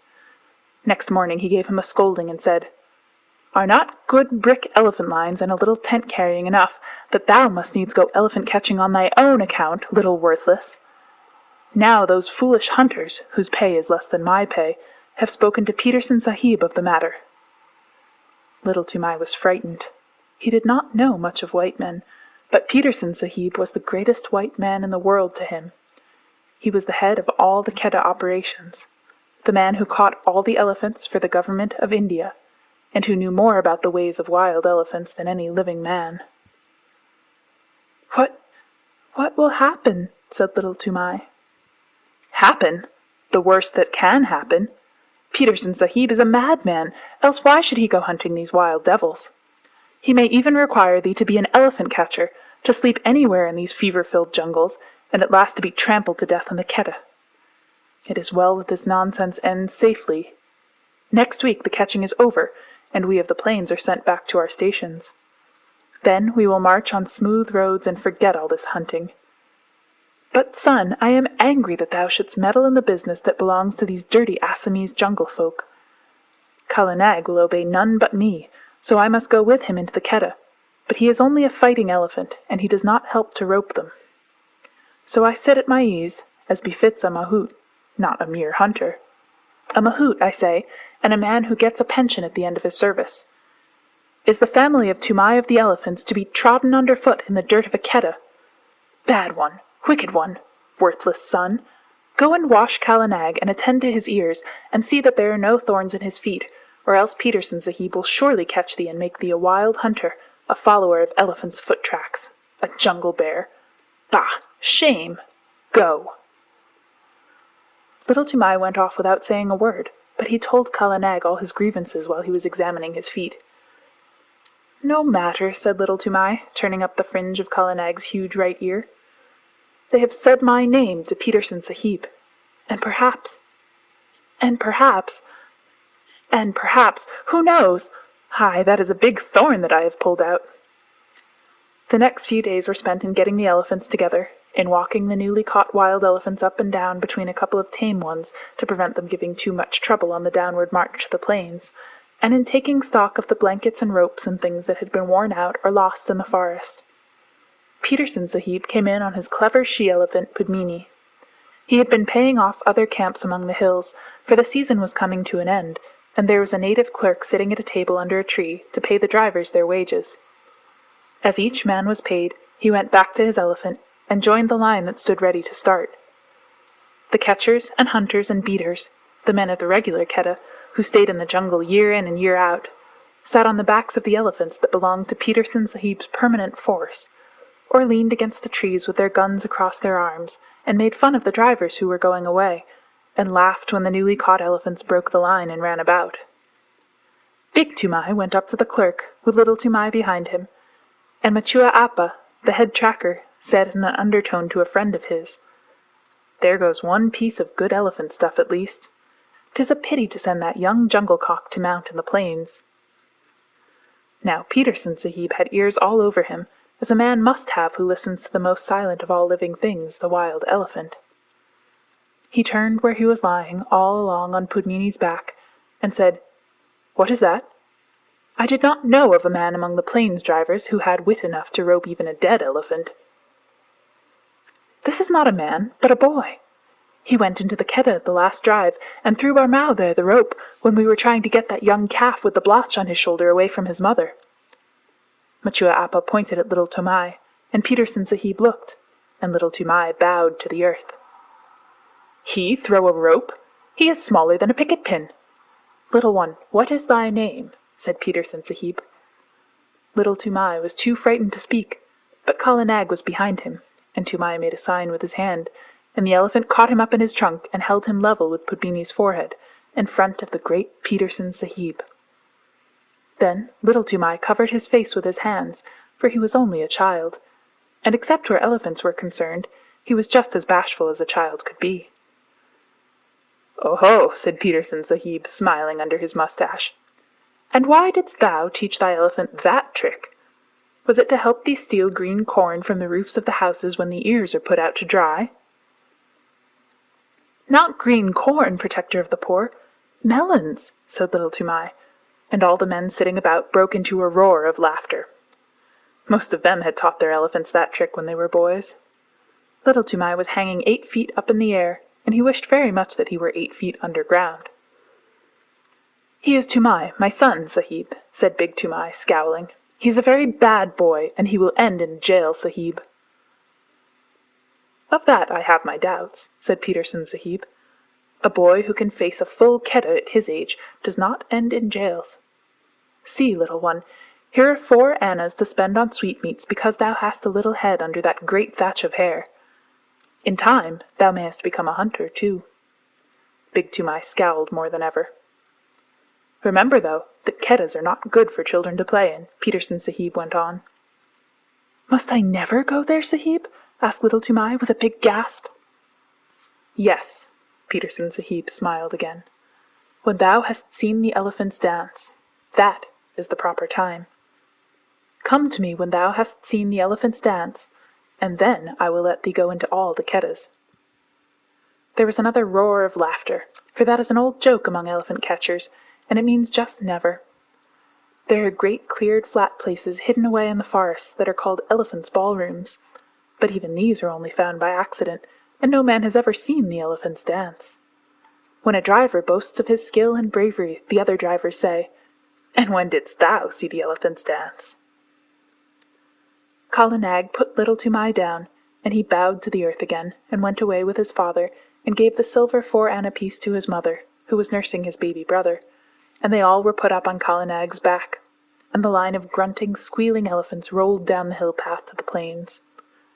It was a very lively march on account of the new elephants, who gave trouble at every ford, and needed coaxing or beating every other minute. Big Toomai prodded Kala Nag spitefully, for he was very angry, but Little Toomai was too happy to speak. Peterson Sahib had noticed him and given him money, so he felt as a private soldier would feel if he had been called out of the ranks and praised by his commander-in-chief. "What did Peterson Sahib mean by the elephant dance?" he said, at last, softly to his mother. Big Toomai heard him and grunted, "That thou shouldst never be one of these hill buffaloes of trackers. That was what he meant. Oh, you in front, what is blocking the way?" An Assamese driver, 2 or 3 elephants ahead, turned round angrily, crying, "Bring up Kala Nag, and knock this youngster of mine into good behavior. Why should Peterson Sahib have chosen me to go down with you donkeys of the rice field? Lay your beast alongside, Toomai, and let him prod with his tusks. By all the gods of the hills, these new elephants are possessed, or else they can smell their companions in the jungle. Kala Nag hit the new elephant in the ribs and knocked the wind out of him, as Big Toomai said, "We have swept the hills of wild elephants at the last catch. It is only your carelessness in driving. Must I keep order along the whole line?" "Hear him," said the other driver. "We have swept the hills. Ho, ho! You are very wise, you plains people. Anyone but a mudhead who never saw the jungle would know that the drives are ended for the season. Therefore all the wild elephants tonight will— But why should I waste wisdom on a river turtle?" "What will they do?" Little Toomai called out. "Oh, hey, little one, art thou there? Well, I will tell thee, for thou hast a cool head. They will dance, and it behooves thy father, who has swept all the hills of all the elephants, to double chain his pickets tonight." "What talk is this?" said Big Toomai. "For 40 years, father and son, we have tended elephants, and we have never heard such moonshine about dances." "Yes, but a plain man who lives in a hut only knows the 4 walls of his hut." "Well, leave thy elephants unshackled tonight and see what comes. As for the dancing, I have seen the place where— Bapri Bap! How many windings has the Dihang River? Here's another ford, and we must swim the calves. Stop still, you behind there." And in this way, talking and wrangling and splashing through the rivers, they made their first march to a sort of receiving camp for the new elephants. But they lost their tempers long before they got there. Then the elephants were chained by their hind legs to the big stumps of pickets, and extra ropes were fitted to the new elephants, and the fodder was piled before them, and the hill drivers went back to Peterson Sahib through the afternoon light, telling the plains drivers to be extra careful that night, and laughing when the plains drivers asked the reason. Little Toomai attended to Kala Nag's supper, and as evening fell, wandered through the camp, unspeakably happy, in search of a tom-tom. When an Indian child's heart is full, he does not run about and make noise in an irregular fashion. He sits down to a sort of revel all by himself. And Little Toomai had been spoken to by Peterson Sahib! If he had not found what he wanted, I believe he would have been ill. But the sweetmeat seller in the camp lent him a little tom-tom, a drum beaten with the flat of the hand, and he sat down, cross-legged, before Kala Nag as the stars began to come out, the tom-tom in his lap, and he thumped and he thumped and he thumped, and the more he thought of the great honor that had been done to him, the more he thumped, all alone among the elephant fodder. There was no tune and no words, but the thumping made him happy. The new elephants strained at their ropes, and squealed and trumpeted from time to time, and he could hear his mother in the camp. Hut putting his small brother to sleep with an old song about the great god Shiv, who once told all the animals what they should eat. It is a very soothing lullaby, and the first verse says, "Shiv, who poured the harvest and made the winds to blow, sitting at the doorways of a day of long ago, gave to each his portion, food and toil and fate, from the king upon the guddy to the beggar at the gate. All things made he, Shiva the preserver. Mahadeo, Mahadeo, he made them all. Thorn for the camel, fodder for the kine, and mother's heart for sleepy-head, O little son of mine." Little Toomai came in with a joyous tunk-a-tunk at the end of each verse, till he felt sleepy and stretched himself on the fodder at Kala Nag's side. At last the elephants began to lie down one after another, as is their custom, till only Kala Nag at the right of the line was left standing up, and he rocked slowly from side to side, his ears put forward to listen to the night wind as it blew very softly across the hills. The air was full of all the night noises that, taken together, make one big silence. The click of one bamboo stem against the other, the rustle of something alive in the undergrowth, the scratch and squawk of a half-waked bird — birds are awake in the night much more often than we imagine — and the fall of water ever so far away. Little Toomai slept for some time, and when he waked it was brilliant moonlight, and Kala Nag was still standing up with his ears cocked. Little Toomai turned, rustling in the fodder, and watched the curve of his big back against half the stars in heaven, and while he watched he heard, so far away that it sounded no more than a pinhole of noise pricked through the stillness, the hoot-toot of a wild elephant. All the elephants in the line jumped up as if they had been shot, and their grunts at last waked the sleeping mahouts, and they came out and drove the picket pegs with big mallets, and tightened this rope and knotted that till all was quiet. One new elephant had nearly grubbed up his picket, and Big Toomai took off Kala Nag's leg chain and shackled that elephant 4 foot to hind foot, but slipped a loop of grass string round Kala Nag's leg, and told him to remember that he was tied fast. He knew that he and his father and his grandfather had done the very same thing hundreds of times before. Kala Nag did not answer to this order by gurgling, as he usually did. He stood still, looking out across the moonlight, his head a little raised and his ears spread like fans, up to the great folds of the Garo hills. "Tend to him if he grows restless in the night," said Big Toomai to Little Toomai, and he went into the hut and slept. Little Toomai was just going to sleep too, when he heard the coir string snap with a little ting, and Kala Nag rolled out of his pickets as slowly and silently as a cloud rolls out of the mouth of a valley. Little Toomai pattered after him, barefooted, down the road in the moonlight, calling under his breath, Kala Nag! Kala Nag, take me with you! Oh, Kala Nag! The elephant turned, without a sound, took 3 strides back to the boy in the moonlight, put down his trunk, swung him up to his neck, and almost before Little Toomai had settled his knees, slipped into the forest.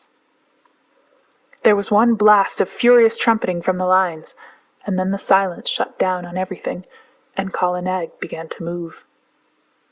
Sometimes a tuft of high grass washed along his sides as a wave washes along the sides of a ship, and sometimes a cluster of wild pepper vines would scrape along his back, or a bamboo would creak where his shoulder touched it. But between those times he moved absolutely without any sound, drifting through the thick Garo forest as though it had been smoke. He was going uphill, but though Little Toomai watched the stars in the rifts of the trees, he could not tell in what direction. Then Kala Nag reached the crest of the ascent, and stopped for a minute, and Little Toomai could see the tops of the trees lying all speckled and furry under the moonlight for miles and miles, and the blue-white mist over the river in the hollow. Toomai leaned forward and looked, and he felt that the forest was awake below him, awake and alive and crowded. A big brown fruit-eating bat brushed past his ear. A porcupine's quills rattled in the thicket, and in the darkness between the tree stems he heard a hog-bear digging hard in the moist, warm earth, and snuffing as it digged. Then the branches closed over his head again, and Kala Nag began to go down into the valley, not quietly this time, but as a runaway gun goes down a steep bank, in one rush. The huge limbs moved as steadily as pistons, 8 feet to each stride, and the wrinkled skin of the elbow points rustled. The undergrowth on either side of him ripped with a noise like torn canvas, and the saplings that he heaved away right and left with his shoulders sprang back again and banged him on the flank, and great trails of creepers, all matted together, hung from his tusks as he threw his head from side to side and ploughed out his pathway. Then Little Toomai laid himself down close to the great neck, lest a swinging bough should sweep him to the ground, and he wished that he were back in the lines again. The grass began to get squashy, and Kala Nag's feet sucked and squelched as he put them down, and the night mist at the bottom of the valley chilled Little Toomai. There was a splash and a trample, and the rush of running water, and Kala Nag strode through the bed of a river, feeling his way at each step. Above the noise of the water, as it swirled round the elephant's legs, Little Toomai could hear more splashing, and some trumpeting both upstream and down. Great grunts and angry snortings, and all the mist about him seemed to be full of rolling, wavy shadows. "Aye," he said, half aloud, his teeth chattering. "The elephant folk are out tonight. It is the dance, then." Kala Nag swashed out of the water, blew his trunk clear, and began another climb. But this time he was not alone, and he had not to make his path. That was made already, 6 feet wide in front of him, where the bent jungle grass was trying to recover itself and stand up. Many elephants must have gone that way only a few minutes before. Little Toomai looked back, and behind him a great wild tusker, with his little pig's eyes glowing like hot coals, was just lifting himself out of the misty river. Then the trees closed up again, and they went on and up, with trumpetings and crashings and the sound of breaking branches on every side of them. At last Kala Nag stood still between 2 tree trunks at the very top of the hill. They were part of a circle of trees that grew round an irregular space of some 3 or 4 acres, and in all that space, as Little Toomai could see, the ground had been trampled down as hard as a brick floor. Some trees grew in the center of the clearing, but their bark was rubbed away, and the white wood beneath showed all shiny and polished in the patches of moonlight. There were creepers hanging from the upper branches, and the bells of the flowers of the creepers, great waxy white things like convolvuluses, hung down fast asleep, but within the limits of the clearing there was not a single blade of green, nothing but the trampled earth. The moonlight showed it all iron gray, except where some elephants stood upon it, and their shadows were inky black. Little Toomai looked, holding his breath, with his eyes starting out of his head, and as he looked, more and more and more elephants swung out into the open from between the tree trunks.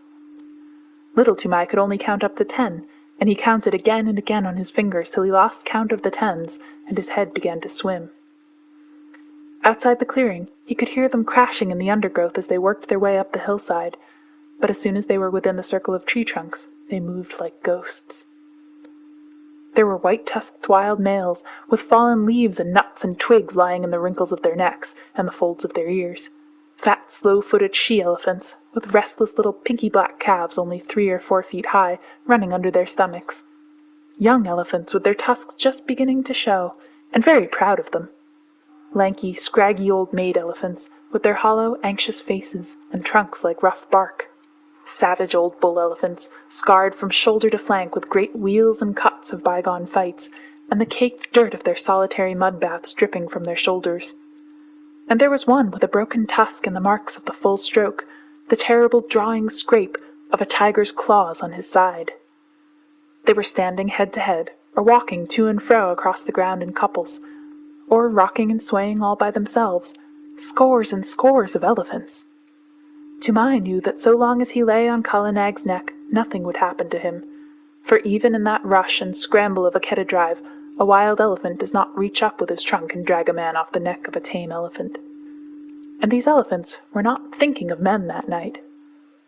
Once they started and put their ears forward when they heard the chinking of a leg iron in the forest, but it was Pudmini, Peterson Sahib's pet elephant, her chain snapped short off, grunting, snuffling up the hillside. She must have broken her pickets, and come straight from Peterson Sahib's camp. And Little Toomai saw another elephant, one that he did not know, with deep rope galls on his back and breast. He too must have run away from some camp in the hills about.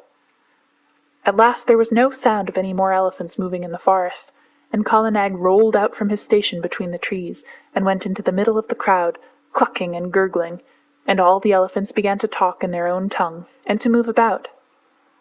Still lying down, Little Toomai looked down upon scores and scores of broad backs, and wagging ears, and tossing trunks, and little rolling eyes.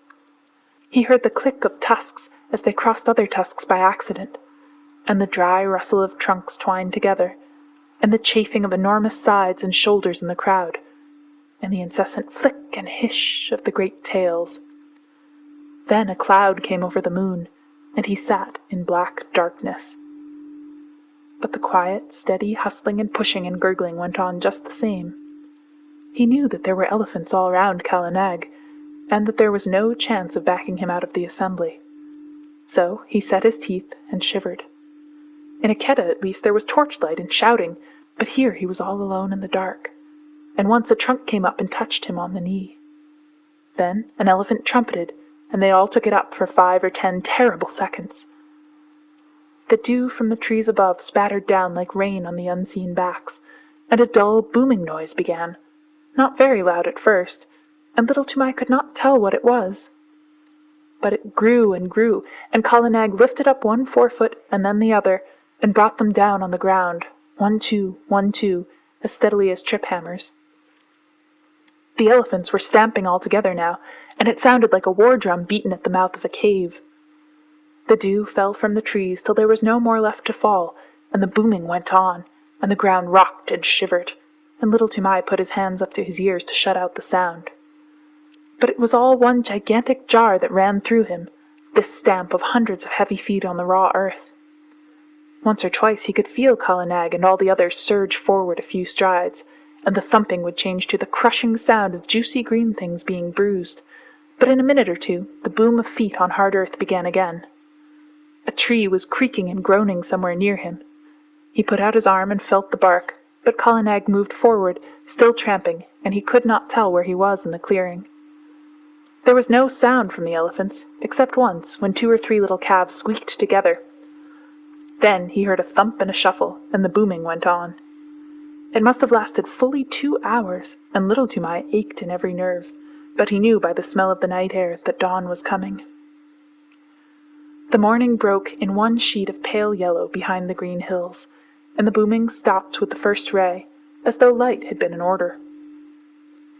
Before Little Toomai had gotten the ringing out of his head, before even he had shifted his position, there was not an elephant in sight except Kala Nag, Pudmini, and the elephant with the rope galls, and there was neither sign, nor rustle, nor whisper down the hillsides to show where the others had gone. Little Toomai stared again and again. The clearing, as he remembered it, had grown in the night. More trees stood in the middle of it, but the undergrowth and the jungle grass at the sides had been rolled back.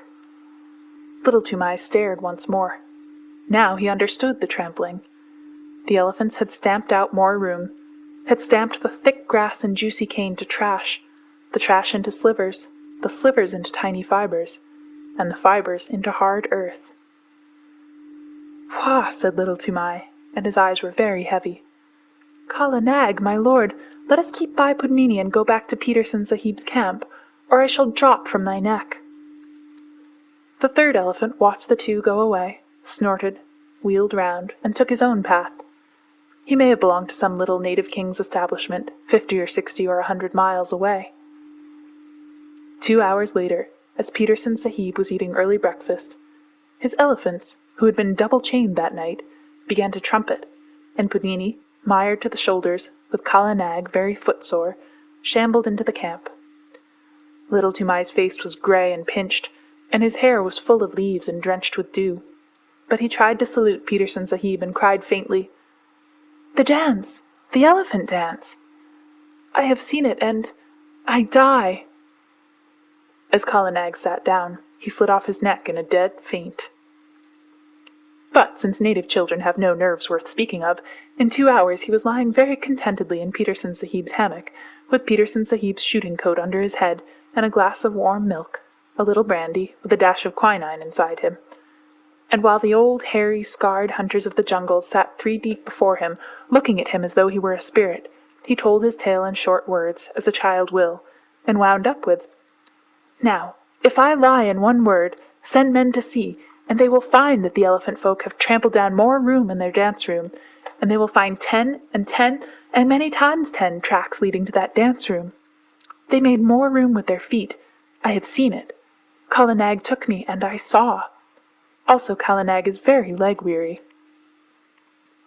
Little Toomai laid back and slept all through the long afternoon and into the twilight, and while he slept, Peterson Sahib and Machua Appa followed the track of the 2 elephants for 15 miles across the hills. Peterson Sahib had spent 18 years in catching elephants, and he had only once before found such a dance place. Machua Appa had no need to look twice at the clearing to see what had been done there, or to scratch with his toe in the packed, rammed earth. "The child speaks the truth," said he. "All this was done last night, and I have counted 70 tracks crossing the river. See, Sahib, where Pudmini's leg-iron cut the bark of that tree. Yes, she was there too." They looked at one another, and up and down, and they wondered, for the ways of the elephants are beyond the wit of any man, black or white, to fathom. 40 years and 5, said Machua Appa, have I followed my lord the elephant, but never have I heard that any child of man had seen what this child has seen. By all the gods of the hills, what can we say? And he shook his head. When they got back to the camp, it was time for the evening meal. Peterson Sahib ate alone in his tent, but he gave orders that the camp should have 2 sheep and some fowls, as well as a double ration of flour and rice and salt, for he knew that there would be a feast. Big Toomai had come up hot-foot from the camp in the plains to search for his son and his elephant, and now that he had found them, he looked at them as though he were afraid of them both. And there was a feast by the blazing campfires in front of the lines of picketed elephants, and Little Toomai was the hero of it all. And the big brown elephant catchers, the trackers and drivers and ropers, and the men who knew all the secrets of breaking the wildest elephants, passed him from one to the other, and they marked his forehead with blood from the breast of a newly killed jungle cock, to show that he was a forester, initiated and free of all the jungles. And at last, when the flames died down and the red light of the logs made the elephants look as though they had been dipped in blood too, Machua Appa, the head of all the drivers and all the Keddas, Machua Appa, Peterson Sahib's other self, who had never seen a made road in 40 years, Machua Appa, who was so great that he had no other name than Machua Appa, leaped to his feet with Little Toomai held in the air above his head and shouted, "Listen, my brothers! Listen, too, you, my lords in the lines there, for I, Machua Appa, am speaking. This little one shall no more be called Little Toomai, but Toomai of the Elephants, as his great-grandfather was called before him. What never man has seen, he has seen through the long night, and the favor of the elephant folk and of the gods of the jungles is with him. He shall become a great tracker. He shall become greater than I, even I, Machua Appa. He shall follow the new trail, and the stale trail, and the mixed trail, with a clear eye. He shall take no harm in the Kedda when he runs under their bellies to rope the wild tuskers. And if he slips before the feet of the charging bull-elephant, the bull-elephant shall know who he is, and shall not crush him. Ahai! My lords in the chains," he whirled up to the line of pickets, "here is the little one that has seen your dances in your hidden places, the sight that never man saw. Give him honor, my lords. Salam karo, my children. Make your salute to Toomai of the Elephants. Gunga Pershad, aha! Hiraguj, Birchiguj, Kutaraguj, aha! Pudmini, thou hast seen him at the dance, and thou too, Kalanag, my pearl among elephants, aha! Together, to Toomai of the Elephants. Barao!" And at that last wild yell, the whole line flung up their trunks till the tips touched their foreheads, and broke out into the full salute, the crashing trumpet peal that only the Viceroy of India hears, the Salamut of the Kedda. But it was all for the sake of Little Toomai, who had seen what never man had seen before, the dance of the elephants at night, and alone in the heart of the Garo Hills. Shiv and the Grasshopper, the song that Toomai's mother sang to the baby. Shiv, who poured the harvest and made the winds to blow, sitting at the doorways of a day of long ago, gave to each his portion, food and toil and fate, from the king upon the goody to the beggar at the gate. All things made he, Shiva the preserver. Mahadeo, Mahadeo, he made them all.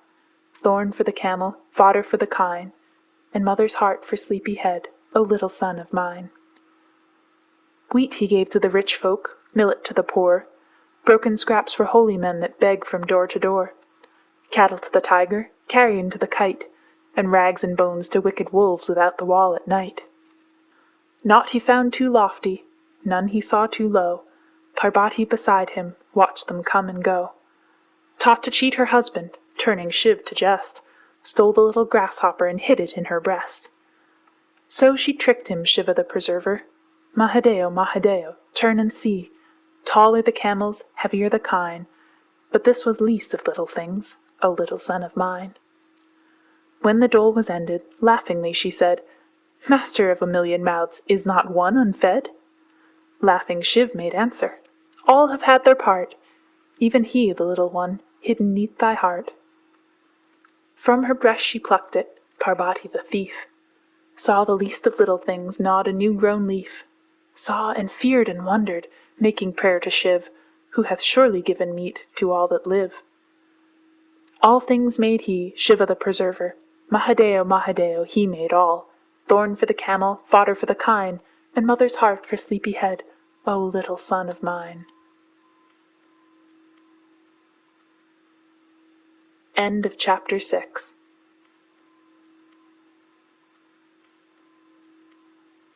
Chapter 7. Servants of the Queen. You can work it out by fractions, or by simple rule of 3, but the way of Tweedledum is not the way of Tweedledee. You can twist it, you can turn it, you can plait it till you drop, but the way of Pilly Winky's not the way of Winky Pop.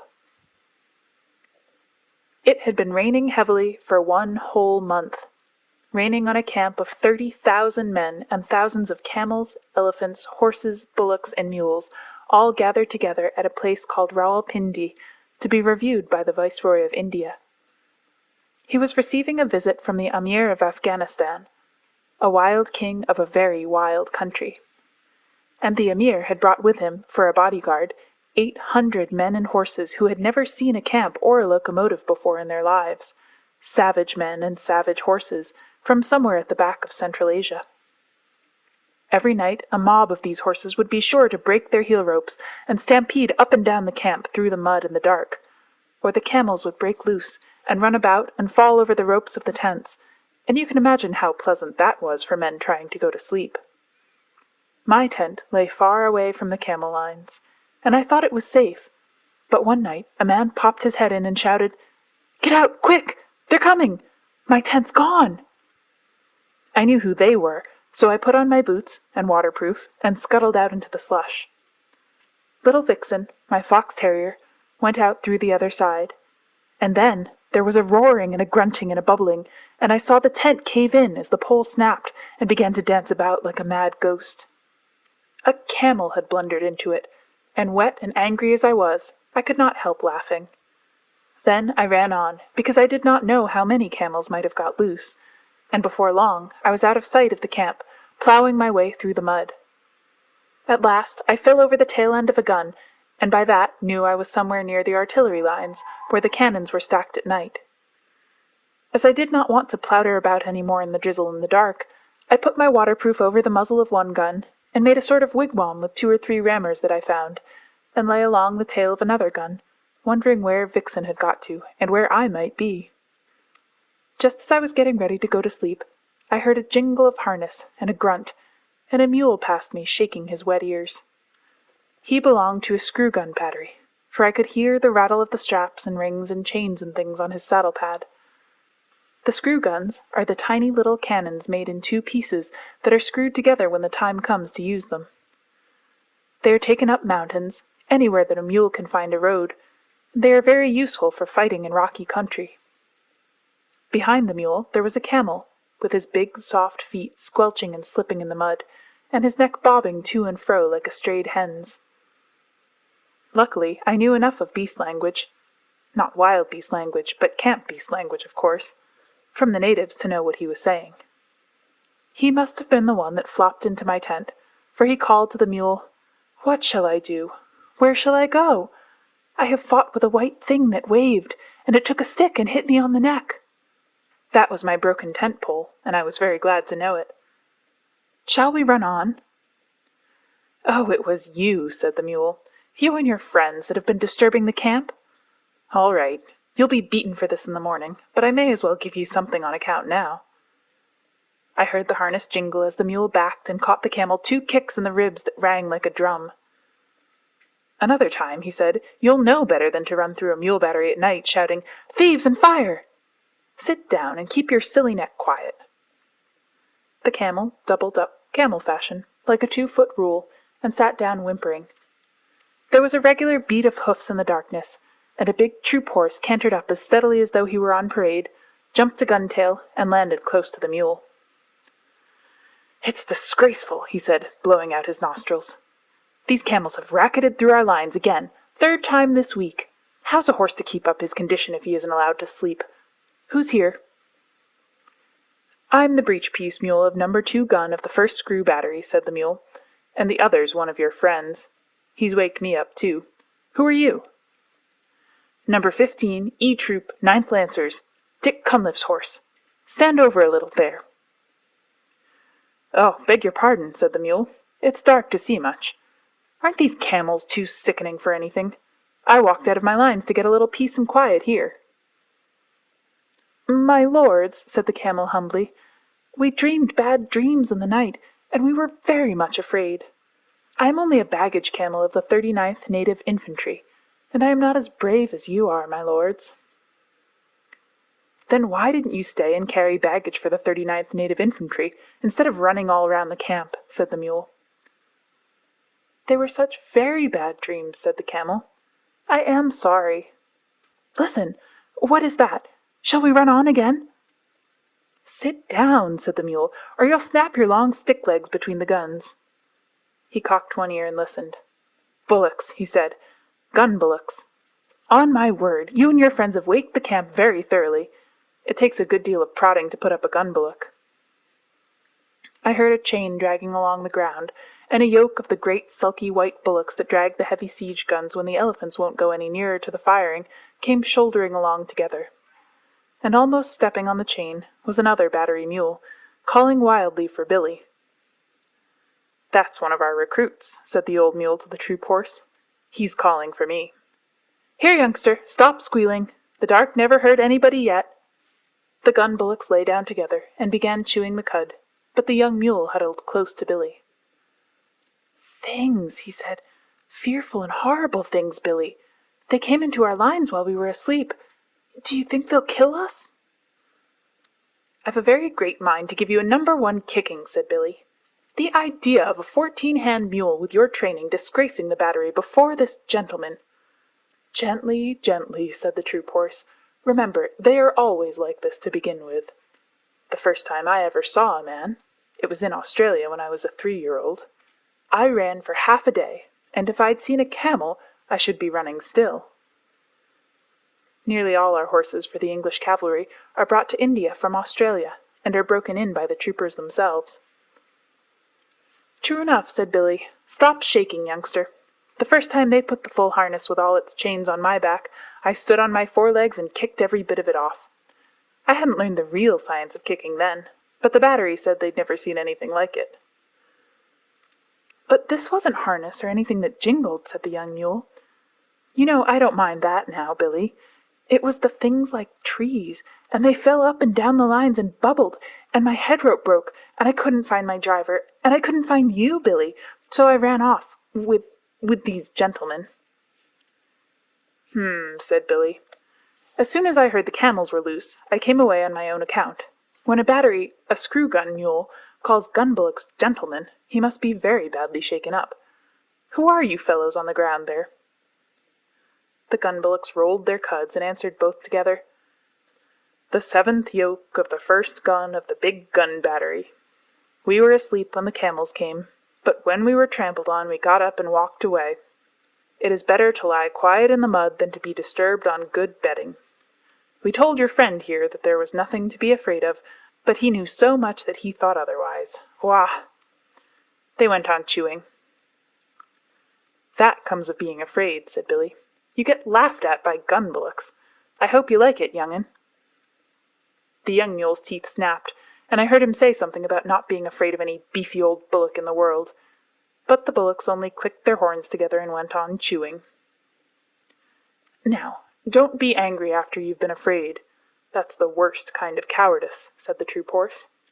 "Anybody can be forgiven for being scared in the night, I think, if they see things they don't understand. We've broken out of our pickets again and again, 450 of us, just because a new recruit got to telling tales of whip snakes at home in Australia till we were scared to death of the loose ends of our head ropes." "That's all very well in camp," said Billy. "I'm not above stampeding myself for the fun of the thing, when I haven't been out for a day or two. But what do you do on active service?" "Oh, that's quite another set of new shoes," said the troop horse. "Dick Cunliffe's on my back then, and drives his knees into me, and all I have to do is to watch where I am putting my feet, and to keep my hind legs well under me, and be bridle-wise." "What's bridle-wise?" said the young mule. "By the blue gums of the black blocks," snorted the troop horse. "Do you mean to say that you aren't taught to be bridle-wise in your business? How can you do anything unless you can spin round at once when the rein is pressed on your neck? It means life or death to your man, and of course that's life or death to you. Get round with your hind legs under you the instant you feel the rein on your neck.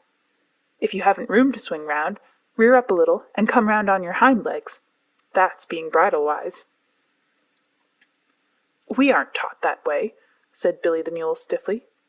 "We're taught to obey the man at our head, step off when he says, and step in when he says so. I suppose it comes to the same thing. Now, with all this fine fancy business and rearing, which must be very bad for your hocks, what do you do?" "Well, that depends," said the troop horse. Generally, I have to go in among a lot of yelling, hairy men with knives, long, shiny knives, worse than the farrier's knives, and I have to take care that Dick's boot is just touching the next man's boot without crushing it. I can see Dick's lance to the right of my right eye, and I know I'm safe. I shouldn't care to be the man or horse that stood up to Dick and me when we're in a hurry." "Don't the knives hurt?" said the young mule. "Well, I got one cut across the chest once, but that wasn't Dick's fault." "A lot I should have cared whose fault it was if it hurt," said the young mule. "You must," said the troop horse. "If you don't trust your man, you may as well run away at once. That's what some of our horses do, and I don't blame them. As I was saying, it wasn't Dick's fault. The man was lying on the ground, and I stretched myself not to tread on him, and he slashed up at me. Next time I have to go over a man lying down, I shall step on him, hard." Said Billy. "It sounds very foolish.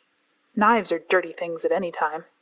The proper thing to do is to climb up a mountain with a well-balanced saddle, hang on by all 4 feet and your ears too, and creep and crawl and wiggle along till you come out hundreds of feet above anyone else, on a ledge where there's just room enough for your hoofs. Then you stand still and keep quiet. Never ask a man to hold your head, young'un. Keep quiet while the guns are being put together, and then you watch the little poppy shells drop down into the tree-tops ever so far below." "Don't you ever trip?" said the troop horse. "They say that when a mule trips, he can split a hen's ear," said Billy. "Now and again, perhaps a badly packed saddle will upset a mule, but it's very seldom. I wish I could show you our business. It's beautiful. Why, it took me 3 years to find out what the men were driving at. The science of the thing is never to show up against the skyline, because if you do, you may get fired at. Remember that, young'un. Always keep hidden as much as possible, even if you have to go a mile out of your way. I lead the battery when it comes to that sort of climbing." "Fired at without the chance of running into the people who are firing?" said the troop horse, thinking hard. "I couldn't stand that.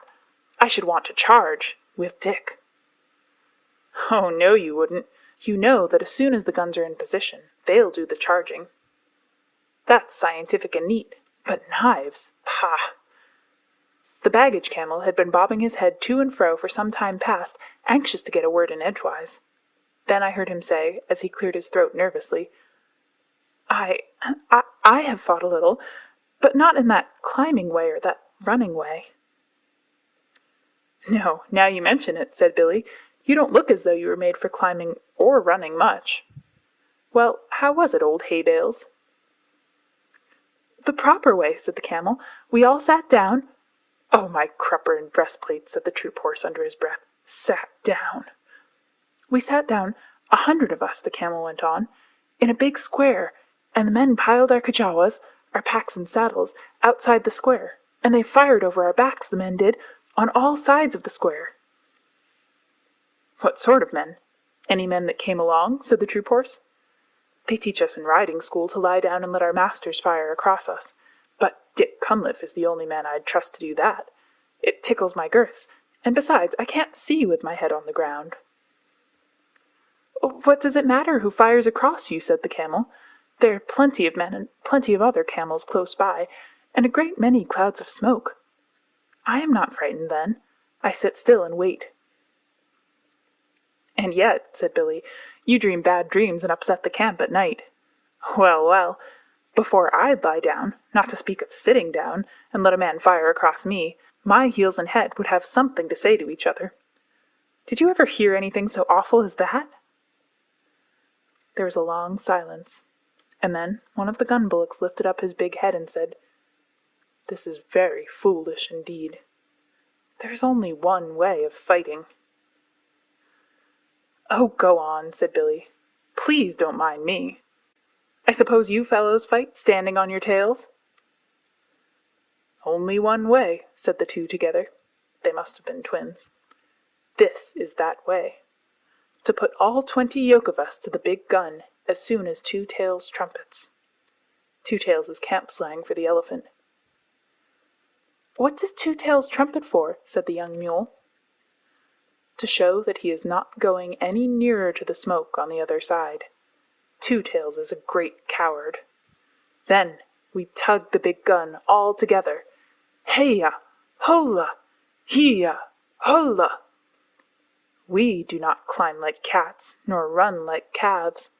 We go across the level plain, 20 yoke of us, till we are unyoked again, and we graze while the big guns talk across the plain to some town with mud walls, and pieces of the wall fall out, and the dust goes up, as though many cattle were coming home. Oh, and you choose that time for grazing? Said the young mule. That time, or any other. Eating is always good. We eat till we are yoked up again, and tug the gun back to where Two Tails is waiting for it. Sometimes there are big guns in the city that speak back, and some of us are killed. And then there is all the more grazing for those that are left. This is fate, nothing but fate. None the less, Two Tails is a great coward. That is the proper way to fight.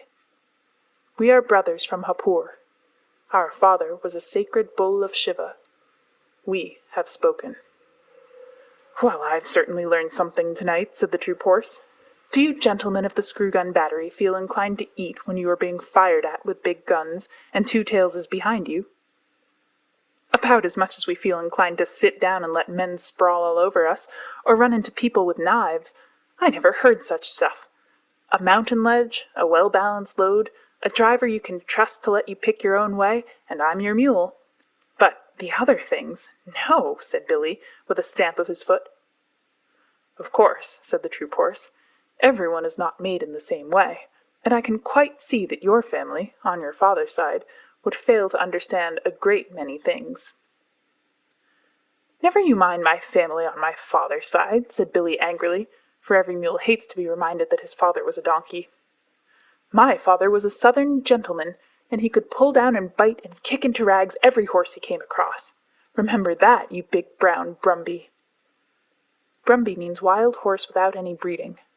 Imagine the feelings of Ormond if a bus horse called him a cocktail, and you can imagine how an Australian horse felt.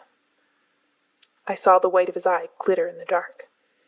See here, you son of an important Malaga jackass, he said between his teeth. I'd have you know that I'm related on my mother's side to Carbine, winner of the Melbourne Cup, and where I come from we aren't accustomed to being ridden over roughshod by any parrot-mouthed, pig-headed mule in a popgun pea-shooter battery. Are you ready? On your hind legs, squealed Billy. They both reared up facing each other, and I was expecting a furious fight, when a gurgly, rumbly voice called out of the darkness to the right, Children, what are you fighting about there? Be quiet. Both beasts dropped down with a snort of disgust, for neither horse nor mule can bear to listen to an elephant's voice. It's Two Tails, said the troop horse. I can't stand him. A tail at each end isn't fair. My feelings exactly, said Billy, crowding into the troop horse for company. We're very alike in some things. I suppose we've inherited them from our mothers, said the troop horse. It's not worth quarreling about. Hi, Two Tails, are you tied up? Yes, said Two Tails, with a laugh all up his trunk. I'm picketed for the night. I've heard what you fellows have been saying. But don't be afraid. I'm not coming over. The bullocks and the camel said, half aloud, Afraid of Two Tails? What nonsense! And the bullocks went on. We are sorry that you heard, but it is true. Two Tails, why are you afraid of the guns when they fire? Well, said Two Tails, rubbing one hind leg against the other, exactly like a little boy saying a poem. I don't quite know whether you'd understand.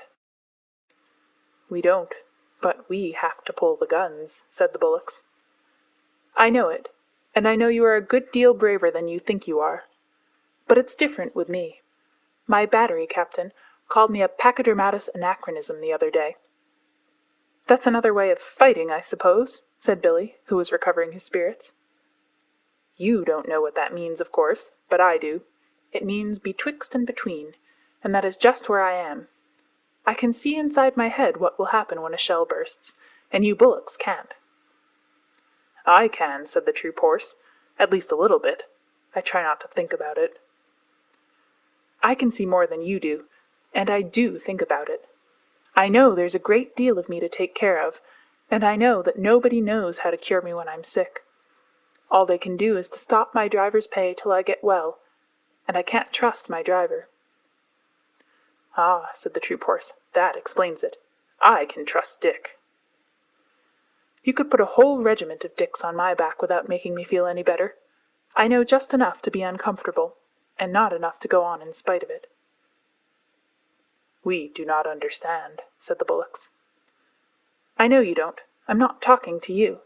You don't know what blood is." "We do," said the bullocks. "It is red stuff that soaks into the ground and smells." The troop horse gave a kick and a bound and a snort. "Don't talk of it," he said. "I can smell it now, just thinking of it. It makes me want to run, when I haven't Dick on my back." "But it's not here," said the camel and the bullocks. "Why are you so stupid?" "It's vile stuff," said Billy. "I don't want to run, but I don't want to talk about it." "There you are," said Two Tails, waving his tail to explain. "Surely. Yes, we have been here all night," said the bullocks. Two Tails stamped his foot till the iron ring on it jingled. "Oh, I'm not talking to you. You can't see inside your heads." "No, we see out of our 4 eyes," said the bullocks. "We see straight in front of us." "If I could do that and nothing else, you wouldn't be needed to pull the big guns at all. If I was like my captain, he can see things inside his head before the firing begins, and he shakes all over, but he knows too much to run away. If I was like him, I could pull the guns. But if I were as wise as all that, I should never be here. I should be a king in the forest as I used to be, sleeping half the day and bathing when I liked. I haven't had a good bath for a month." "That's all very fine," said Billy, "but giving a thing a long name doesn't make it any better." "Hush," said the troop horse. "I think I understand what Two Tails means." "You'll understand better in a minute," said Two Tails angrily. "Now you just explain to me why you don't like this." He began trumpeting furiously at the top of his trumpet. "Stop that!" said Billy and the troop horse together, and I could hear them stamp and shiver. An elephant's trumpeting is always nasty, especially on a dark night. "I shan't stop," said Two Tails. "Won't you explain that, please?" "Humph! Humph! Rah!" Then he stopped suddenly, and I heard a little whimper in the dark, and I knew that Vixen had found me at last. She knew as well as I did that if there is one thing in the world an elephant is more afraid of than another, it is a little barking dog. So she stopped to bully Two Tails and his pickets, and yapped round his big feet. Two Tails shuffled and squeaked. "Go away, little dog," he said. "Don't snuff at my ankles or I'll kick you. Good little dog. Nice little doggy, then. Go home, you yelping beast. Oh, why doesn't someone take her away? She'll bite me in a minute." "Seems to me," said Billy the troop horse, "that our friend Two Tails is afraid of most things. Now, if I had a full meal for every dog I've kicked across the parade ground, I should be as fat as Two Tails nearly." I whistled, and Vixen ran up to me, muddy all over, and licked my nose, and told me a long tale about hunting for me all through the camp. I never let her know that I understood beast talk, or she would have taken all sorts of liberties. So I buttoned her into the breast of my overcoat, and Two Tails shuffled and stamped and growled to himself. "Extraordinary, most extraordinary," he said. "It runs in our family. Now where has that nasty little beast gone to?" I heard him feeling about with his trunk. "We all seem to be affected in various ways," he went on, blowing his nose. "Now, you gentlemen were alarmed, I believe, when I trumpeted?" "Not alarmed exactly," said the troop horse, "but it made me feel as though I had hornets where my saddle ought to be. Don't begin again." "I'm frightened of a little dog, and the camel here is frightened by bad dreams in the night." "It is very lucky for us that we haven't all got to fight in the same way," said the troop horse. "What I want to know," said the young mule, who had been quiet for a long while, "what I want to know is, why we have to fight at all." "Because we're told to," said the troop horse, with a snort of contempt. "Orders," said Billy the mule, and his teeth snapped. "Hookum high! It is an order," said the camel with a gurgle, and Two Tails and the bullocks repeated, "Hookum high!" "Yes, but who gives the orders?" said the recruit mule. "The man who walks at your head, or sits on your back, and holds the nose rope, or twists your tail," said Billy, and the troop horse and the camel and the bullocks one after the other. But who gives them the orders? Now you want to know too much, young'un, said Billy, and that is one way of getting kicked. All you have to do is to obey the man at your head and ask no questions.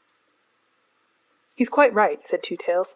I can't always obey, because I'm betwixt and between, but Billy's right. Obey the man next to you who gives the order, or you'll stop all the battery, besides getting a thrashing. The gun bullocks got up to go. Morning is coming, they said.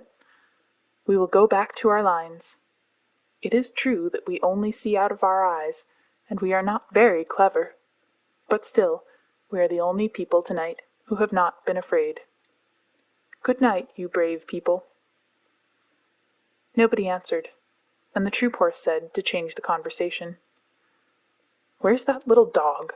A dog means a man somewhere about. Here I am, yapped Vixen, under the gun-tail with my man. You big blundering beast of a camel, you upset our tent. My man's very angry. Phew, said the bullocks. He must be white. Of course he is, said Vixen. Do you suppose I'm looked after by a black bullock driver? Wah! Wash! Oh, said the bullocks. Let us get away, quickly. They plunged forward in the mud, and managed somehow to run their yoke on the pole of an ammunition wagon, where it jammed. Now you have done it, said Billy calmly. Don't struggle. You're hung up till daylight. What on earth's the matter? The bullocks went off into the long, hissing snorts that Indian cattle give, and pushed and crowded and slewed and stamped and slipped and nearly fell down in the mud, grunting savagely. You'll break your necks in a minute, said the troop horse. What's the matter with white men? I live with 'em. They eat us. Pull, said the near bullock. The yoke snapped with a twang, and they lumbered off together. I never knew before what made Indian cattle so scared of Englishmen. We eat beef, a thing that no cattle driver touches, and of course the cattle do not like it. May I be flogged with my own pad chains? Who'd have thought of two big lumps like those losing their heads, said Billy. Never mind, I'm going to look at this man. Most of the white men, I know, have things in their pockets, said the troop horse. I'll leave you then. I can't say I'm over fond of 'em myself. Besides, white men who haven't a place to sleep in are more than likely to be thieves, and I've a good deal of government property on my back. Come along, young'un, and we'll go back to our lines. Good night, Australia. See you on parade tomorrow, I suppose. Good night, old hay bales. Try to control your feelings, won't you? Good night, Two Tails. If you pass us on the ground tomorrow, don't trumpet. It spoils our formation. Billy the mule stamped off with the swaggering limp of an old campaigner as the troop horse's head came nuzzling into my breast, and I gave him biscuits, while Vixen, who's a most conceited little dog, told him fibs about the scores of horses that she and I kept. I'm coming to the parade tomorrow in my dog-cart, she said. Where will you be? On the left hand of the 2nd Squadron. I set the time for all my troop, little lady, he said politely. Now I must go back to Dick. My tail's all muddy, and he'll have 2 hours' hard work dressing me for parade. The big parade of all the 30,000 men was held that afternoon, and Vixen and I had a good place close to the Viceroy and the Emir of Afghanistan, with his high big black hat of Astrakhan wool, and the great diamond star in the center. The first part of the review was all sunshine, and the regiments went by in wave upon wave of legs all moving together, and guns all in a line, till our eyes grew dizzy. Then the cavalry came up to the beautiful cavalry canter of Bonnie Dundee, and Vixen cocked her ear where she sat on the dog-cart. The 2nd Squadron of the Lancers shot by, and there was the troop horse, with his tail like spun silk, his head pulled into his breast, one ear forward and one back, setting the time for all his squadron, his legs going as smoothly as waltz music. Then the big guns came by, and I saw Two Tails and 2 other elephants harnessed in line to a 40-pounder siege gun, while 20 yoke of oxen walked behind. The 7th pair had a new yoke, and they looked rather stiff and tired. Last came the screw guns, and Billy the mule carried himself as though he commanded all the troops, and his harness was oiled and polished till it winked. I gave a cheer all by myself for Billy the mule, but he never looked right or left. The rain began to fall again, and for a while it was too misty to see what the troops were doing. They had made a big half-circle across the plain, and were spreading out into a line. That line grew and grew and grew, till it was 3/4 of a mile long from wing to wing, one solid wall of men, horses, and guns. Then it came on straight toward the Viceroy and the Emir, and as it got nearer the ground began to shake like the deck of a steamer when the engines are going fast. Unless you have been there, you cannot imagine what a frightening effect this steady come-down of troops has on the spectators, even when they know it is only a review. I looked at the Emir. Up till then he had not shown the shadow of a sign of astonishment or anything else, but now his eyes began to get bigger and bigger, and he picked up the reins on his horse's neck and looked behind him. For a minute it seemed as though he was going to draw his sword and slash his way out through the English men and women in the carriages at the back. Then the advance stopped dead, the ground stood still, the whole line saluted, and 30 bands began to play all together. That was the end of the review, and the regiments went off to their camps in the rain, and an infantry band struck up with, "The animals went in 2 by 2, hurrah! The animals went in 2 by 2, the elephant and the battery mule, and they all got into the ark, for to get out of the rain." Then I heard an old, grizzled, long-haired Central Asian chief, who had come down with the Emir, asking questions of a native officer. "Now," said he, "in what manner was this wonderful thing done?" And the officer answered, "An order was given, and they obeyed." "But are the beasts as wise as the men?" said the chief. "They obey as the men do. Mule, horse, elephant, or bullock, he obeys his driver, and the driver his sergeant, and the sergeant his lieutenant, and the lieutenant his captain, and the captain his major, and the major his colonel, and the colonel his brigadier commanding 3 regiments, and the brigadier the general, who obeys the viceroy, who is the servant of the empress. Thus it is done." "Would it were so in Afghanistan," said the chief, "for there we obey only our own wills." "And for that reason," said the native officer, twirling his mustache, "your Emir, whom you do not obey, must come here and take orders from our viceroy." Parade Song of the Camp Animals. Elephants of the Gun Team. We lent to Alexander the strength of Hercules, the wisdom of our foreheads, the cunning of our knees. We bowed our necks to service, they ne'er were loosed again. Make way there, way for the 10-foot teams of the 40-pounder train. Gun bullocks. Those heroes in their harnesses avoid a cannon-ball, and what they know of powder upsets them one and all. Then we come into action and tug the guns again. Make way there, way for the 20 yoke of the 40-pounder train. Cavalry horses. By the brand on my shoulder, the finest of tunes is played by the lancers, hussars, and dragoons, and it's sweeter than stables or water to me, the cavalry canter of bonny Dundee. Then feed us and break us, and handle and groom, and give us good riders and plenty of room, and launch us in column of squadron and see the way of the war horse to bonny Dundee. Screw-gun mules. As me and my companions were scrambling up a hill, the path was lost in rolling stones, but we went forward still. For we can wriggle and climb, my lads, and turn up everywhere. Oh, it's our delight on a mountain height, with a leg or 2 to spare. Good luck to every sergeant, then, that lets us pick our road. Bad luck to all the driver-men that cannot pack a load. For we can wriggle and climb, my lads, and turn up everywhere. Oh, it's our delight on a mountain height, with a leg or 2 to spare. Commissariat camels. We haven't a camelty tune of our own to help us trollop along, but every neck is a hair trombone, rat-ta-ta is a hair trombone, and this is our marching song. Can't, don't, shan't, won't, pass it along the line. Somebody's pack has slid from his back, wish it were only mine. Somebody's load has tipped off in the road, cheer for a halt and a row. Or, yar, grr, ar, somebody's catching it now. All the beasts together. Children of the camp are we, serving each in his degree, Children of the yoke and goad, pack and harness, pad and load. See our line across the plain, like a heel rope bent again, reaching, writhing, rolling far, sweeping all away to war.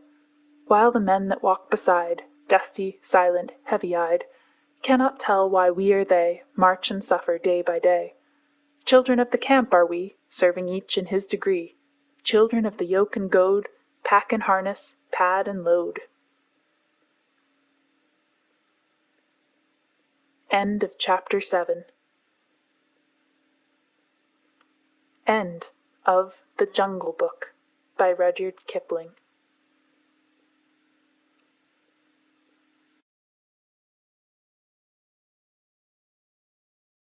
We hope you enjoyed tonight's sleep audiobook. If you liked this audiobook and want to listen to more, please check out our channel at Sleep Audiobooks. And if you prefer to listen to each story individually, they will also be uploaded to our secondary channel at Sleep Chapters. You can access our entire catalog of bedtime story audiobooks through our web app, which can be found at sleepaudiobooks.com. There, you will also find our suite of sleep tools, including a complimentary Better Sleep Quick Guide if you sign up to our mailing list. Links are in the description below. All likes, comments, and especially subscribing help this channel grow so that we can reach more night owls in our quest to help as many people sleep easier so they can live their lives more fully during the day. We appreciate your support and wish you a very excellent night's sleep. This is Sleep Audiobooks.